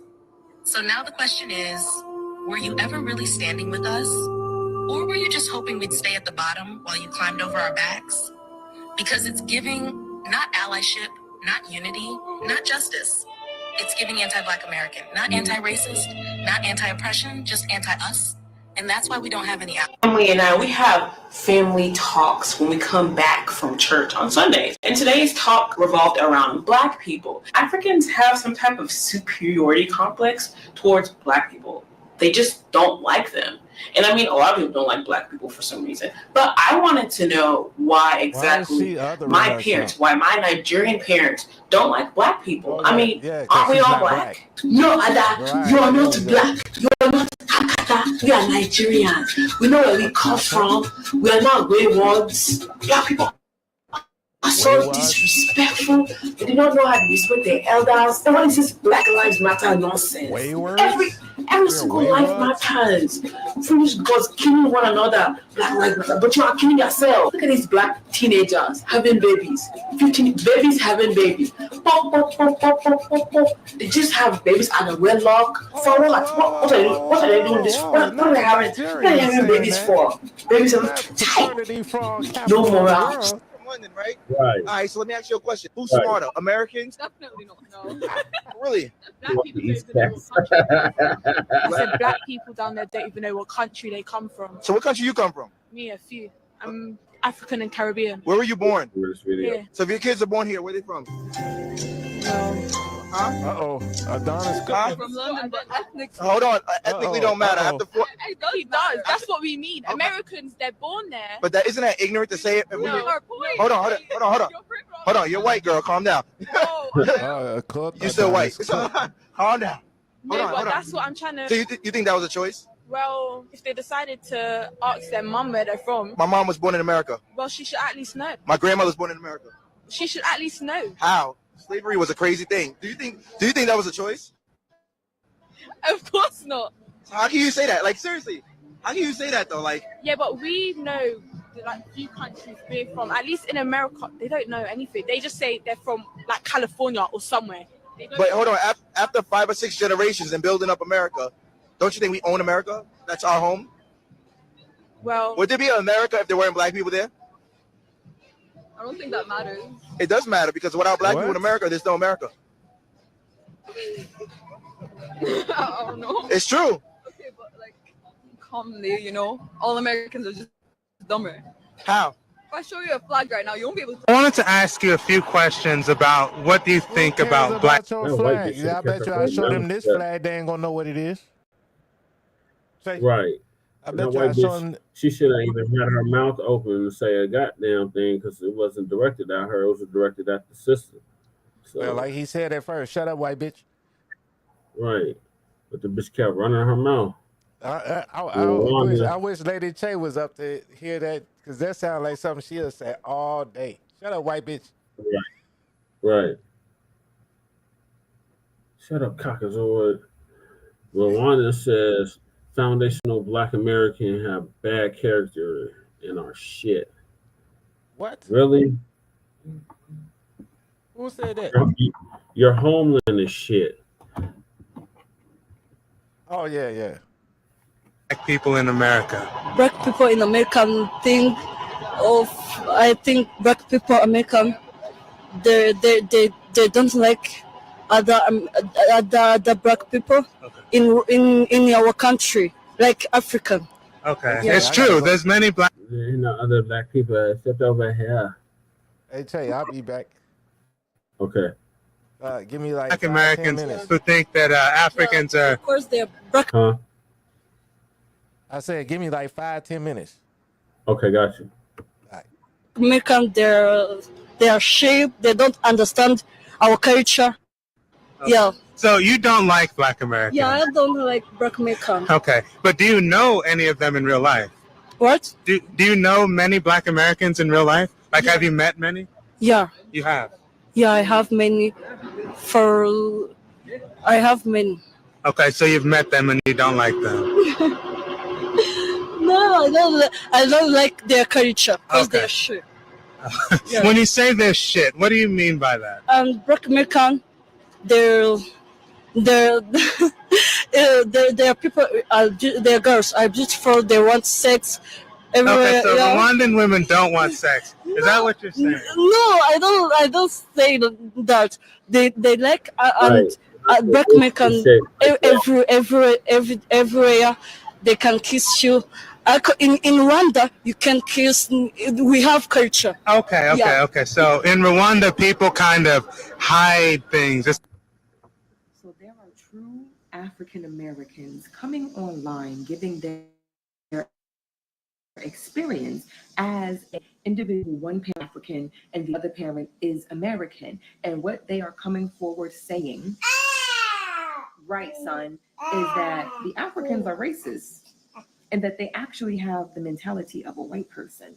And they share their experiences between the two families and how, one family treated them one way and the other family treated them another way, and how the Africans really do have this mentality that the Americans are rambunctious and just all these negative things. So one young lady was saying she may agree with you all boycotting on August 1st the African businesses because she said maybe they need to understand that you are actually on their land handing out the same disrespect as their oppressor, and just how sometimes they have to make that individual know their power, especially when it comes to the circulation of the dollar in this country. Maybe it is time for our Africans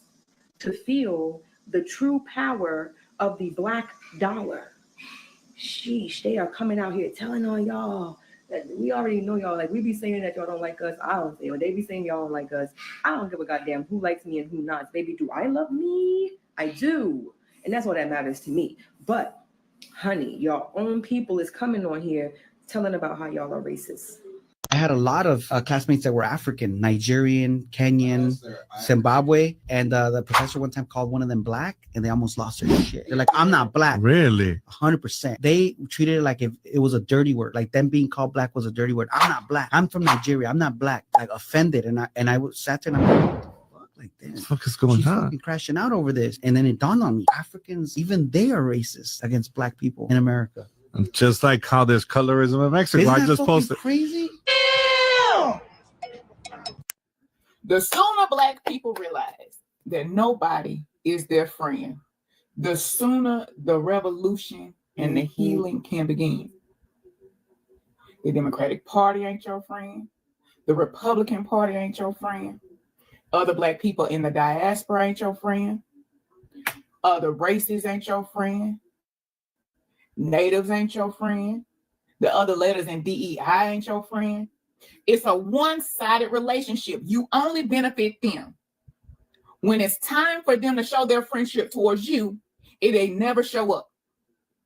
And as soon as Black people realize that nobody is their friend, the sooner the revolution and the evolution can begin.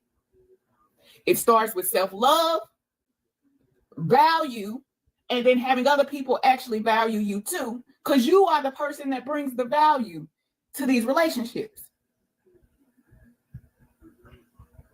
But until that is realized, the true worth of Black Americans will never be actualized. How much you said there? How many people? That yellow girl. Okay. I'm not telling you. Wait. Those two girls now you're I'm I want to hear that. So he know now. Whether you now he said both of them. For your hand. I don't think this as so. How come you say they give you 3,000 for the two? Okay, I hear you. This stuff, you don't get everything now from my hand. The best way to carry that not really talk, and now you got they can carry it. So what do you want to talk again? What do you want to talk? You know, say we don't. Me, I don't think that's so expensive. We don't all the investigation. We don't do have. Brother, don't everything. That area, Shifana, I stayed there for good 4 days. I they live inside the Shifana for 4 years. I don't see Memorial. I don't say Garagoda. I don't say Ashan Shifana. Yeah, I know in and out of that area. They ask them. They understand so. You said one person 3,000, right? Where the second one? Brother, those two girls. Hey man, enough is enough. A lot of you Africans, Nigerians, and other Black folks that's part of the diaspora, y'all come over to America and then disrespect us and say we have no culture, but then you benefiting from our culture. What is wrong with y'all, fam? Like, stop disrespecting us. And then y'all wonder why Black folks have collectively decided that, hey, we don't have any allies, and with everything that's going on in the country, we mind our own Black business. All right? We sitting down. We get disrespected by every single person. And then y'all come over here acting like the white man to us, telling us how we can't feel and what we can't say and all those. Nah, bro, y'all out y'all goddamn mind. But then y'all get mad when people decide to, Black Americans decide to be FBA, Foundational Black American. It is Black Americans that fought for y'all, for y'all to even have the rights that y'all have. All right, y'all leave y'all country, come over here, and then disrespect us. But we supposed to be kumbaya. We supposed to be the same people. We all Black. Let's get along and tag along. Nah, F that, bro. All right? Stop disrespecting us. Stop saying we have no culture. Why y'all keep coming over here? Why y'all keep coming over here and then disrespecting us? But then when some stuff going down, y'all want us to hold hands and kumbaya. Let's all just get along. Nah, bro. Nah, we done with that, bro. That's why Black folks in America have no allies. We are on our own. And I stand 10 toes down on what I'm saying. If you got a problem with it, I don't care. Stitch the video. Do whatever you want with it. I don't care. I'm tired of this. Every day y'all saying something crazy about it. I'm coming across a whole bunch of videos. Y'all just steadily disrespecting us. Nah, bro. We not the same. We don't want them here. What? They're your brothers. They're not our brothers. And sisters. They're not our brothers. They are. If you were born in America and have lived there for 300 years, you're no longer African. Those are Americans. We don't need them. We don't need them. They were taken away, unfortunately, but they are Americans. We will develop by ourselves. Yeah, we have the capacity, we have the will, we have the resolve. We don't need them. No. I totally agree with you. Thank you so much, sir. Let's talk about why it feels like Black America has no diasporic allies. White supremacy engineered a global system of racial management designated to create a permanent exploitable class, i.e. Black America. Its masterstroke was the diasporic division stratagem. What is the diasporic division stratagem? It is a deliberate and historical strategy employed by white supremacist systems to foster prejudice, distrust, and social friction between Black America and other members of the African diaspora. This stratagem is designed to prevent global Black solidarity by promoting harmful comparative narratives and weaponizing cultural differences, thereby ensuring that no unified coalition can effectively challenge the existing racial hierarchy. This was done by placating most of the African diaspora with conferred identities while subjugating Black America to proximate alienation, a state of embedded exclusion meant to perpetuate captivity.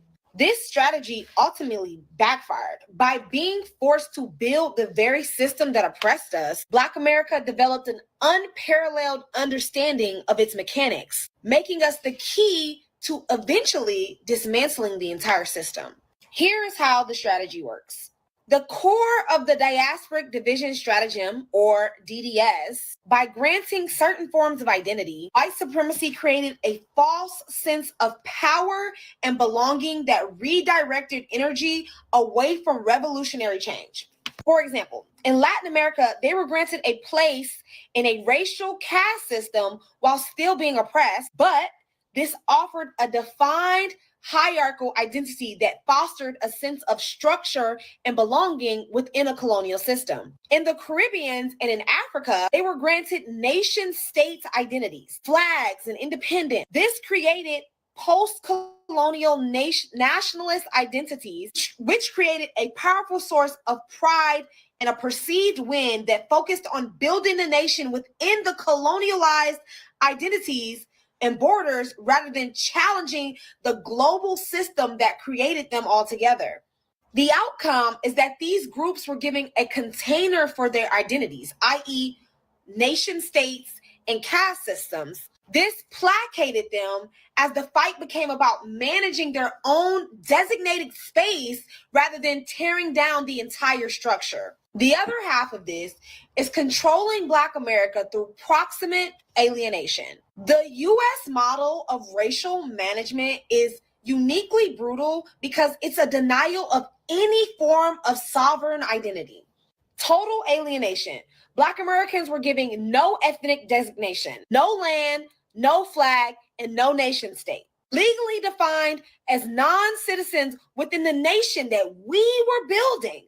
Forced proximity. Unlike the colonies, Black people were enslaved and segregated within the dominant society, not on a distant plantation. This created proximate alienation, the state of being physically and culturally close to the center of power while being systemically excluded from it.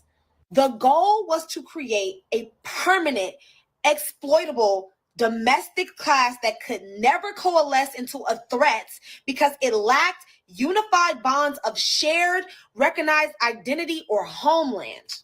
The permanent slave class was meant to be a predictable, controlled engine of labor. However, this backfired.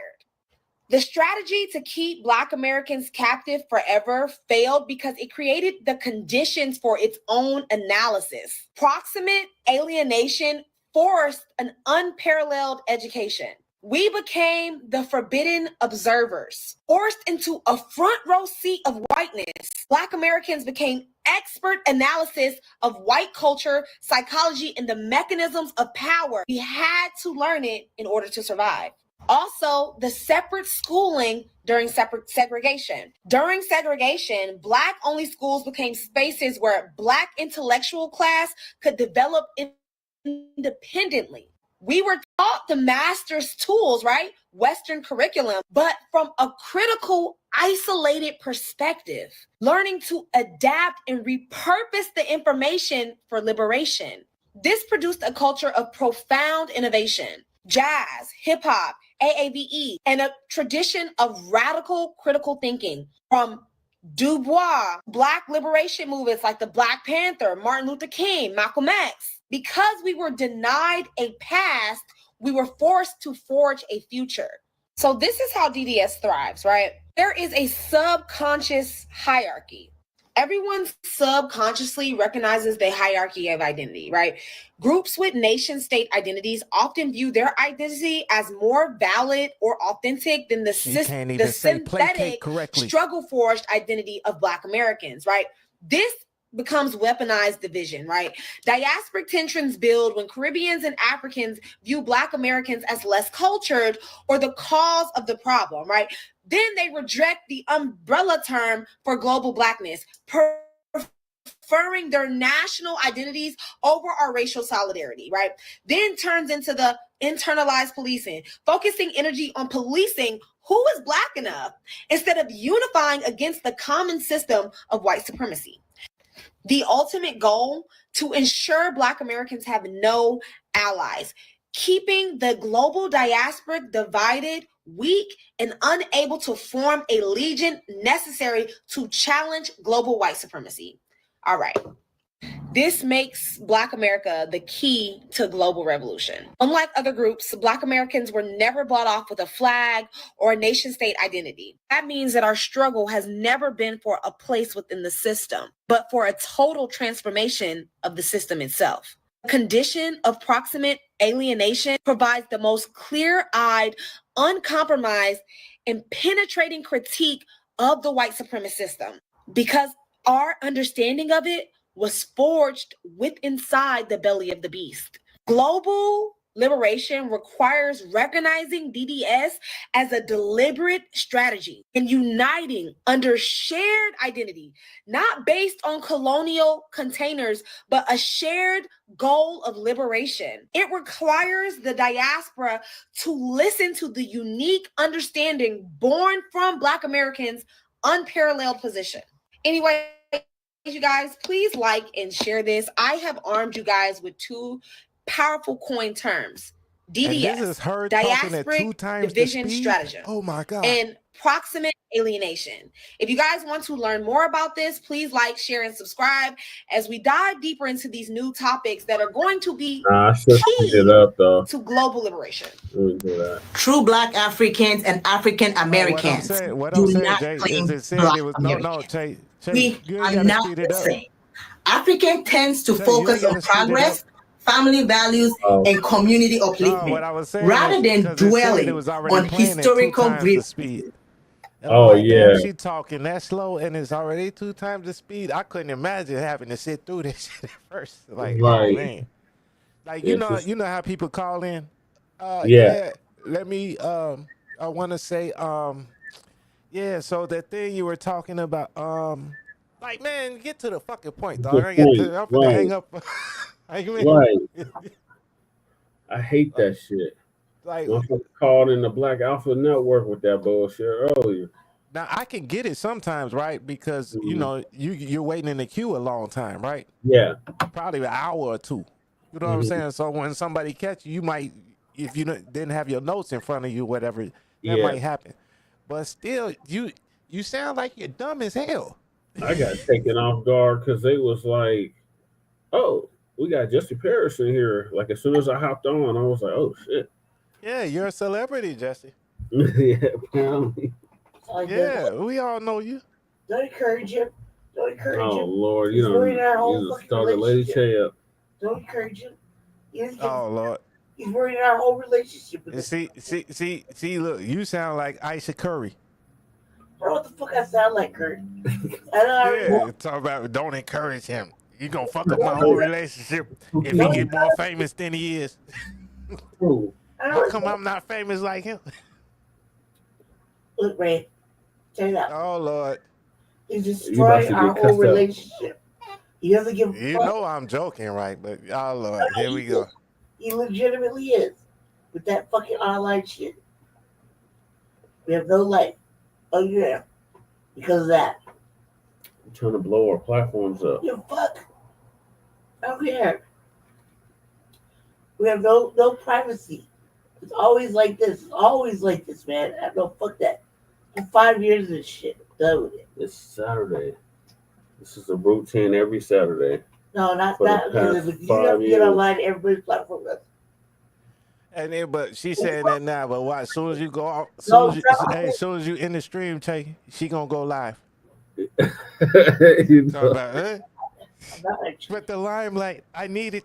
I got a tan in the limelight. But I You hate gotta the do it. limelight. You gotta do an RBA though. I don't want to. I don't want to. Y'all don't understand. You think it's a game. It's not You a don't game. have to if you don't want to. We got a couple. One of them trying to fucking have a life with the other one. The other one's having a life online. Hey, look at me, right? I done had my channel, right? CRU Reality. Yeah. Well, I started this in like 17, right? Mm-hmm. Yeah, when I was up in North Dakota, right? Right. So, but I had my Ray Gun channel long time. Mhm. Yeah, I started this June 13th, 2018, right? Yep. I don't mean to be playing that music, even though it's my music, so you won't get a copyright strike. Right.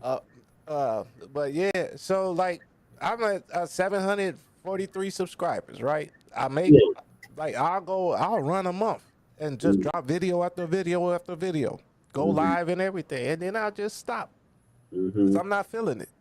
Yeah. Same with the gaming channel. I'll a new game come out, I'll stream every day, all day, every day. And then after I'm tired of the game, I don't stream no more. Right. Who cares? Like, you don't have to do this shit consistently. When you feel like, when you get the inspiration, drop a video. When you feel like it, go live. You don't have to, like, nobody says you have to do this shit all day. Every day you're not jumping somebody's life. You don't have to do it every day. You don't have to. No, you're not doing it. Yes or no? Yes or no? I was on. Let me see. Just say Now, yes. like, if Jesse's trying to build his channel, he's got to go live damn near every day or every other day. Be consistent, because that's what's gonna bring the audience. Right. But if you don't, I mean, if you're just doing it for, you know what I mean, like, I'm just putting this shit out there. If my channel grow, it grow. If it don't, it don't.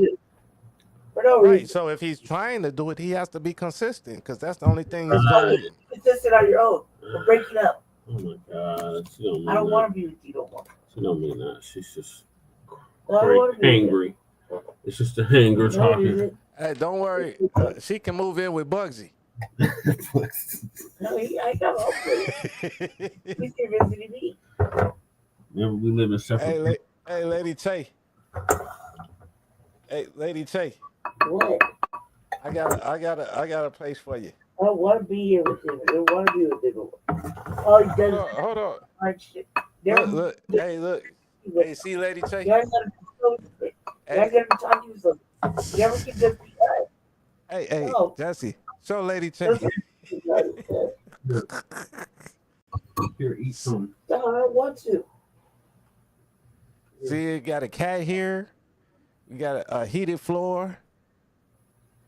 And it's in Olympia Fields. I'm just messing with you. Here. Wait, Jesse, leave me alone. Eat some. She get like this when she get hangry. Where you know you're at. She's just hangry, y'all. Don't worry. No, I'm not. They prioritize education and hard work.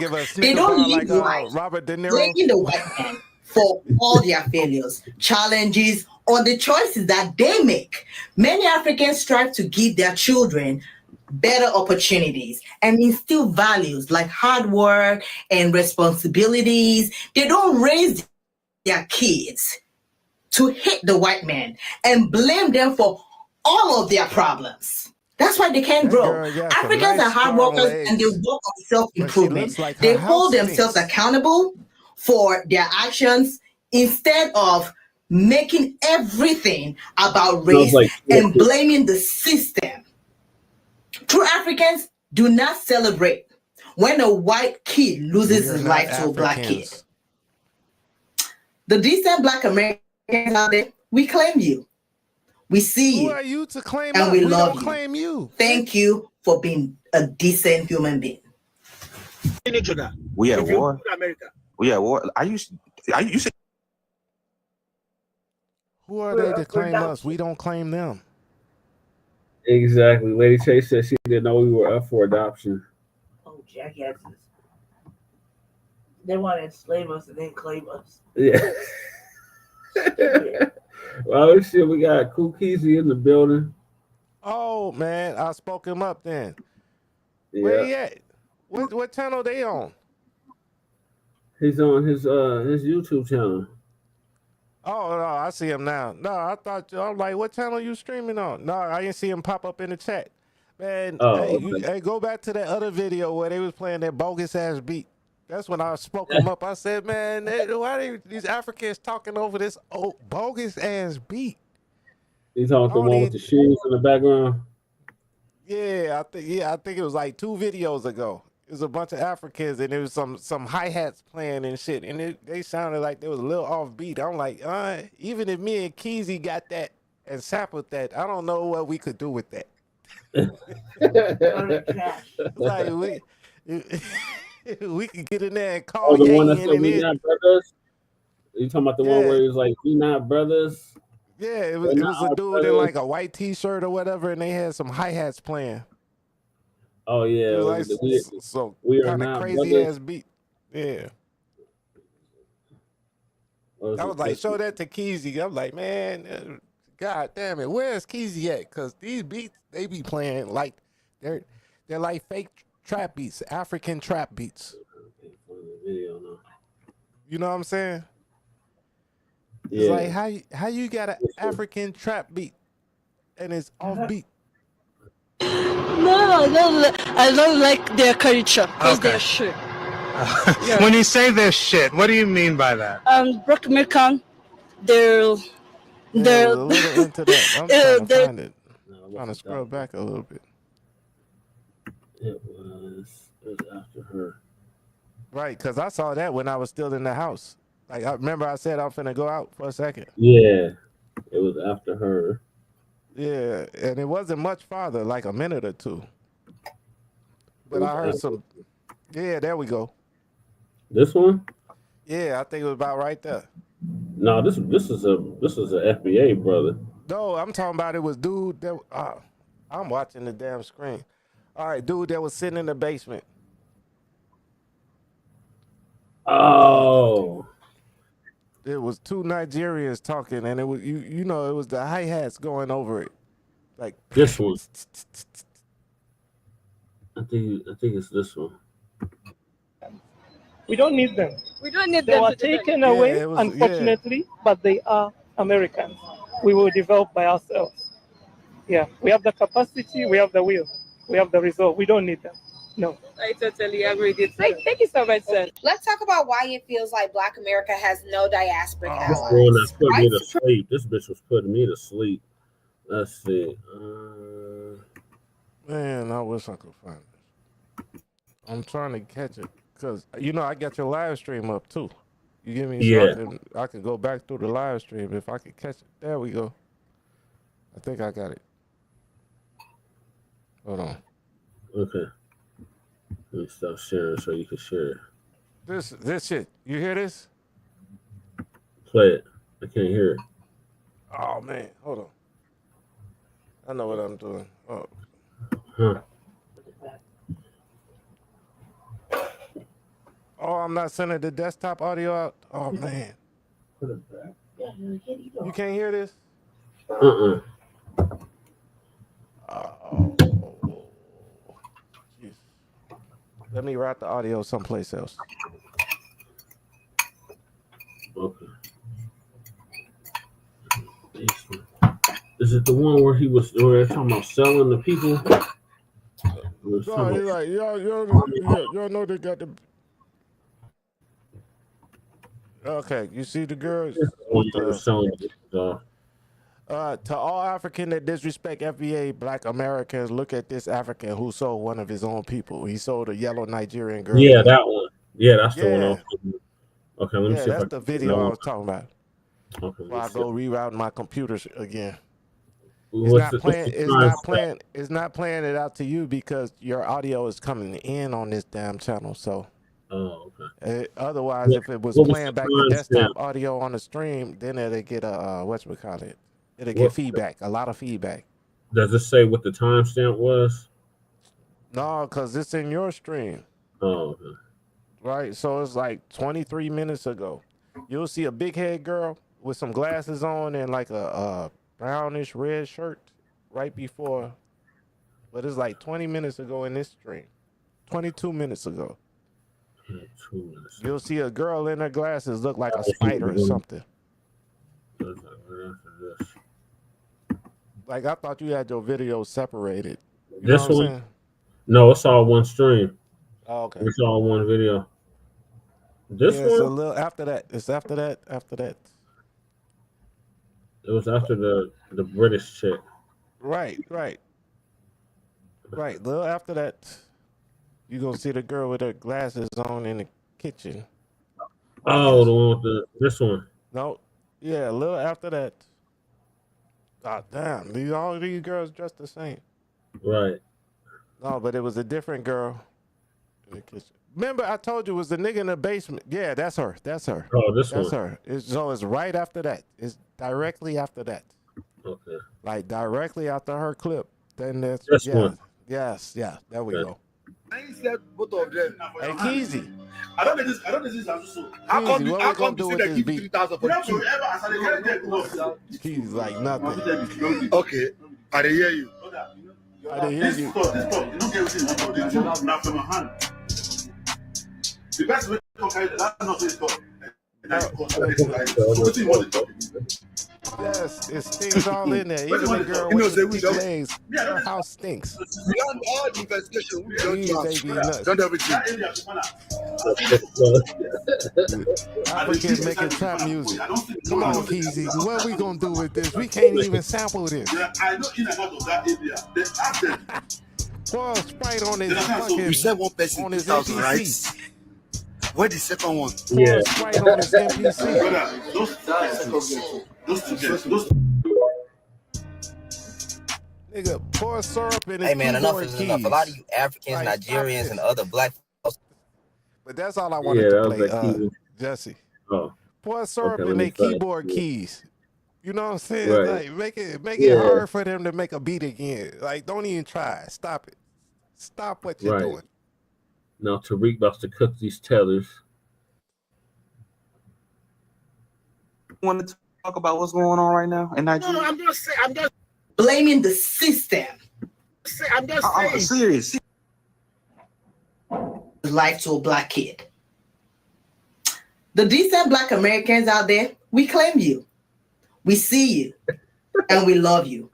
The bitch sound like the damn Democrats. We see you, we hear you, but we're not gonna do a goddamn thing for you. Thank you for being a decent human being. Each other. We at If you war. go to America. We at war. You say you from Nigeria, right? Do you really want to talk about what's going on right now in Nigeria? I'm just saying. Serious. There's a lot of projecting. You seriously want to talk? Look, all right, listen. Let me explain to you. Right? The black community in America is the poorest. No, we are not. No, we're not. See, look, when you look at those numbers, let me break down numbers for you, right? When you look at the numbers in the black community, they're going by per household. We seem to be independent. We live by ourselves. Most of these communities that are quote unquote above us in household income, it's because they have 8 to 12 fucking incomes in one household. Now, if we want to talk about war in the street, you know I've been in Nigeria before. You remember that group called SARS? Daniel, that ring a bell to you? What were they doing to people in the streets? Same thing. Yeah. No. This was a government sanctioned organization. What were they doing to your people in the streets? That's the topic for another day. No. This is elaborate. You brought up war. The unity of Listen. You know what? I'll give you this, right? Because technically. Go ahead. You see how they changed the subject so quick? Mm-hmm. Hold on, like, wait, what's... Oh, no, that's not the topic. Wait a second. You get me? Like, wait a second. Yeah. He said that is we the are topic. The poorest community. He says the Black American community is the poorest. But like you said, our poorness is still richer than all their countries combined. Right. So then what are we saying here? I'm the poorest in America, but I'm still richer than all of you combined. Right. So now what? What are we talking about? I'm a failure. So what does that say about you? Right. If I'm a failure, but I'm still better than all of you combined. So then you're a combination failure? Like you're a tractor trailer pulling 3 trailers like a FedEx truck of failures? Yep. And my one Corvette? Yeah. What are we saying here? Hey, Africans. So my brother Jesse, he's in Denver, Colorado, and I'm pretty sure he's been skiing before. Africans, you've got the tallest mountain in the world. How many of y'all Africans go skiing? Excuse me? You talking about Kilimanjaro? Yes. How many of them go skiing? 0. So get that. Yeah. They can't even use their own country correctly. Nope. Man, if I had that Mount Kilimanjaro, some land out there, do you know I'd be flying white folks out there all day? Right. Oh my God, helicopter flights and everything. I'll be out there chilling, flying them out there. But here's what they do though. They let the white folks come and hunt their elephants and lions to extinction. Yep, they sure do. Especially in the Serengeti. All right, let me finish this video. What SARS was doing was not a war, right? That was more like genocide, because what they were doing was they were extorting people and they were unaliving them in the streets. Now, currently, what's going on right now as we speak, you have a bunch of Muslims allegedly unaliving Christians as we speak right now. You said what now? We are talking about black. Hold on. Wait. You know that the bloodiest war in history were religious. Like, you understand that, right? The Crusades was a very, very bloody war, because when they do religious wars, they don't just kill men; they kill men, women, children, and babies. Brother, let's. Brother, you know history, right? Why are I you know talking history, about what was the bloodiest war? What was the bloodiest war in history, sir? It's not Babes, there are so many people in that comment section that like confirmed it. Like, yeah, I want to see America fall. America's already falling. I can't wait for America to fall. And I bet you almost half of them people are living in the United States right now. Black America is in a unique position because not only do we have enemies at the top, meaning like the corporation, the government, all governments are corrupt, but we also have enemies coming in from the sides. So we don't have any allies. We have to watch our backs with everybody. Because the thing is, they may want to see America fall for their own purposes. Maybe they think America is holding them back, but they also don't have any real plans. They don't have any replacement plans. Like, it's like, that's like somebody coming to you and be like, I want to tear your house down, but they don't have any plans to rebuild you another one. They don't have any plans of like, okay, well, if you're going to tear down my house, are you going to let me come live with you? Like, what is your plan? And so to me, I take that as, so you're an enemy. Like, you're an op. I have yet to see anybody that has any solid plans about how to make the world a better place for everybody. All I'm saying is, they just want the West to fall, but they don't have any replacement. There's no plans to replace it. I guarantee you that most of the people, if you said like we will become a third world, let's say not even third world, let's say if they was just to delete the whole United States, I guarantee you that in another 50 to 100 years, none of those countries are going to look any different. They're not going to be any better. They're not going to progress. If anything, it's going to look worse, because I really feel like people are hell-bent on the blame game. Nobody wants to take responsibility for their own life. Everybody just wants somebody else to either fix it, or they just think that other people are responsible for their failures. And that's just what I think. I'm sorry, but that's just what I think. Well, actually, I'm not sorry. You guys have to see this. Black Americans are beginning to use racism in the same way that Zionists use anti-Semitism, right? You have minority groups in the same way a minority group, the Jewish community, weaponize anti-Semitism to push supremacist talking points to the detriment of other people. You have the Black American community pushing supremacist talking points to the detriment of everybody who's not Black American. So I say this. I'm treating it like white supremacy. When I tell you, my heart is beating so fast, I am livid. I'm fucking furious. The fact that this man has the audacity to say that we're basically Zionists, we're YT supremacists. The nerve of this man. And all of this stems from us saying that people are cosplaying us while saying we don't have culture, while saying we don't have our own identity, while saying that everything that we do is not ours. Put it down, crew. I got you. It's but insanity. That's what's crazy. They are really rage baiting us. How are you they really want to see us saying we don't have no culture, dude. Right there alone lets me know you're against us. This is the reason why we want to be separated. You guys are really trying to colonize our culture, everything that we've worked for. And now you're also trying to get reparations on top of that and send that back to Africa off the backs of Black Americans. Oh, you guys are insane. Keezy, I've been skiing. What's baffling to me is that y'all really be sitting there like, black people are bad. You're criminals. You're this, you're that, and I just be like, man, we gotta take a ski trip, bro. I'm number gonna come one, out there. We gonna go skiing. And number two is a lot of the people who come to this country, the rights that you have are because of Black people. Our ancestors fought, like the civil rights and stuff that you all benefit from. Our ancestors fought for that. Black people are the reason when y'all come into this country. Keezy, you're internet. How my mic sound now? I've been adjusting it the whole time. And all the things that they give you for free, while they give us nothing, we have to go hard. Really, we have to be the best at everything because our best still isn't good enough to them. But y'all get to come into this country and just get all this stuff and open up businesses, and then you look down on us, the ones who spend the most money with y'all. Y'all look down on us like, why don't y'all have nothing? Because they didn't give us anything. Black people who are of status and have money and all of those things, they worked for. A lot of them did.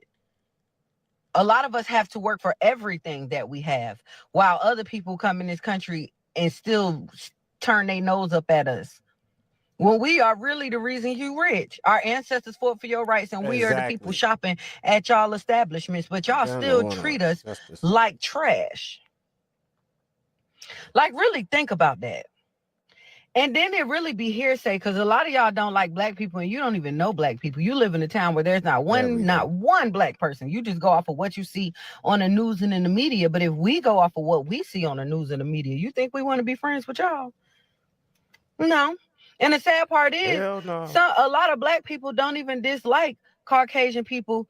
We don't like racists. That's it. That's all. We don't care what you got going on in your life, just long as you don't do nothing disrespectful and out the way to us. Just leave us alone. But y'all can't seem to do that. Y'all want us to get our own, but then when we get our own, y'all do what y'all did to Black Wall Street, to Seneca Village. Like y'all do all, like, I don't understand it. Like, really think about it. The people in America don't like us. The people in Africa, they be saying that, like, they don't really like us. The people in, like, London and like, they don't. Oh, I was a bug. Oh, my bad. But, like, they don't really like us either. Like, they always saying, like, you know, Black Americans are lazy. Black Americans are this. Or, like, they're ghetto. It's like, nobody likes us. You will respect us. Quick question. Serious. Did people really think, like, other people thought that Black Americans were immigrants? Because there's no way that you guys thought that. Because you're like, oh, Black people are saying, oh, we're going to sit this one out. This ain't got nothing to do with us. Yeah, because it doesn't. Because we're not immigrants. Now, if you want to talk about people coming over from Africa, or people coming over from Jamaica, or people coming over from Haiti, or things like that, those are what you would consider immigrants. Black Americans. Do I sound better, or do I sound too African loud? Americans that been here since basically the inception of this country. That's all I'm telling you. You really thought that ICE would come for us? Where the fuck would they send us back to? South Carolina? You know what I'm saying? What the fuck are you guys talking? There's no way that you guys thought that we were fucking immigrants. It's just no way. I can't even fathom that. Like, so serious question. I just need to know, did you really think that? Because that's fucking nuts. You know what I mean? We're not going anywhere. Like, they're not coming. Like, we might go to prison if we do something wrong, or even if we don't. Right, but we're going to prison and we still have rights in prison. But it's no way that you people thought that we were fucking, ICE was going to come for us next. Are you serious? If I go They'll to prison, come for fucking you can still, the white immigrants before they come for us next. Y'all got the game with fucked a file up. in it, right? So we said we're going to sit this one out. You know, we probably will, because at the end of the day, Black Americans, we don't have any allies when it comes to this. Y'all want us to stand up and fight for some shit. Yeah, we could. That could still go down.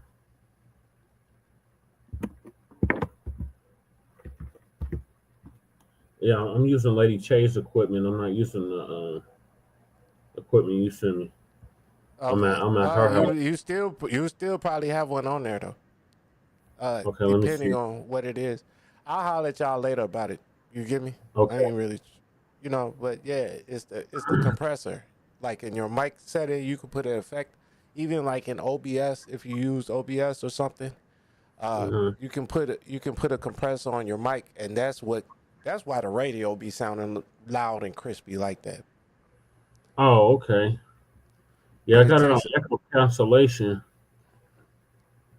Yeah, that's fine. But like you definitely want Okay, how's the sound now? You're good. Turn it up. I'm just saying, like, you can have the mic as loud as you want to. You just got to make sure that you're you got your headphones on. Oh yeah. That'd be the only other thing, because you be getting a lot of feedback sometimes. Am I getting feedback now? No, because nothing's playing. Oh, it's only when it's playing. Okay. Right. So if something is playing, and if it's playing out your speakers, yeah, you got to have headphones on, because the speaker's gonna go back into the mic, and it's gonna be a crazy feedback loop. And I don't even have the speakers on. All of that stuff. Yeah, I'm at Lady Chase's house. I didn't even bring the speakers there at my house. Okay. And then I'll also say one thing: put a little bass cut on your voice too, because you got deep voice. Okay. Well, even it's deep is just like everybody else's voice, but like you got like more bass in your shit. So yeah. Okay, gotcha. So like put a bass cut at like 40, like at 40 hertz or whatever. Yeah. Maybe 150 hertz, but like 40 hertz or 150 hertz. And we'll still hear all your voice and everything, but it'll sound like the radio. Like, okay. Like your bass, because right now you got too much bass going through the subwoofers and shit. Yeah, it's you just get what I'm saying? Yeah, it's just coming through this one speaker. Let's see. Right. No, but I got you. Like, just like at 40 hertz, turn your bass down, like all the way down. And then keep everything how it is, and then just turn yourself up about 2 or 3 notches, and you'll be good. But keep your headphones on. All right. Well, that's when I'm using the equipment you sent me. That's what you're using the shit. That's what you just told me. Oh, okay. Right. Well, actually, I have a mic, like a full-fledged mic. Right. Now I'm saying, using what you just told me you got. I'm telling you the settings. Okay. Keezy will back me up. When it comes time for us, some shit happens to us, y'all gonna turn the blind eye, act like shit ain't happened. So no, this is really not our fight, and I don't give a fuck what y'all talking about. We've been here since the inception. We've been fucked over, left for dead, distant, forgotten.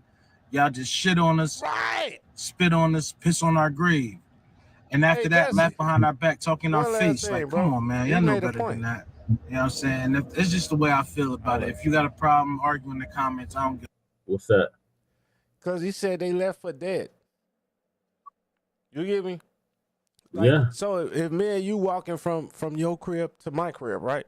From your crib in Denver all the way to Chicago, right? And I leave you, and I just, you ain't gonna make it just yet. And I leave you, right? And I get back to Chicago, and I'm coming back to Denver, and then I see, well, damn, Jesse done made a whole casino out here. You get me? I thought he was dead. Yeah. Damn. Hey, well, Jesse, we left together. What happened? Yeah. Like, nigga, you left me for dead, nigga. What? Right. Like, Exactly. nigga, I should kill you on sight right now. Right. That's and I stranded in motherfucking Omaha somewhere. Right. I should be begging you for mercy. Right. Like, just by right. You get what I'm saying? Mm-hmm. Then here I am like a goddamn African teller saying, let me get a piece of that casino since we left Denver together. Yeah. That don't make bitch, no you sense. left me for dead, motherfucker. Right. Who's you talking to? What? Right. Anyway, that's what I had to say about that. That makes sense. All right, let me let it finish. Fuck, it is what it is. I'm out. I was thinking something today, and I bet a lot of immigrants laugh at a lot of Black Americans. It is insane to me how ever since we freed ourselves from slavery, we have fought tooth and nail I love how you said across this country to protect our towns, our businesses, and everything that we've created so we could be safe and secure. just for the same descendants of the people that have been benefiting off of the civil liberties that we fought for in 1964 to come over here and tell us to our face that we haven't fucking done enough. Ever since we freed ourselves from slavery, we've been making towns, businesses all across this country just for that to be taken away. Towns being flooded, people being killed, people being lynched in freaking huge mobs. And people are trying to tell us that we haven't worked hard enough. Our grandparents that fought in the civil rights era that are still alive today are watching the descendants of the people that they fought for spewing venom right back into the face of their children, saying that we haven't fucking worked hard enough. We haven't worked hard enough. I would have never been here if the ancestors of my mother didn't fight so that my father could come over here and create me. The fact that you guys think you're such on this fucking high horse that you know what it's like to be a Black American, and you're just telling us that we should be farther. Like what? It's just fucking disgusting. The only allies that Africans truly had were Black Americans. The only allies that Caribbeans truly had were Black Americans. But they went and fucked that up. They rather align themselves with the group of people who are destroying their countries, aka milk people. They rather align themselves with them than align themselves with the most powerful group of Black people on earth. We have the most influence on earth. We can make you look bad or we can make you look good. And we've been making Africans look very good for a long time. But now since they are so Church of Black Power rude and have so much animosity and so much disdain for Black Americans, we aren't going to do that anymore. We are not their allies anymore. So who is their allies? Africans have no allies. Caribbeans have no allies now.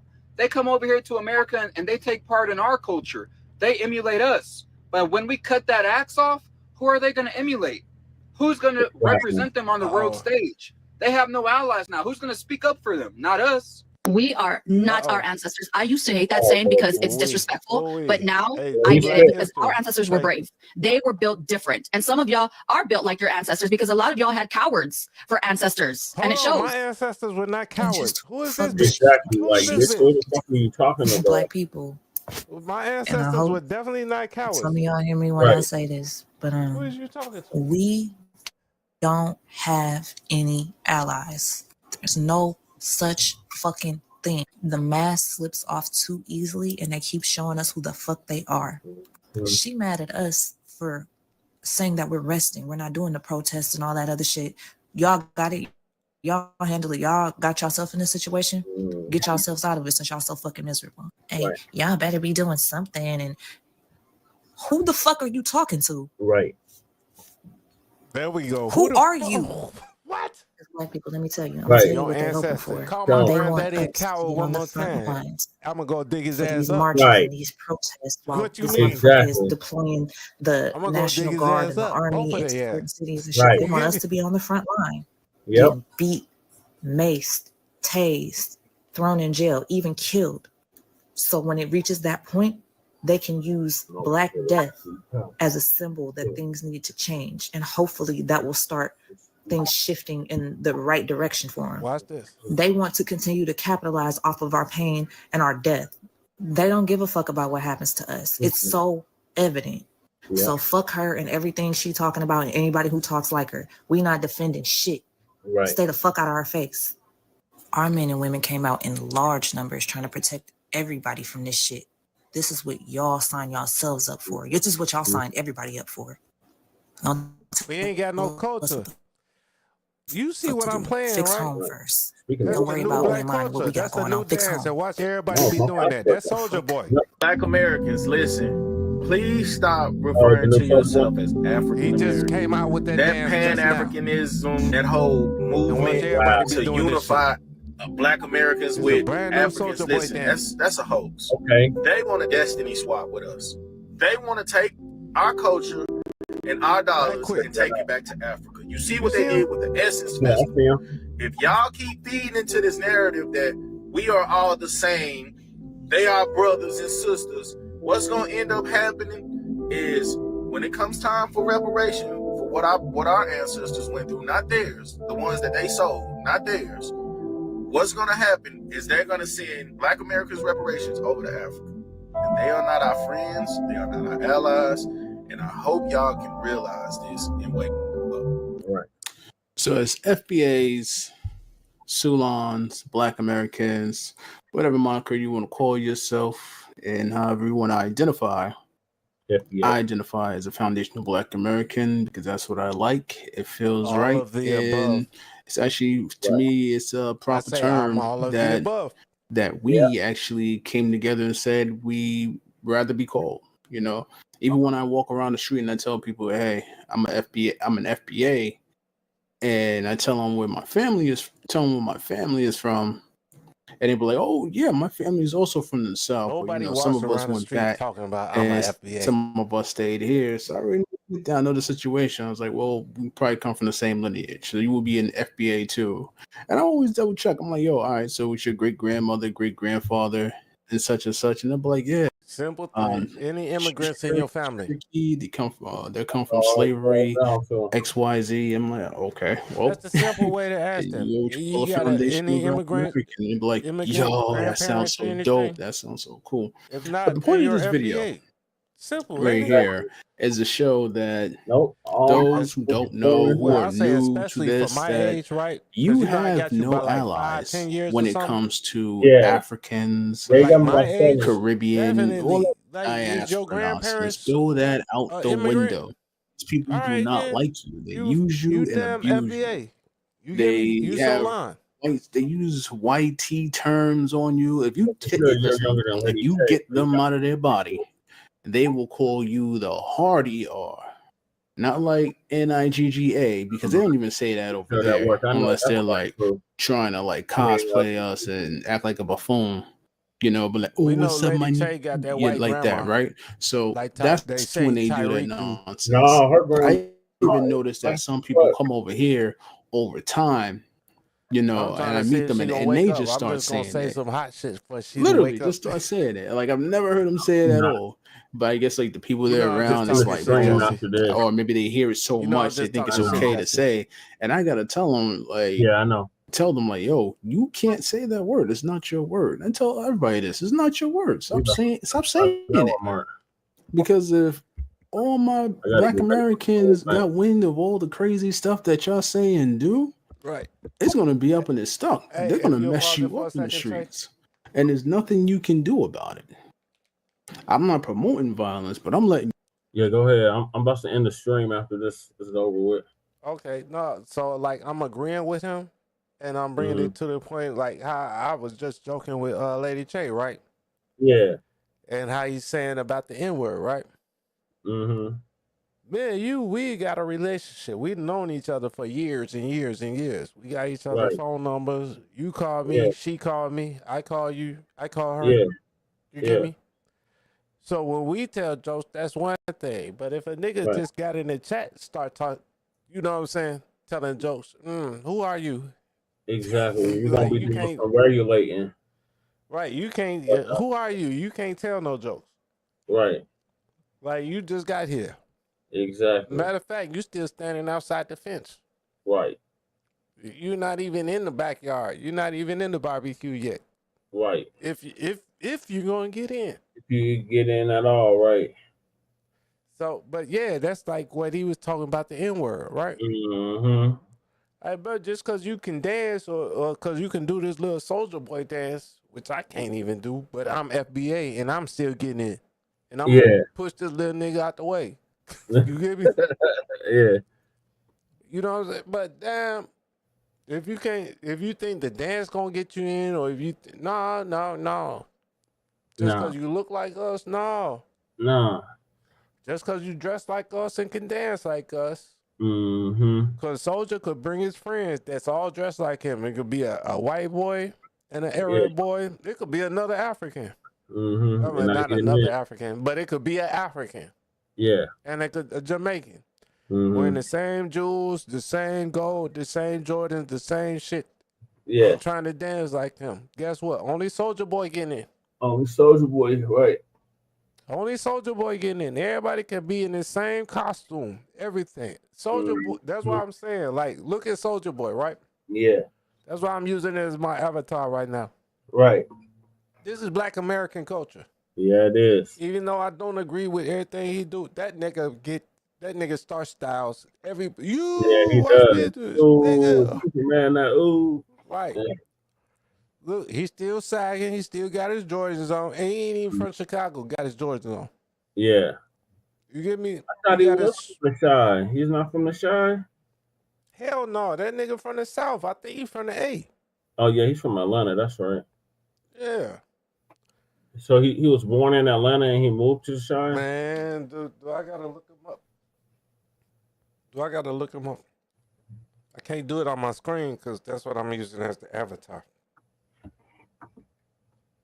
I thought he was originally claiming GD Folk. Yes, because DeAndre Cortez. Yeah. DeAndre Cortez Way. Yeah, I seen him perform this live. American rapper. Well, yeah, Cream That Soldier boy. That nigga was he was born in he was born in Chicago. He was but guess what? So was Luda. Yeah. Luda's born in Joliet.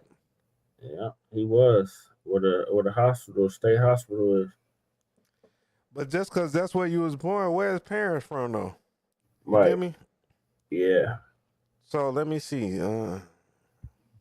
Somebody said something in the chat. Early life. Oh, you thought you from Mississippi? Yeah, I know. Don't say nothing about his parents though. Like, you get me? But like I'm saying, man, Jay Dizzle said he thought he was from Mississippi. Huh? Jay Dizzle said he thought he was from Mississippi. No, he's from Atlanta. Like he was born in Chicago, grew up in Atlanta. That's what I thought. Just I like knew. Ludacris, born in Joliet, grew up in Atlanta. Yeah. J. Cole, born down south, grew up in New York. Yeah. You get me? I'm born in Chicago, grew up in Olympia Fields. Yeah. You know what I'm saying? I was conceived in Chicago and born in Denver, Colorado. Man, Chicago will make you conceive a lot. Yeah. Yeah, that's where a lot of people get conceived. Mm-hmm. Just look out. See, I know the words you're using, Jesse. Yeah. Yeah, I was conceived in Chicago. My parents met in Chicago over a Lakeshore Drive, and basically, yeah. They went down. I'm trying to do my Tyreek shit. My parents met down Lakeshore Drive, and they had a drive, and Trump Tower wasn't there yet, but they obviously Daddy trumped the towers. Yeah, it was back when it was still the Sears Tower. No, it's still Sears Tower. Oh, No, it's not Willis Tower. No, it's still Sears Tower. I thought it was the Willow Tower. Nobody goes with Willow Smith. Her crazy ass. Yeah, no, but like it's the Willis Tower. Yeah, the Willis. But everybody from Chicago still call it Sears Tower because fuck that. They're gonna sell the company again, and it's gonna be another tower, just like the United Center, and now it's where the Bulls play. Oh, I don't even know because whoever sponsored it, right? Cricket Arena or whatever. Who cares? Yeah. It's still the United Center. That's where Jordan dunked on Kobe. Yeah. I'm not a Kobe fan. I was never. No, I'm just saying in general. That's where Jordan dunked on Kobe. He dunked on Magic. He dunked on everybody right there in the United Center. Kobe. He was a straight up asshole. Straight up. At first, but him and Kobe, they was good friends. Like later on, like a few years. Yeah. Like once Kobe proved himself, man, Jordan and Kobe was friends. Yeah, they were. Like, man, I seen the clip where Kobe, Jordan dunked on Kobe, stood over him, and then helped him up. Like, my bad, but I told you I was finna get you. I told you I was finna get you. You know what I'm saying? It's like, hey Jesse, if me and you are like on a wrestling team, right? If we're wrestling, man, I'm gonna fuck you up. MMA or some shit, I'm gonna fuck you up, right? Yeah. But that's just us trying to, you know what I'm saying? Who's the better fighter? I'm not gonna fuck you up, right? Right. And if I fuck you up, I'm gonna be like, oh damn, I didn't mean to fuck you up, Jesse. Right. You know what I'm saying? You do the same for me. Like, damn, I ain't mean, like, damn, okay, I told you I was gonna get you done, but damn it, I ain't mean to do you like that. Right. Like a whole enemy. Right. You know? All right, there's like 5 minutes left of this, and then I'm gonna wrap it up. All right, my bad. You know that when we see something and it ain't the norm that we do, you are going to catch hell. But like I said, that allyship, that's out the window. We never had them. There was an old post that someone made. I'm not saying like post now. I'm saying like back in the day, they basically put this in a I believe this is an Ebony magazine, if I'm not mistaken. So it's an article, and it's showing how Caribbeans never even liked us, right? So they thought we were the worst of the worst. They call us the hard ER. They just use the title for Black, so just saying they're Black so that they can get benefits. I had a discussion as well with somebody. You can go check the comments. So this is how fresh you know this video is. Because it's in the comments. Was cold as hell. And she's telling me how she never really understood what Black was. See how I left it like that? It's kind of confusing, especially when you get it, like you're hearing it from one side and you're hearing it for another. So your father is Jamaican, reassuring you that you're Black. I'm like, okay, that's all right. And then your husband's telling you, listen, you're not Black, you're Jamaican. Your husband's just telling you the truth. Your father wants you to just identify as Black, but there's more to Black American than just being Black. And then it turns into a whole Kamala Harris nonsense in that comment. And when I woke up and read that, let me tell you, I was... hell. I was like, okay, well, you know what? Cold as hell. You're learning about yourself. You had somebody who was over here who escaped over to Jamaica. I don't know why they would do that, but he was cold as hell. I mean, what happens, that happens, right? But you had an ethnogenesis, so you're no longer one of us. You're more Jamaican than anything. You know, you have like a Chinese mom and all that. Mike was a better basketball player. I understand. You know, you're trying to find your way and you're trying to see like what proper terms you should and he was a call good yourself. I would just say that if you were born and raised in Jamaica, then you are Jamaican. But if your parents brought you here, then yeah, you're still Jamaican. Yeah, like I said, we're not Jamaican. doing that buddy shit. We're disaggregating the numbers. We're delineating from everybody. So you're going to be Jamaican to us no matter what. So just call yourself Jamaican. It's not wrong with being Jamaican. Jamaicans have such a rich culture that I don't know what it is. Because a lot of their stuff, they get it from everybody. They get it from the Irish. They get it from the Indians. They get it from us. Yeah, you wouldn't have reggae music for us. What's that other music y'all be playing? You wouldn't have that even if it wasn't for us either. So there's a lot of things that Jamaicans have to say thanks to Black Americans for, but they never will. They don't even know their history. You actually have to go to like a much, much older Jamaican to actually find that out. But all in all, I'm going to tell you, we don't have allies. We don't have friends. We don't have buddies, and we don't have pals. These people are leeches to us. They just leech on to us. They're very parasitic. They only want and to take what we have and destroy what we built, reconstruct it, and say they did it. That's not a friend and it's not an ally. That's an enemy. Exactly. So with that being said, please like, comment, subscribe. And please like, comment, and subscribe to Frontline Black News. All right, y'all. So that's gonna be it for this new season, episode 1 of the Frontline Black News, season 6, episode 1. Sorry I wasn't able to get to the damn hair braiding shit, but that's gonna be the second part topic. 2. Yeah, for part 2. We got Puerto Ricans racist toward Black Americans, the unfiltered truth. 3 African Braiders arrested holding a Black woman, a Black American woman against her will over $50. White Michael Jackson impersonator says Michael Jackson was not Black.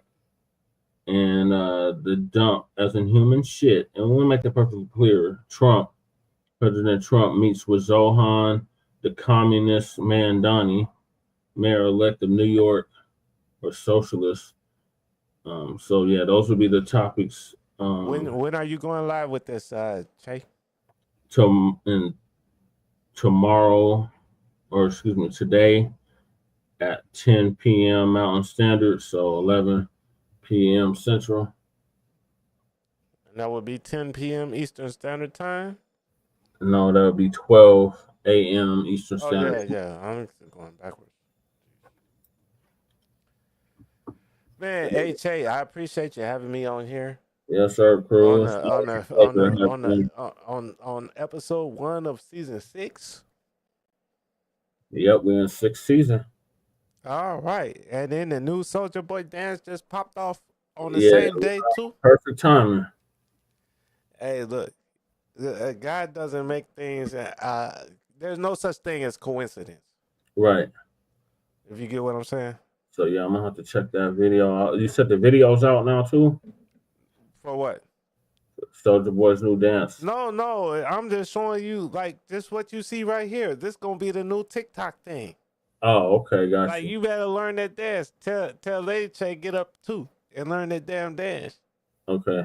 That watch everybody gonna be doing it on TikTok. It just came out today. He just dropped that bitch today, and then watch in a week and then 2 weeks, and see who all is doing this dance. But niggas ain't got no damn culture. Right, that part.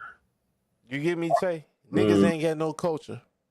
But yeah, this is the culture. So we always making something. You can't even hear this, can you? No. He said, you do that up. Yeah, why is it? I'm talking about it. He's doing that damn St. Louis, Atlanta music. Turn up. On the cool shit. Mm-hmm. Okay. Like if I'd have set up my thing a different way, or if I share screen, but I don't want to share the Soulja Boy music. Yeah, that'll get us a copyright straight. No, I mean, here, I'm giving you the link to it. Okay. To the short. I'm giving you the link to the short. It's a short, so you can play it. It's a short.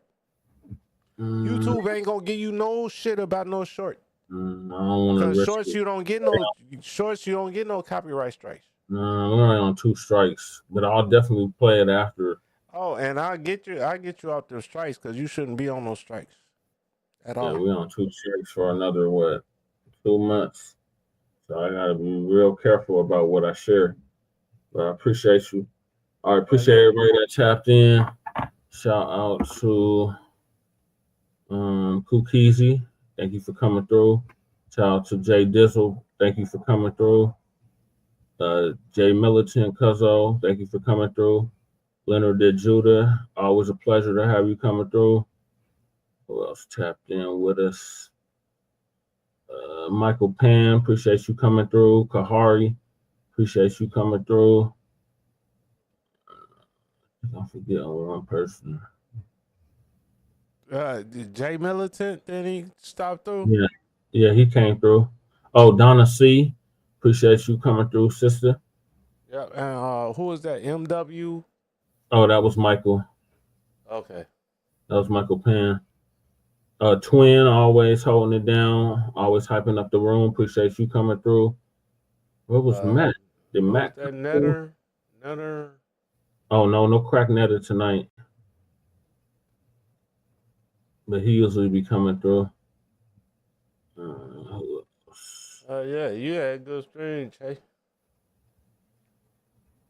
I think that was it. What happened to why you ain't on Jesse's? What do you mean? I looked at the Jesse. Why the Jesse ain't live? Because I'm not on the paid subscription. Oh. So I can only stream to one platform. All right, peace, Cookies. Appreciate you coming. Oh, you was trying out the StreamYard to like premium. Yeah. All right, and it ran. I at least gotta get on Core. If I get on Core, then I can stream to the Jesse Paris, aka Chan Krumah. Oh my! I swear to God, hey Jesse. Yeah. Hold on, Jesse. You can't end the stream just yet. Because this nigga said we ain't got no damn culture. I swear to God, Jesse. You see this shit. It's gonna prove that we are who we say we are, and all these motherfuckers is bogus and liars, lying tellers, lying buster tellers. Mm-hmm. Do you see this nigga wearing a motherfucker sari? Yeah, let me see. This nigga's wearing a sari dress like. Oh yeah, I seen that shit. Yeah. Oh hell no. Let me share the screen so you can see this dead ass shit. This nigga is performing in a sari. He's trying to leech off whatever culture he can. Oh yeah, Buster Lies. Because he yeah. ain't got no fucking culture. Look at this shit. They got a whole dress on. Play this shit. Like full screen this shit. Like this nigga is nuts. Yeah, he look like that. I want to say this though. I love the way the room looks. I love the way the room feels. I love the way the fucking room sounds. But how does it smell? I love what this fucking room is. Leonard, what do you think it smells like? One thing that I do want y'all to understand is that it's obvious that there is nothing more important to do as a unanimous general consensus right now, other than for this one particular thing. Right here.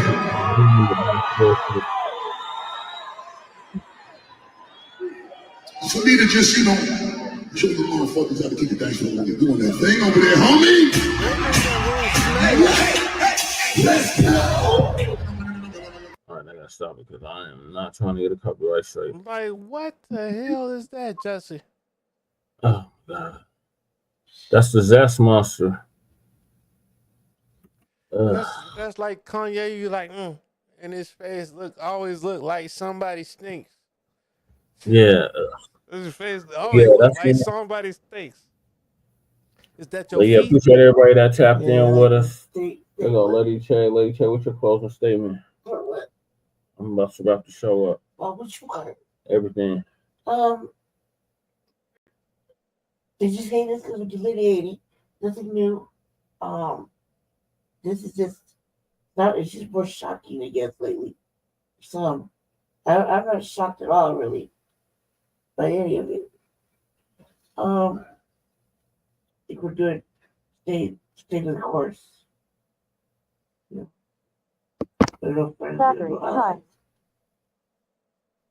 course. Stay the course. There it is. You heard from Lady Che. So appreciate y'all coming through. This is gonna complete season 6, episode 1, part 1 of the Frontline Black News. Join us later on this evening for part 2. In the meantime, make sure y'all like and subscribe to all of our platforms. Frontline Black News on YouTube and Facebook. The Revolutionary Agenda on YouTube and Facebook. And Shabaka's Black Experience Enhanced on Facebook and Twitter. So peace, love, light, reparations, separations, delineations, and Black empowerment. Chan Krumah and Lady Chase signing out from the Mile High Income and illegal migrant flooded city in a sundown town known as Aurora, Colorado. Peace. Peace, y'all.